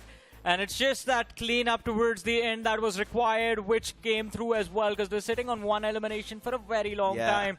But 19 points at the end of that match. Again, this bounce back was needed. It is nicely welcomed from the side of God's Reign, but again, got to keep the ball rolling. One more match left in the day. One more match left, and you have to give in all. But, talk about this game finally. In the second half of today's day, we're finally seeing those bigger names actually make an impact. So, in this game, we had Wyld Fangs play really well. We had God's Reign getting that chicken dinner. The Dark Horses are still doing quite well. I mean, my favorite team in this game had to be 2 OP officials. The way they dealt with the likes of Godlike, they were creating so much problem. Even Team Soul was also facing so much huddle. So, again, certain big names falling out, but AKOP, he had his individual moments also. Yeah, he definitely did. But for now, we have the MVP of the match on our screens. 5 finishes on the board for Liability. And of course, this man did do a wonderful job. 2 OP official, I think they got to be grateful to him, because that was a very decent run. They had a decent number of eliminations. And of course, finished with some placement points as well from this match. And 2 OP official, I think this is one team, this is that dark horse that you can never predict when they're going to pop off or when it is just going to be a slump. But top 5 players from that game, Liability leading the charge. Max as well from Reckoning Esports was quite incredible, got 5 eliminations. Then we have AKOP with 5, Delta with 5, and 2 OP with 4 eliminations. It would have been nice if he had also secured 5, but it's okay. Out of those 5 players, 2 were players being bought in today, Max and Anuj, and they make their way. Instant impact created. As we take a look at the match rankings, very important game. I think GDR, even in the previous game, did manage to secure a few points here and there, but this chicken dinner will make things better. 2 OP officials, 13 points. But what's really surprising is God's Omen. Look at that, 12 points out of this game. This team was also quite silent. Even VOLCANO recovered. I mean, had that tussle not happened between them, Wyld Fangs and God's Omen, maybe VOLCANO could have also had a very good game. Maybe, but overall leaderboard on our screens, but 2 OP official. Look at that consistency on display. 4 matches played, 0 chicken dinners, and yet 35 points. VOLCANO with 34, 8-bit with 33, Inferno rising with 30 points. We have Mysterious 4. They're about to play their 4th game of the day. 24 points, so they got to be prepared. God's Reign got to be prepared. The chicken dinner brings them inside of the top 8, where we also have BO7 and Hyderabad Hydras, by the way. But their matches for the day are done. Yeah, their matches are done, but still, nonetheless, I'm really happy with how they've recovered from that big fallout in that semi-final week 1. But BO7s, in fact, those fights, especially I think BO7s were the ones who pushed that matter against Team Soul, and that is where things got really tight. But as we move on ahead, and Reckoning, of course, Max and his heroics have pushed them a little bit there. They're still there around that corner. They're also done with their matches for the day. Learn from past, insane. They'll be coming into play later on. God's Omen, they've also made a very nice recovery. Yeah, they have indeed. And it's going to be interesting to see how far can they take this right now. God's Omen, we have True Rippers on the 14th. 40R on the 15th and Wyld Fangs on the 16th position as well. But do you notice 2 big names not part of the top 16 right now? Because, well, the journey in semifinals week 2 has been very shaky. I'm talking about Soul and Godlike, and there they are on the 17th and the 18th position, along with OG. I completely forgot about OG. Yeah, I think for Godlike it's been, and Soul, it's always been that tale, right? 2 brothers walking together, no matter even if they're up top, even if they're facing trouble. But yes, still day 1, and considering the fact that Soul has still 1 more game to go, they can maybe surpass Godlike. But even OG also has another game, so interesting. I just want to say these 2 are so obsessed with outperforming each other that they forget about everyone else and just outperform each other. Like, doesn't matter if we qualify or not. If you are 18th, I will be 17th. Shoulder to shoulder. Yeah. And So, I mean, we gotta ask OG to wake up because, guys, you are away from all of this. I think OG needs to take a leap. I have a lot of faith in this team. Please don't make me cry more than I already have. classic example of brother in arms. No matter whatever it is, in pain, in sorrow, in happiness, they're all together. But yes, OG also, and also another team, Alibaba Raiders. I think especially with how good they were in those final few days, just barely missing out on few points into Grand Finals, Alibaba Raiders has not had a good start, guys. And again, the struggles continue because even today it seems like they were doing well in terms of position, doing well in terms of aggression, but the finishes aren't coming through. They keep missing their 4v4s. But ladies and gentlemen, while these teams are struggling so much because there's so much pressure of what they can gain if they make it to the finals, there's one place where you don't have to struggle. In fact, even if you do, it gets you a few things without spending any UC. I'm talking about the Discovery Island, ladies and gentlemen. It is still active, so go on to BGMI, play your classic matches, go on to the Discovery Island, and as soon as you keep the grind on, you complete those milestones, you get a few skins for yourselves, as I said, without any UC, and you work with us to increase the prize pool for the Realme BMPS 2025. But with that being said, ladies and gentlemen, we're going to take a very short break. You guys stay tuned, keep watching. We'll have one more match left after this short break.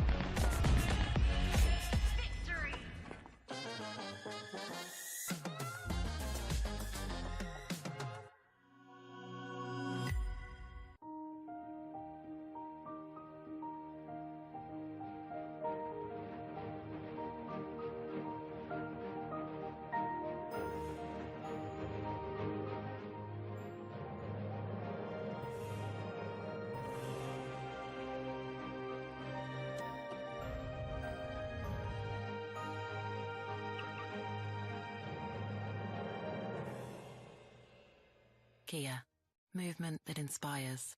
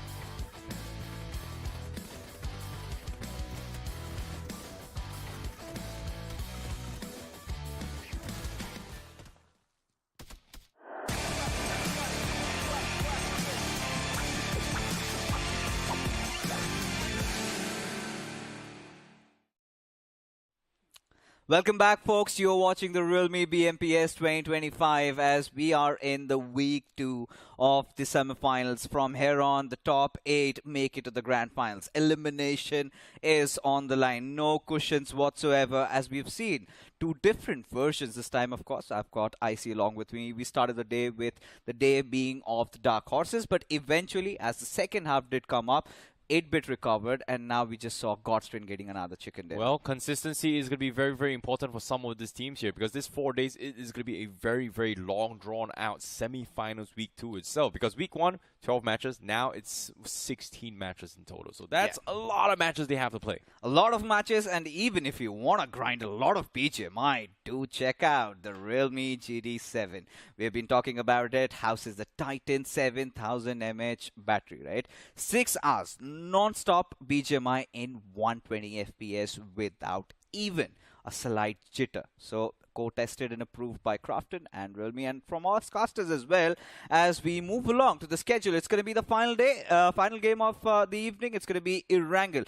B and C in contention. Group A, their matches have been done. Any pre-thoughts, I see? Well, as of yet here, teams like Orangutan definitely needs to make a big step up. So today has not been a great day for Orangutan in particular.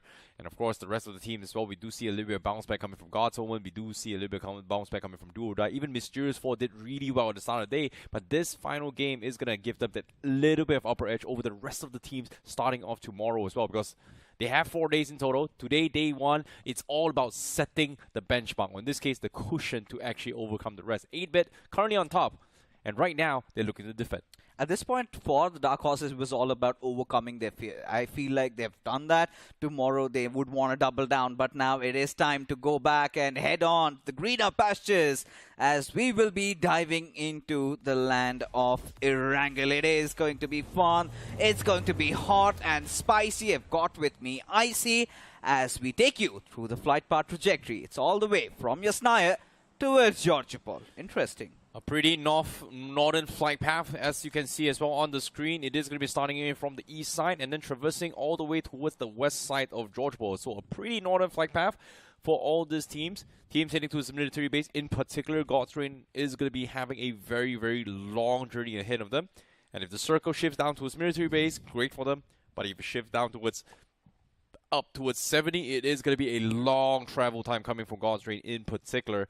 Of course, I'm curious to see if there is going to be different kinds of rotation here. In particular, I think Soul and Wyld Fangs is going to have a little bit of a difference in terms of playstyles as well this time, especially for this bracket itself in Erangel. So it's all about adaptations and it's all about information. And so far, I think, especially for A, B, and C today itself, especially day 1, it's all about adapting to people's drop spots. We've seen a lot of clashes, especially coming from Wyld Fangs in particular. But this time, I don't think it's going to be an issue here as well. True Ripper is going to be dropping onto the north side. Seems like they're not going to be heading towards Milta just because Wyld Fangs is in play. So I guess Wyld Fangs is going to get Milta for themselves. Nothing super crazy. Shockwave going to be playing North George. God's Omen on the south side as well. Maybe heading towards Gadka Quarry. But the circle actually shifts around Gadka and Pachinki. So that means we might see a potential Gadka, potential Everest circle this time. And I think 8-bit has nobody to fight with, at least in Pachinki. So we know if 8-bit get the circle, how fierce can they get. But, you mentioned something about, teams deciding to settle down. I kind of beg to disagree a little bit because, it's time that people start building momentum up at this point. You've played so much against each other. Entire week has been done. You should be coming in prepared. And this is one of those problems where I feel like the bigger teams have not really addressed it, whilst the underdogs or the dark horses have really done well in that regard. Now, I'm curious to see what Godstrain do right here because they're dropped kind of close towards Georgopol themselves. They're taking a little bit of a late rotation. But are they going to go towards military base? I don't think so, right? It's a little bit too far off, to be honest. In the past, they've done that. Every single time the flight path trajectory goes from here, they drop exactly at that spot. Earlier, they used to have a drop collision, but this time, they have none. So, we have seen 2 versions of it. Initially, we used to see Godstrain take all that long route, go down to the military base, rotate very late into the circle. And remember this, folks, this used to happen in the old meta. in the current meta, they might maybe opt for a different option. Let's see what they do. But I don't think they're going to a military base. Yeah, I don't think they have enough time as well, especially if they do it right now. By the time they get in with fully loaded gear, it should be right at the end of Stage 3, Stage 4. So it's going to be very tricky. They have to move fast as well, and that is provided they do not have any kind of contention. Meanwhile, on the screen here, Orangutan's going to be playing from Milta power, so there's nothing super crazy for them. Wyld Fangs going to be taking Milta for themselves. True Rippers going to be taking Yasnaya. Wow, interesting. Okay. So the major teams pretty much has formed some sort of pack. No super drop clashes so far. But on screen now, we do see 8-Bit on the hunt. They might have scouted out God's Rain. A couple shots has been taken here coming from Neo. Does scare off 8-Bit for a little bit, so 8-Bit is going to disengage from this fight, while God's Rain still making a far rotation into his military base. God's Rain cannot really afford to take this fight. They barely have any resources. Running quite scarce. At this point, they just have those vehicles. Look at this. Justin does not even have an armor on him. So, clearly, God's Rain would be looking, maybe I think Fairy Pair is the right option. Yeah. Because going as far as military base and then again starting to loot and then make a comeback inside the circle. You never know if DOD can set a blockade, which is still a possibility here.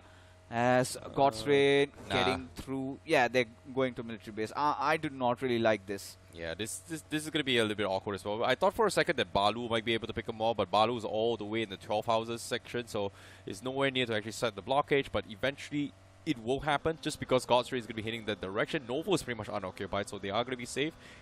But I'm curious to see what Wyld Fangs takes this approach. Do they directly traverse in the circle, or do they take an off angle by just traveling through the Sound military base and then exiting from there? It is a little bit unorthodox, but it is a possibility there. Do you believe, I see it's the lack of prep coming in from these teams? Because this is where God's Rain should have been prepared, right? They should have known Fairy Pair and Primosk are up for grabs. Or maybe it's just them going back to their old ways, that they know the rotation timings better. I think it's a little bit tough, considering that this is their first time playing together. I would say you can't just base it off week 1 just because there's there's 8 other different teams that already qualified in the mix. So the drop spots get a little bit confusing. But now, considering the shuffle has come true, I think they've done their little bit of homework. Just because of with the assumption that everybody knows they are going to his military base, and they will not forfeit. So that's something that I think God's Rain, if they try to adapt now, it is going to put a little bit of hole in other people's preparations as well. Really do they want to take the risk is going to be the question here, because Wyld Fangs, they thought they've gotten bootcamp themselves secured. VOLCANO came in, shut them down. I don't know if that's going to be the case again, if they actually meet towards each other again in Sanhok in particular. But in this game, nothing super crazy. Everybody's got their respective loots. God's Rain is going to be the latest to enter. OG going to be coming later on as well. Jux is also going to be trailing behind. But the rest of the teams are already making their way into center control. They certainly are. They're rotating and with finesse. And if you also want to do that, do check out the Realme GT7. In such intense moments, you are going to be cool, at least with your device. And you can focus on your gameplay because of the iScene's graphene rear cover. Now, coming back to the discussion, I mean, today was one of those days where we have seen some impact subs being made, right? Max from Reckoning, and then Anuj 2OP coming in. He was quite hot in the previous map of Miramar, and Wyld Fangs did fairly well in that one. True. You know who's a sub that I've been waiting for quite some time? I know, without even a doubt, Simp. From Hero Extreme Godlike. It's been a while since you've seen him play. Now is the perfect time to get him into action. Well, we shall see. Only time will tell. Yeah.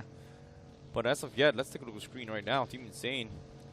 They are going to be rotating from the east side. They are having a little bit of skirmish here. Scuffles. Alibaba Raiders getting scouted out. White Tiger going to be out in open. Does he drive off? Does he take a hard stop? Seems like he is going to try to drive off. And no, actually, he actually takes a hard stop. Now he's going to be trapped here. He's got no backup.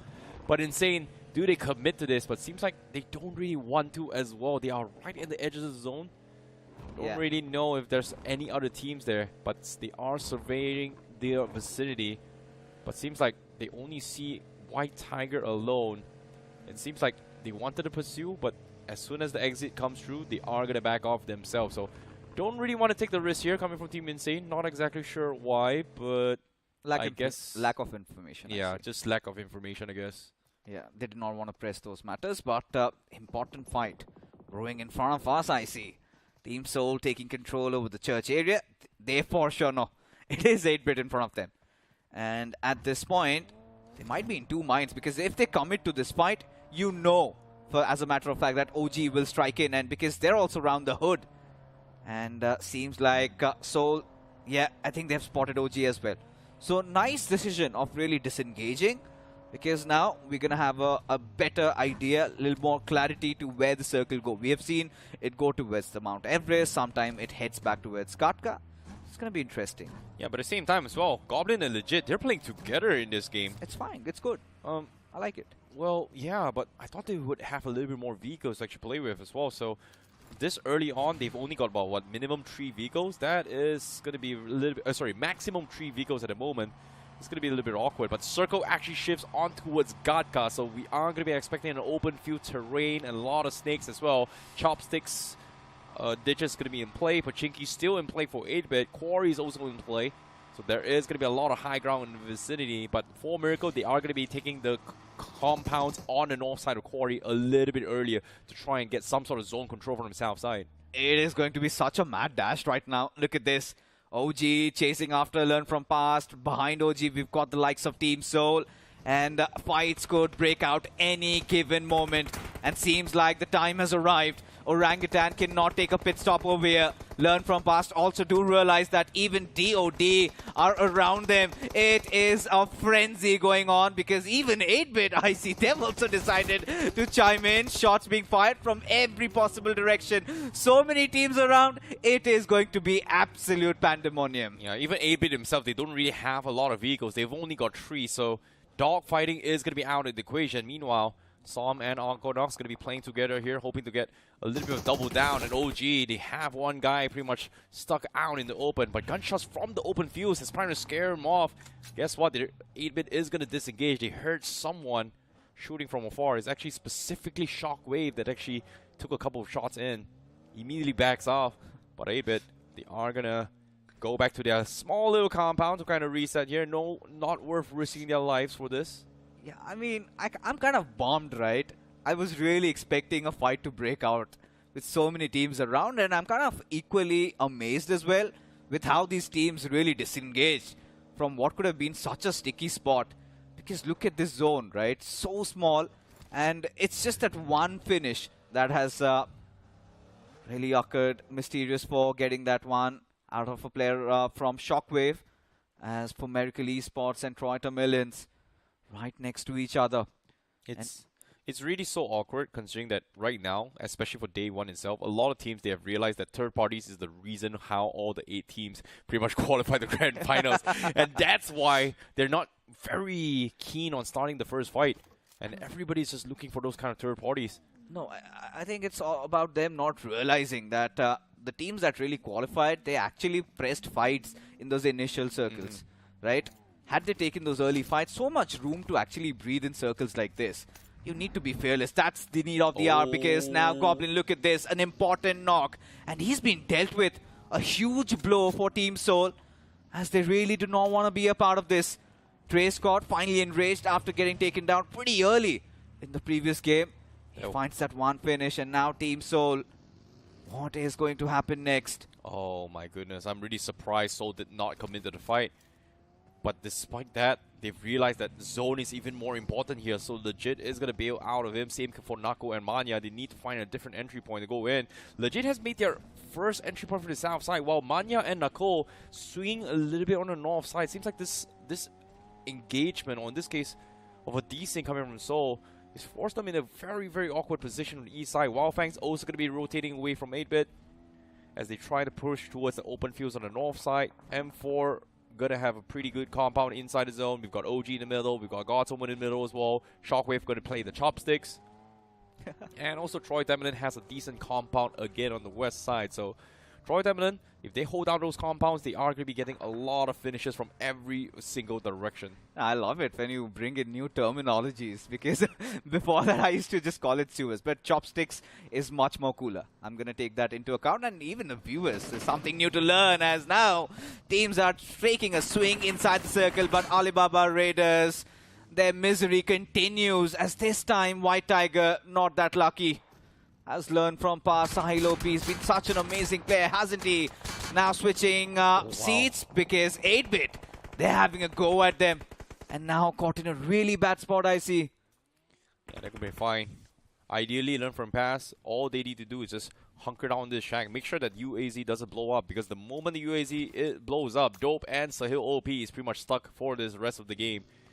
And unfortunately to say, their zone is not exactly favoring them on the east side. But if the circle shifts east, it's great. But if it's not, they're pretty much in an awkward spot. Yash does have a decent amount of high ground to work with, so a lot of teams have to be very careful about this. Shots are being made. They are attracting some sort of company. Do or die. Very close to the vicinity from learn from pass. May actually look to third party this. But on screen, Wyld Fangs is still be on the go.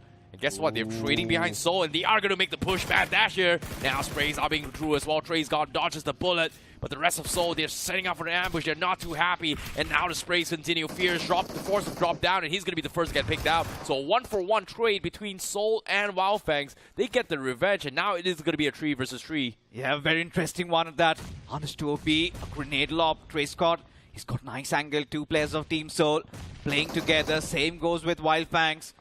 Anuj, can he find another knock? At this point, Wyld Fangs, they're on the back seat. They're fighting against the circle as Team Soul have a little bit of a leeway up until now. As now they've also been spotted out.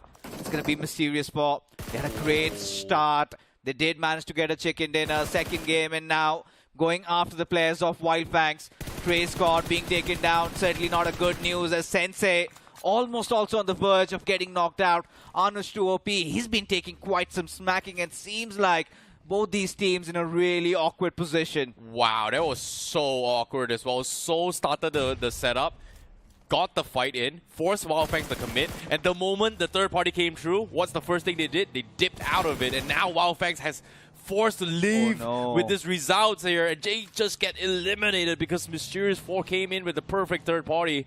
Nice timing coming from Wanya to make the call to just completely back out. But as soon as I say this, they back out, they re-rotate, and guess what? They run into his True Rippers, and Manya now is going to be knocked off as well. Legit looking at the wrong angle, because from behind, it's going to be Mysterious 4. They continue on the chase. They know for a fact there was 2 teams out in open, and they spot out so, and they get shot from afar. Now, True Rippers, they are going to try and claim up some finishes, but they just could not. And no, wait, they do. Jelly actually takes away those finishes. What? This is wild stuff happening, right? Especially Team Soul and Wyld Fangs really overstaying their welcome, trying to stretch that fight. And this was incoming, and even Knuckle, he goes falling down. That marks the end for Team Soul. A very disappointing day by all means. Especially had a lot of anticipation, a lot of expectations to pull in through with that wild momentum they were swinging. You know, it's so awkward when both both Soul and Wyld Fangs have same ideology in this situation. And because of those same ideas, has forced themselves to run into each other time and time again. And because of that, they're actually hurting each other. Yeah. Was it preparation issues? Not really. It's just that when both teams have same minds and they think alike, well, it is a disaster because you can't have 2 great minds in the same game. Yeah, actually, I mean, I take your second point because both of them actually intended on rotating from the northern side, and that eventually caused in them engaging in that fight. But what they did not realize were there were people around them. And now True Rippers did benefit from that entire fiasco. They did manage to squeeze in 2 finishes. Of course, Mysterious 4 really not happy about it as True Rippers. Now, let's see what's happening next, because they've got the players of Team Jux right in front of them. Jux at very low HP, and now Niku, he a false prey. It's going to be Mac who does the dishing damage there. As now Rebu, his position also compromised. He's being literally shot from everywhere. Oh. How long does he survive as Kyolamau raining death and destruction? And now even Jelly will just drive over him as there you go. The final confirmation is there. True Rippers increase their tally to 4. Now this is the True Rippers we haven't seen for a while. They're back in action, feeling a little bit confident as well. And this time, it might be a frank heavy game for True Rippers. Seems like the game plan here is going to be pushing for his out. But guess what? They are about to run into his God's Rain. And Jelly actually spots them out. Gets a couple of shots in. God's Rain, do they commit or do they back off? Sam, he's going to full send it. And God's Rain, they are backing out. So this dogfighting, aggression coming from True Rippers is actually scaring off God's Rain. But seems like God's Rain, they're not really prepared Smart. as well because it is a 2-2 split coming from them. And just like that, True Reapers, they find space and they are having a little bit of safety net right now.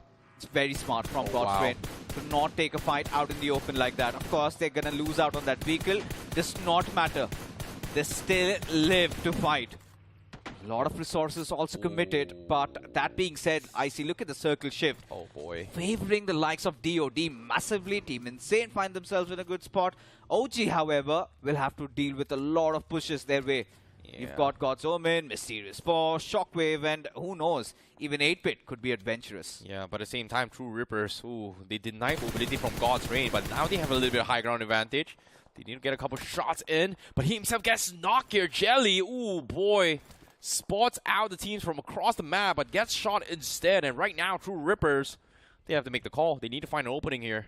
Right now, pushing the God's Rain seems to be a very, very good call, but it is going to be extremely, extremely risky here. As they know for a fact that if they try to push down south, you can see from Sam's perspective, where do they dock? Because it's all just open fields after open fields. Seems like they have to make the call here. True Rippers making the gamble, mad dash, hoping that maybe God's Rain doesn't take fire. Here he goes. Here comes the run. Running out of zone. They dodge God's Rain's line of sight, and they are going to be able to get out. Now, what's concerning is where do they land? Where do they take their pit stop at? Is it going to be around that small shack? I do not like those positions, but nice spread at least. Somehow trying to keep themselves in contention as now those bullets start coming. And now suddenly they'll have to fight. And indeed, Jelly does a very important opener against the players. And now True Rippers will also double down. A fight against Learn From Past. One of their players down on his knees. But so will be Sam, also getting taken down off picture as Kyolama wanted to take this one in. But eventually he's also being dealt with. Fights happening everywhere, all across the board right now. Oh no, True Rippers. They might have made a mistake. Jelly did not have the line of sight. Kyolama and Sam overcommitted to that. And now the save continues here. Ninzi trying to make the rescue here. True Rippers, they will disengage. And wow, Learn From Past, they have docked up. Guess what? A third party comes through. 8-Bit is looking to try and pick a fight. Same can be said for from Shockwave, who got out of those chopsticks vicinity. But Learn From Past, they need those resets. Vehicles pretty much exposed as well. And they are going to be A-okay for now, but they need to stabilize. As you can see, shots being shot from every single direction. And Sahil OP is about to lose those UAZ. As 8-Bit was able to chime in a lot of damage. Honey in the front lines. Gonna try and bait some sort of reactions. But Dope can't seem to find anything here. But Zom, look at this. Oh, the jump shot! But jumps right into the collision of the car. And Honey finds one pick. Oh my god. So unlucky of Somraj, but great pick for Honey though. Yeah, indeed. As Learn From Past, this time they have decided to go in for the ball. And those grenades go in, but somehow he's still alive. Equinox, how is he still breathing? I have no freaking idea how he made that happen. But these are bizarre incidents that you get to see and enjoy.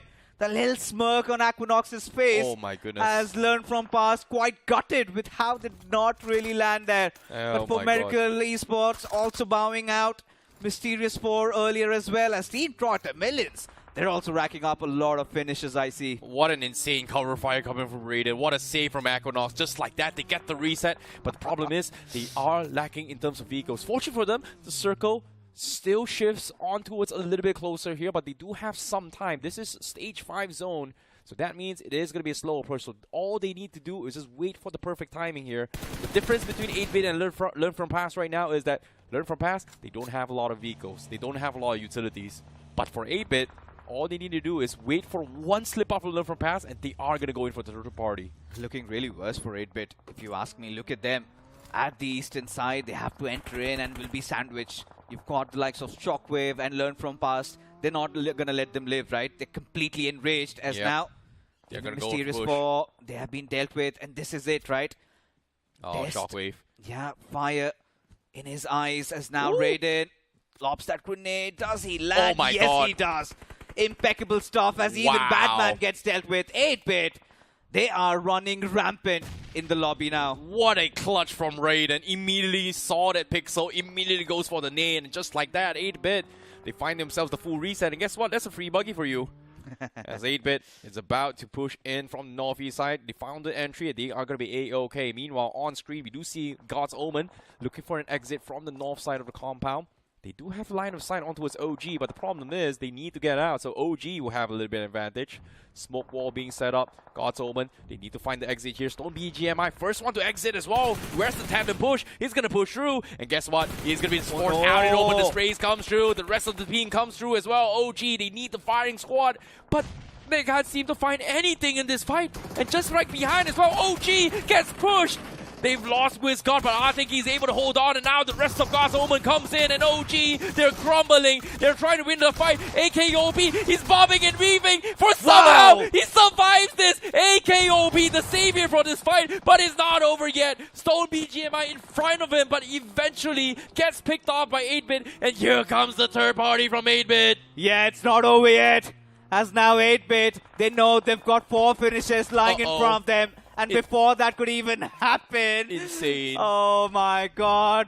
This is ludicrous stuff, folks, happening here in the battlegrounds as now Team Insane, they find themselves in a precarious spot. A fight against DOD is on its way. Oh my goodness, the third parties after third parties. Insane. It was DOD actually. Chimed in. DOD chimed in, and just like that, now DOD trying to third party was insane. It was just a game of third parties. OG, they had the upper hand. But 8-Bit came through. Insane came in with a nade. Finish off AKOP. That was just so awkward. And even then, while Insane was looking for third party, Do or Die actually joined the fight. And look at this. Team learned from past. They're really going after GDR. A knock onto it just in, but that also makes things so much easier for 8-Bit. So much coverage around the northern side as these teams around the south duke it out. Silopi. He wants to find one more, trying to thread the needle, maybe get that finish. Neo absolutely clueless on where are these shots coming from. Of course, cannot find any visual, but this is nasty stuff. As even Destro, he falls. It is also DOD doing all that damage, and now GDR suddenly caught in a pinch. Yeah, learn from pass. So OP is trying to farm on some finishes here, but they're all outside the zone, and you know who's having zone control? It's got to be 8-Bit. They've got so much control. They want in ping on the radar. They are going to be dominating from the north side, but the south side has not been concluded yet. God's Rain right at the edge. Pressure against them. And DOD is going to try and pinch him as well. Destro gets confirmed. But it's actually Omega that still gets the finish. So he'll drop them down low. But Destro bled out. And the points goes to the initial knocker towards Do or Die. So very, very unfortunate for Sahil OP. They could not steal those finishes. Yeah, now these teams need to find their way inside the zone as GDR. They decide to fight their way through as Dope eventually alive. Not anymore. As GDR will storm their way in. Will of course have Delta, but do get the avenue to carry him. The opportunity is still there. But with 8-Bit also being dealt with, that's some mad stuff happening. As Team Insane have somehow dealt with them.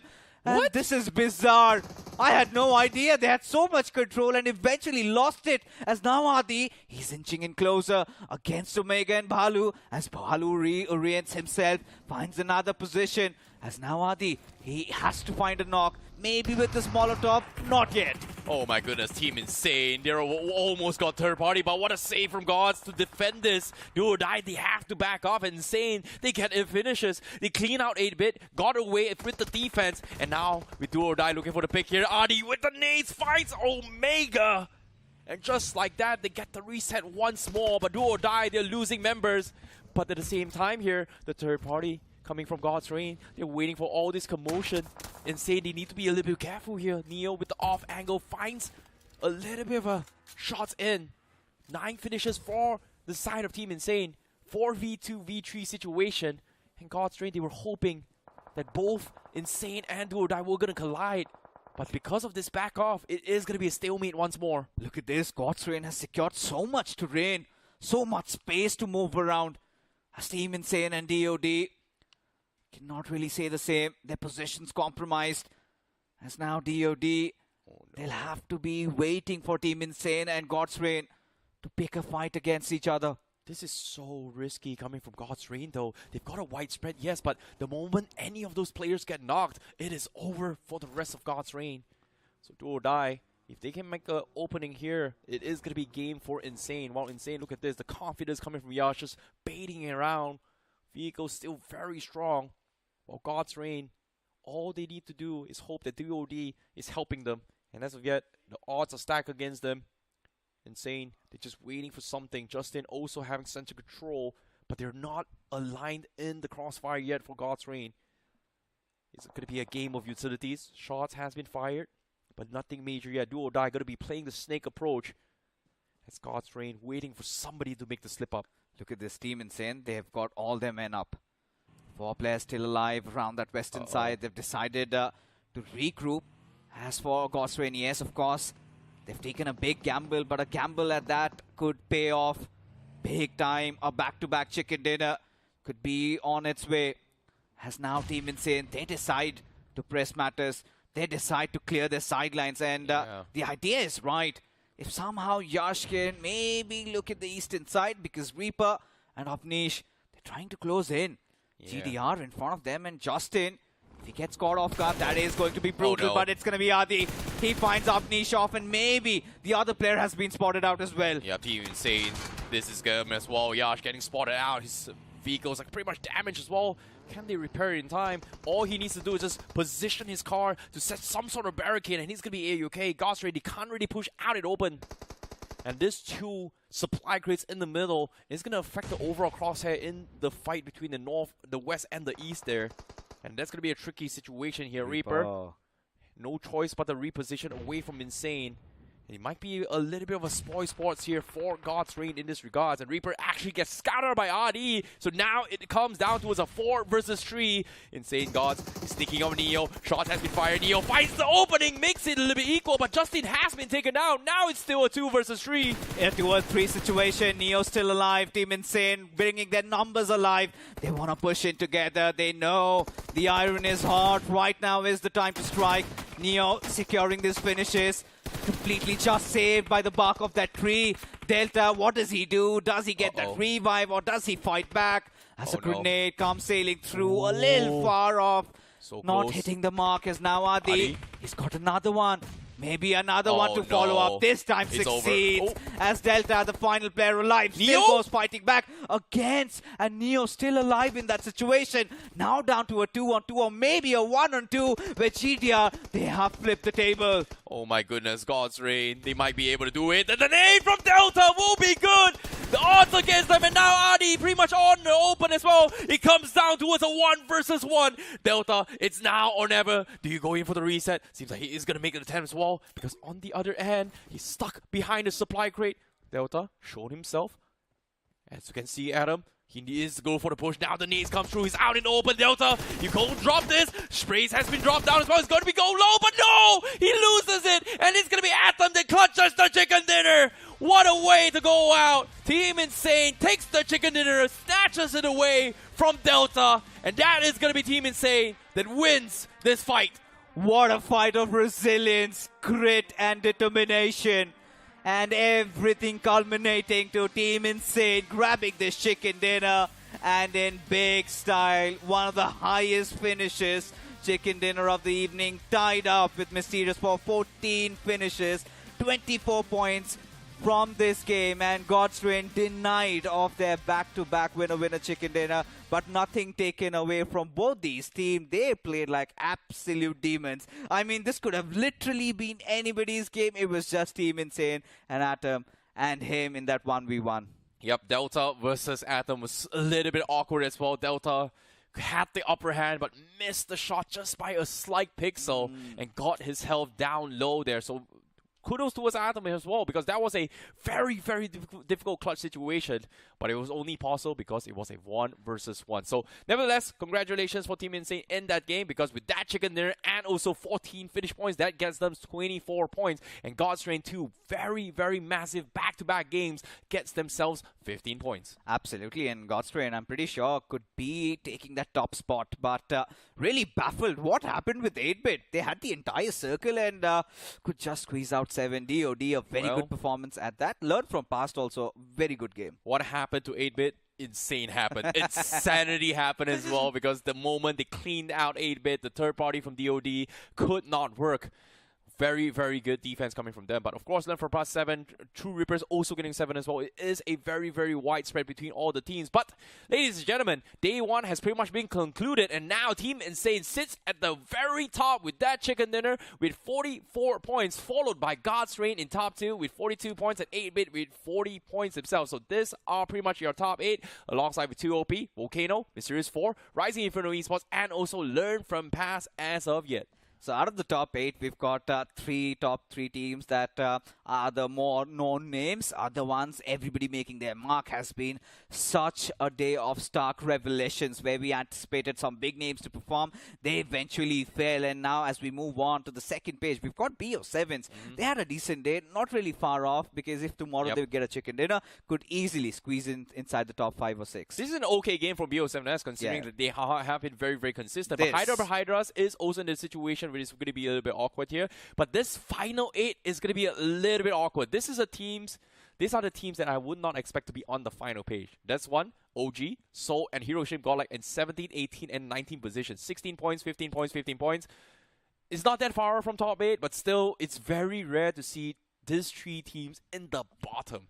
And, you know, I'm kind of surprised that even Alibaba Raiders struggled quite a lot, I see, because this is something you and I, we both were talking about in week 1, that it was such a nice recovery from Alibaba Raiders. They barely missed by a couple of points to make it inside the Grand Finals. And maybe that kind of did hurt the mentality when you were so close and you could not make it. There was that absolute meltdown. But whatever the case is, they still have 12 more matches to go after this. All these teams, I mean, nobody is out of the competition yet. There's so much drama to unfold. But yeah, this was so far a day where these OG, Seoul, and Godlike could have done better. DOD in the final game, they stepped up, but overall the day wasn't that great. Yeah, this bottom 8 teams here has got a lot of homework and preparation to do for today itself, because day 1 is all about understanding and giving a little bit of inputs on the rest of the team's play style in specific maps. And of course, when it comes to today, I feel like it can be a lot of question mark coming in for some of the teams in terms of drop spot. We saw a little bit of question mark coming for Wyld Fangs and VOLCANO. VOLCANO won that. It's great. But now adaptations needs to be made tomorrow. But all things considered, for these guys, you guys are watching on the bottom right on the screen itself. We are going to be jumping into a very, very short interview with VOLCANO very, very soon with Flash. And I'm curious to see what VOLCANO has to say about their performance today, because we know it didn't go well for them because they were almost dead last in week 1 semifinals. But today they had been so amazing, right? Especially that game of Sanhok. So much to discuss with the boys. So over to Flash. Hello मेजी भाई, hello. कैसे हैं आप? ये तो बताइए पहले, आपने वापसी करी आज के दिन पर? मैं बहुत अच्छा। आज 2 गेम्स में हमारे अच्छे पॉइंट्स आए, बाकी 2 गेम हमारे थोड़े से थ्रो हो गए, लेकिन हमने रिकवर कर लिया, तो उतना कोई इशू नहीं है। देखिए, गेम और इन सब की बातचीत तो चलती रहती है, पर मैं आपके बारे में जरूर फ्लैश जानना चाहूंगा। आप हो गए या फिर विजिते हो गए, दूसरे जो खिलाड़ी आपके हैं अर्जुन, उनके बारे में आप बताइए कि कैसे वो प्लेयर्स हैं और किस तरीके से वो खेलना पसंद करते हैं। प्लेयर्स तो सब टॉप नॉच है। हर एक प्लेयर के मतलब इंडिविजुअल स्किल्स बहुत अच्छे हैं, और हमारे जो सेमीफाइनल्स वीक 1 था उसमें हमारा उतना अच्छा नहीं हो पाया क्योंकि एक प्लेयर की थोड़ी तबीयत खराब हो गई थी, तो हमें अपने 5th प्लेयर के साथ खेलना पड़ रहा था, तो इसलिए थोड़ा ये हो गया। और अभी हमारा जो वीक 2 चल रहा है उसमें हम ट्राई कर रहे हैं जो अपना नेचुरल गेम हो, जो हमने पिछले राउंड्स में खेले हैं, वो अपना बेस्ट देके जो होगा देखेंगे। फ्लैश, आज का दिन बहुत इंपॉर्टेंट था, एंड आज मैं जानना चाहता हूँ कि जब टीम मीटिंग हुई आपकी आज के दिन से पहले, तो उसमें क्या बात हुई और क्या प्लान्स बनाए गए? हमारा सिंपल था, हम किसी भी टीम से डरेंगे नहीं। जो सामने से फाइट्स आ रही है वो हम लेंगे, किसी भी टीम से नहीं डरने वाले। और वही हमने ट्राई किया कि जितनी फाइट्स हमें मिल रही जो हमारे लिए अच्छी है वो हम कन्वर्ट करें और गेम्स निकालें। जी हाँ, काफी अच्छा गेम आज के दिन पे फाइनली हमें आता हुआ देखने को मिल रहा है। बट फ्लैश, मैं समझना चाहूंगा कि जैसे कुछ प्लान बनता है पहले दिन में, सपोज 3 मैच के बाद आप 30 या 40 का आंकड़ा सोच के आ रहे हो, और अगर उसके अनुसार चीजें नहीं चलती तो अगले दिन में आपका क्या अलग अप्रोच होता है ताकि उसे आप बेहतर करके जाओ? हमारा हर गेम का मोटिव रहता है कि हम हर गेम में 10 पॉइंट निकालने का ट्राई करें। अगर उससे ज्यादा आ रहे तो वेल एंड गुड, अगर नहीं आ रहे तो हम नेक्स्ट गेम में उस चीज को रिकवर करने के ट्राई करें। चलिए फ्लैश, अभी तक तो काफी ज्यादा बेहतर तरीके से आपने बताया कि आपकी टीम किस तरीके से खेलना चाहती है, पर अभी जो आपने पॉइंट्स निकाले, क्या आप उनसे संतुष्ट हैं या कल के दिन पर थोड़ी और कोशिश रहेगी? अभी तो मतलब डिसेंट डे था आज हमारे लिए, अब कल देखते हैं क्या रहता है, क्या सिचुएशन रहती है, कल और बेटर करने का ट्राई करेंगे हम। चलिए उम्मीद करते हैं कि वोल्केनो इसी तरीके से खेलती रहेगी। फ्लैश आप भी नाम के अनुसार बहुत सारे फिनिशेस निकालते रहेंगे। Thank you so much flash हमारे साथ जुड़ने के लिए, बहुत बहुत शुक्रिया। Thank you very much. चलिए फ्लैश हमारे साथ। Wow, that was a very interesting interview. Such a smart lad. I mean, usually when you have these new faces coming up, they're usually shy in their box. But he was outspoken. He spoke about how fearless they've become, especially after that little illness that Vegito had to go through. Yeah. Once he's back, finally showcasing their natural style of play. And I loved it when he said that we're not scared of anyone. Bring it on. Whoever comes, we're going to take those fights. Well, of course, that was pretty much the interview here. Let's take a look at what our predictions is, because it seems like every single one Except on the GDR. except for Anki got his prediction right, because all of us completely whiffed the ball, because I don't know what's up today, because the undergods are stepping up, and even 4 Miracle did pretty okay here coming from AZ as well. So I would say that was a little bit awkward here, but in all things considered here, aside of jokes or predictions coming from casters, let us talk about the day's summary for today. These are your 6 teams that did really, really well in today in securing a chicken dinner. We saw Mysterious Fall, we saw Rising Inferno Esports, we saw VOLCANO taking 2 games to kind of adapt, and now with Vegito coming into play, they look stronger than ever as well. So hopefully things are going to be a little bit better for VOLCANO Esports in these next upcoming days, and maybe we get to see them in LAN as well. You know, the only things that I'll be taking from what happened today was the dark horses. They've done their homework. The bigger teams, I think they got a little complacent, as a result of which I think it's still good that they finally find their mistakes in those earlier days, because if this had happened in the 3rd or maybe 4th day, then we know you cannot avoid the disaster that follows. Nothing lost for anybody, but still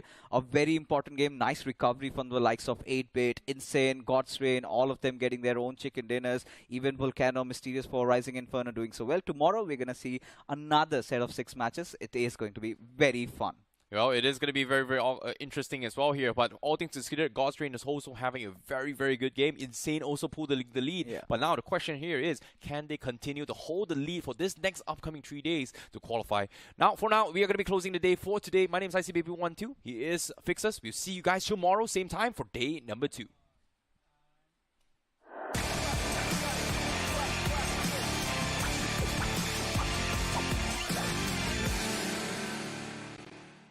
All right, team, we have got a chance. Good job, man. Good job. Defeat.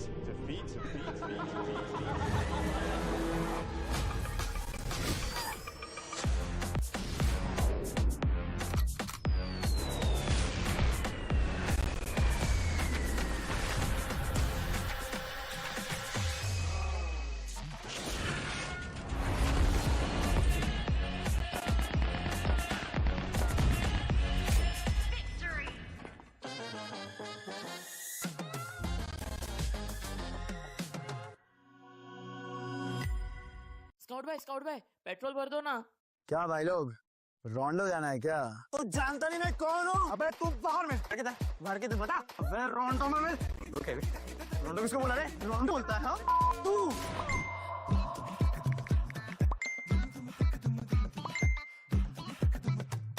रोंडो? Run.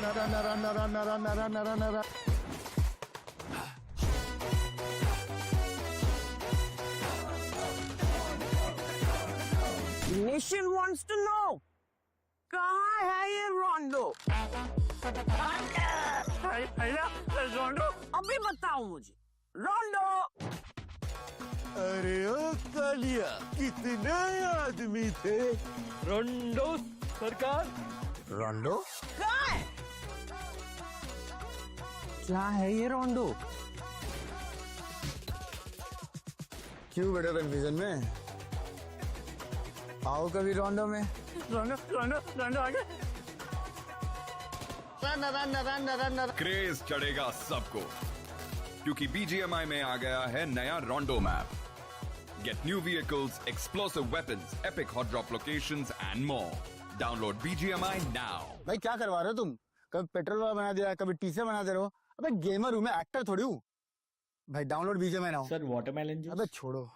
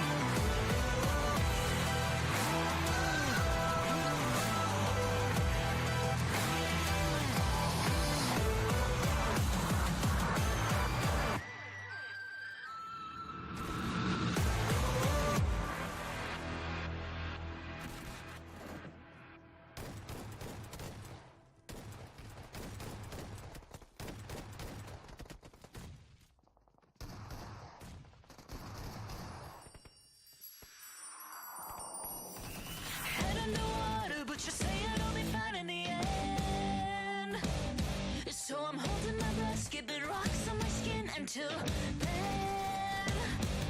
Lost at sea, you were the one to push me in. But the water's warm, now I'm bathing in karma and sin. You can see the pain in my eyes, and I can see you standing by. Getting ready to pounce, but it's over. Now you've had your fun, but mine's just begun. Going insane, so I drink my pain.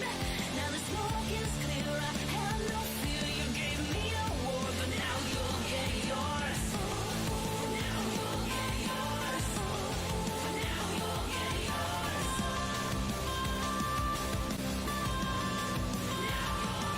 Wanna tear out my eyes from the things that you made me see. Confusion, rage, and regret consuming me. Sun's going down and I feel it getting cold. I step outside, but the chill is from your soul.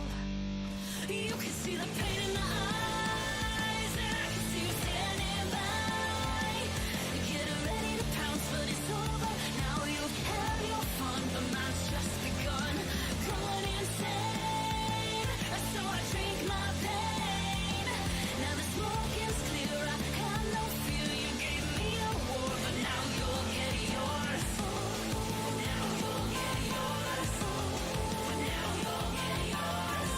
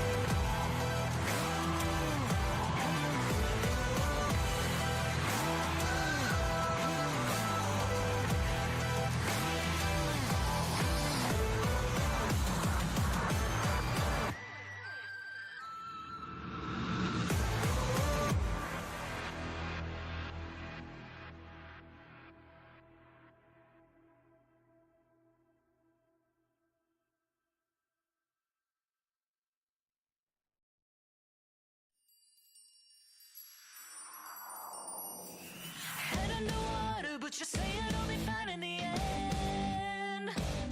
So I'm holding my breath, skipping rocks on my skin until then. Lost at sea, you were the one to push me in.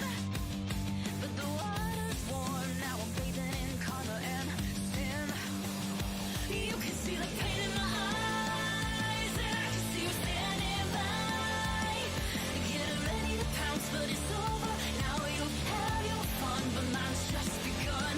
Going insane, so I drink my pain. Now the smoke is clear, I have no fear. You gave me a war, but now you'll get yours. But now you'll get yours.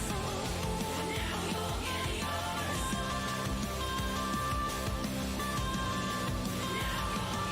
Wanna tear out my eyes from the things that you made me see. Confusion, rage, and regret consuming me. Sun's going down and I feel it getting cold. I step outside, but the chill is from your soul. You can see the pain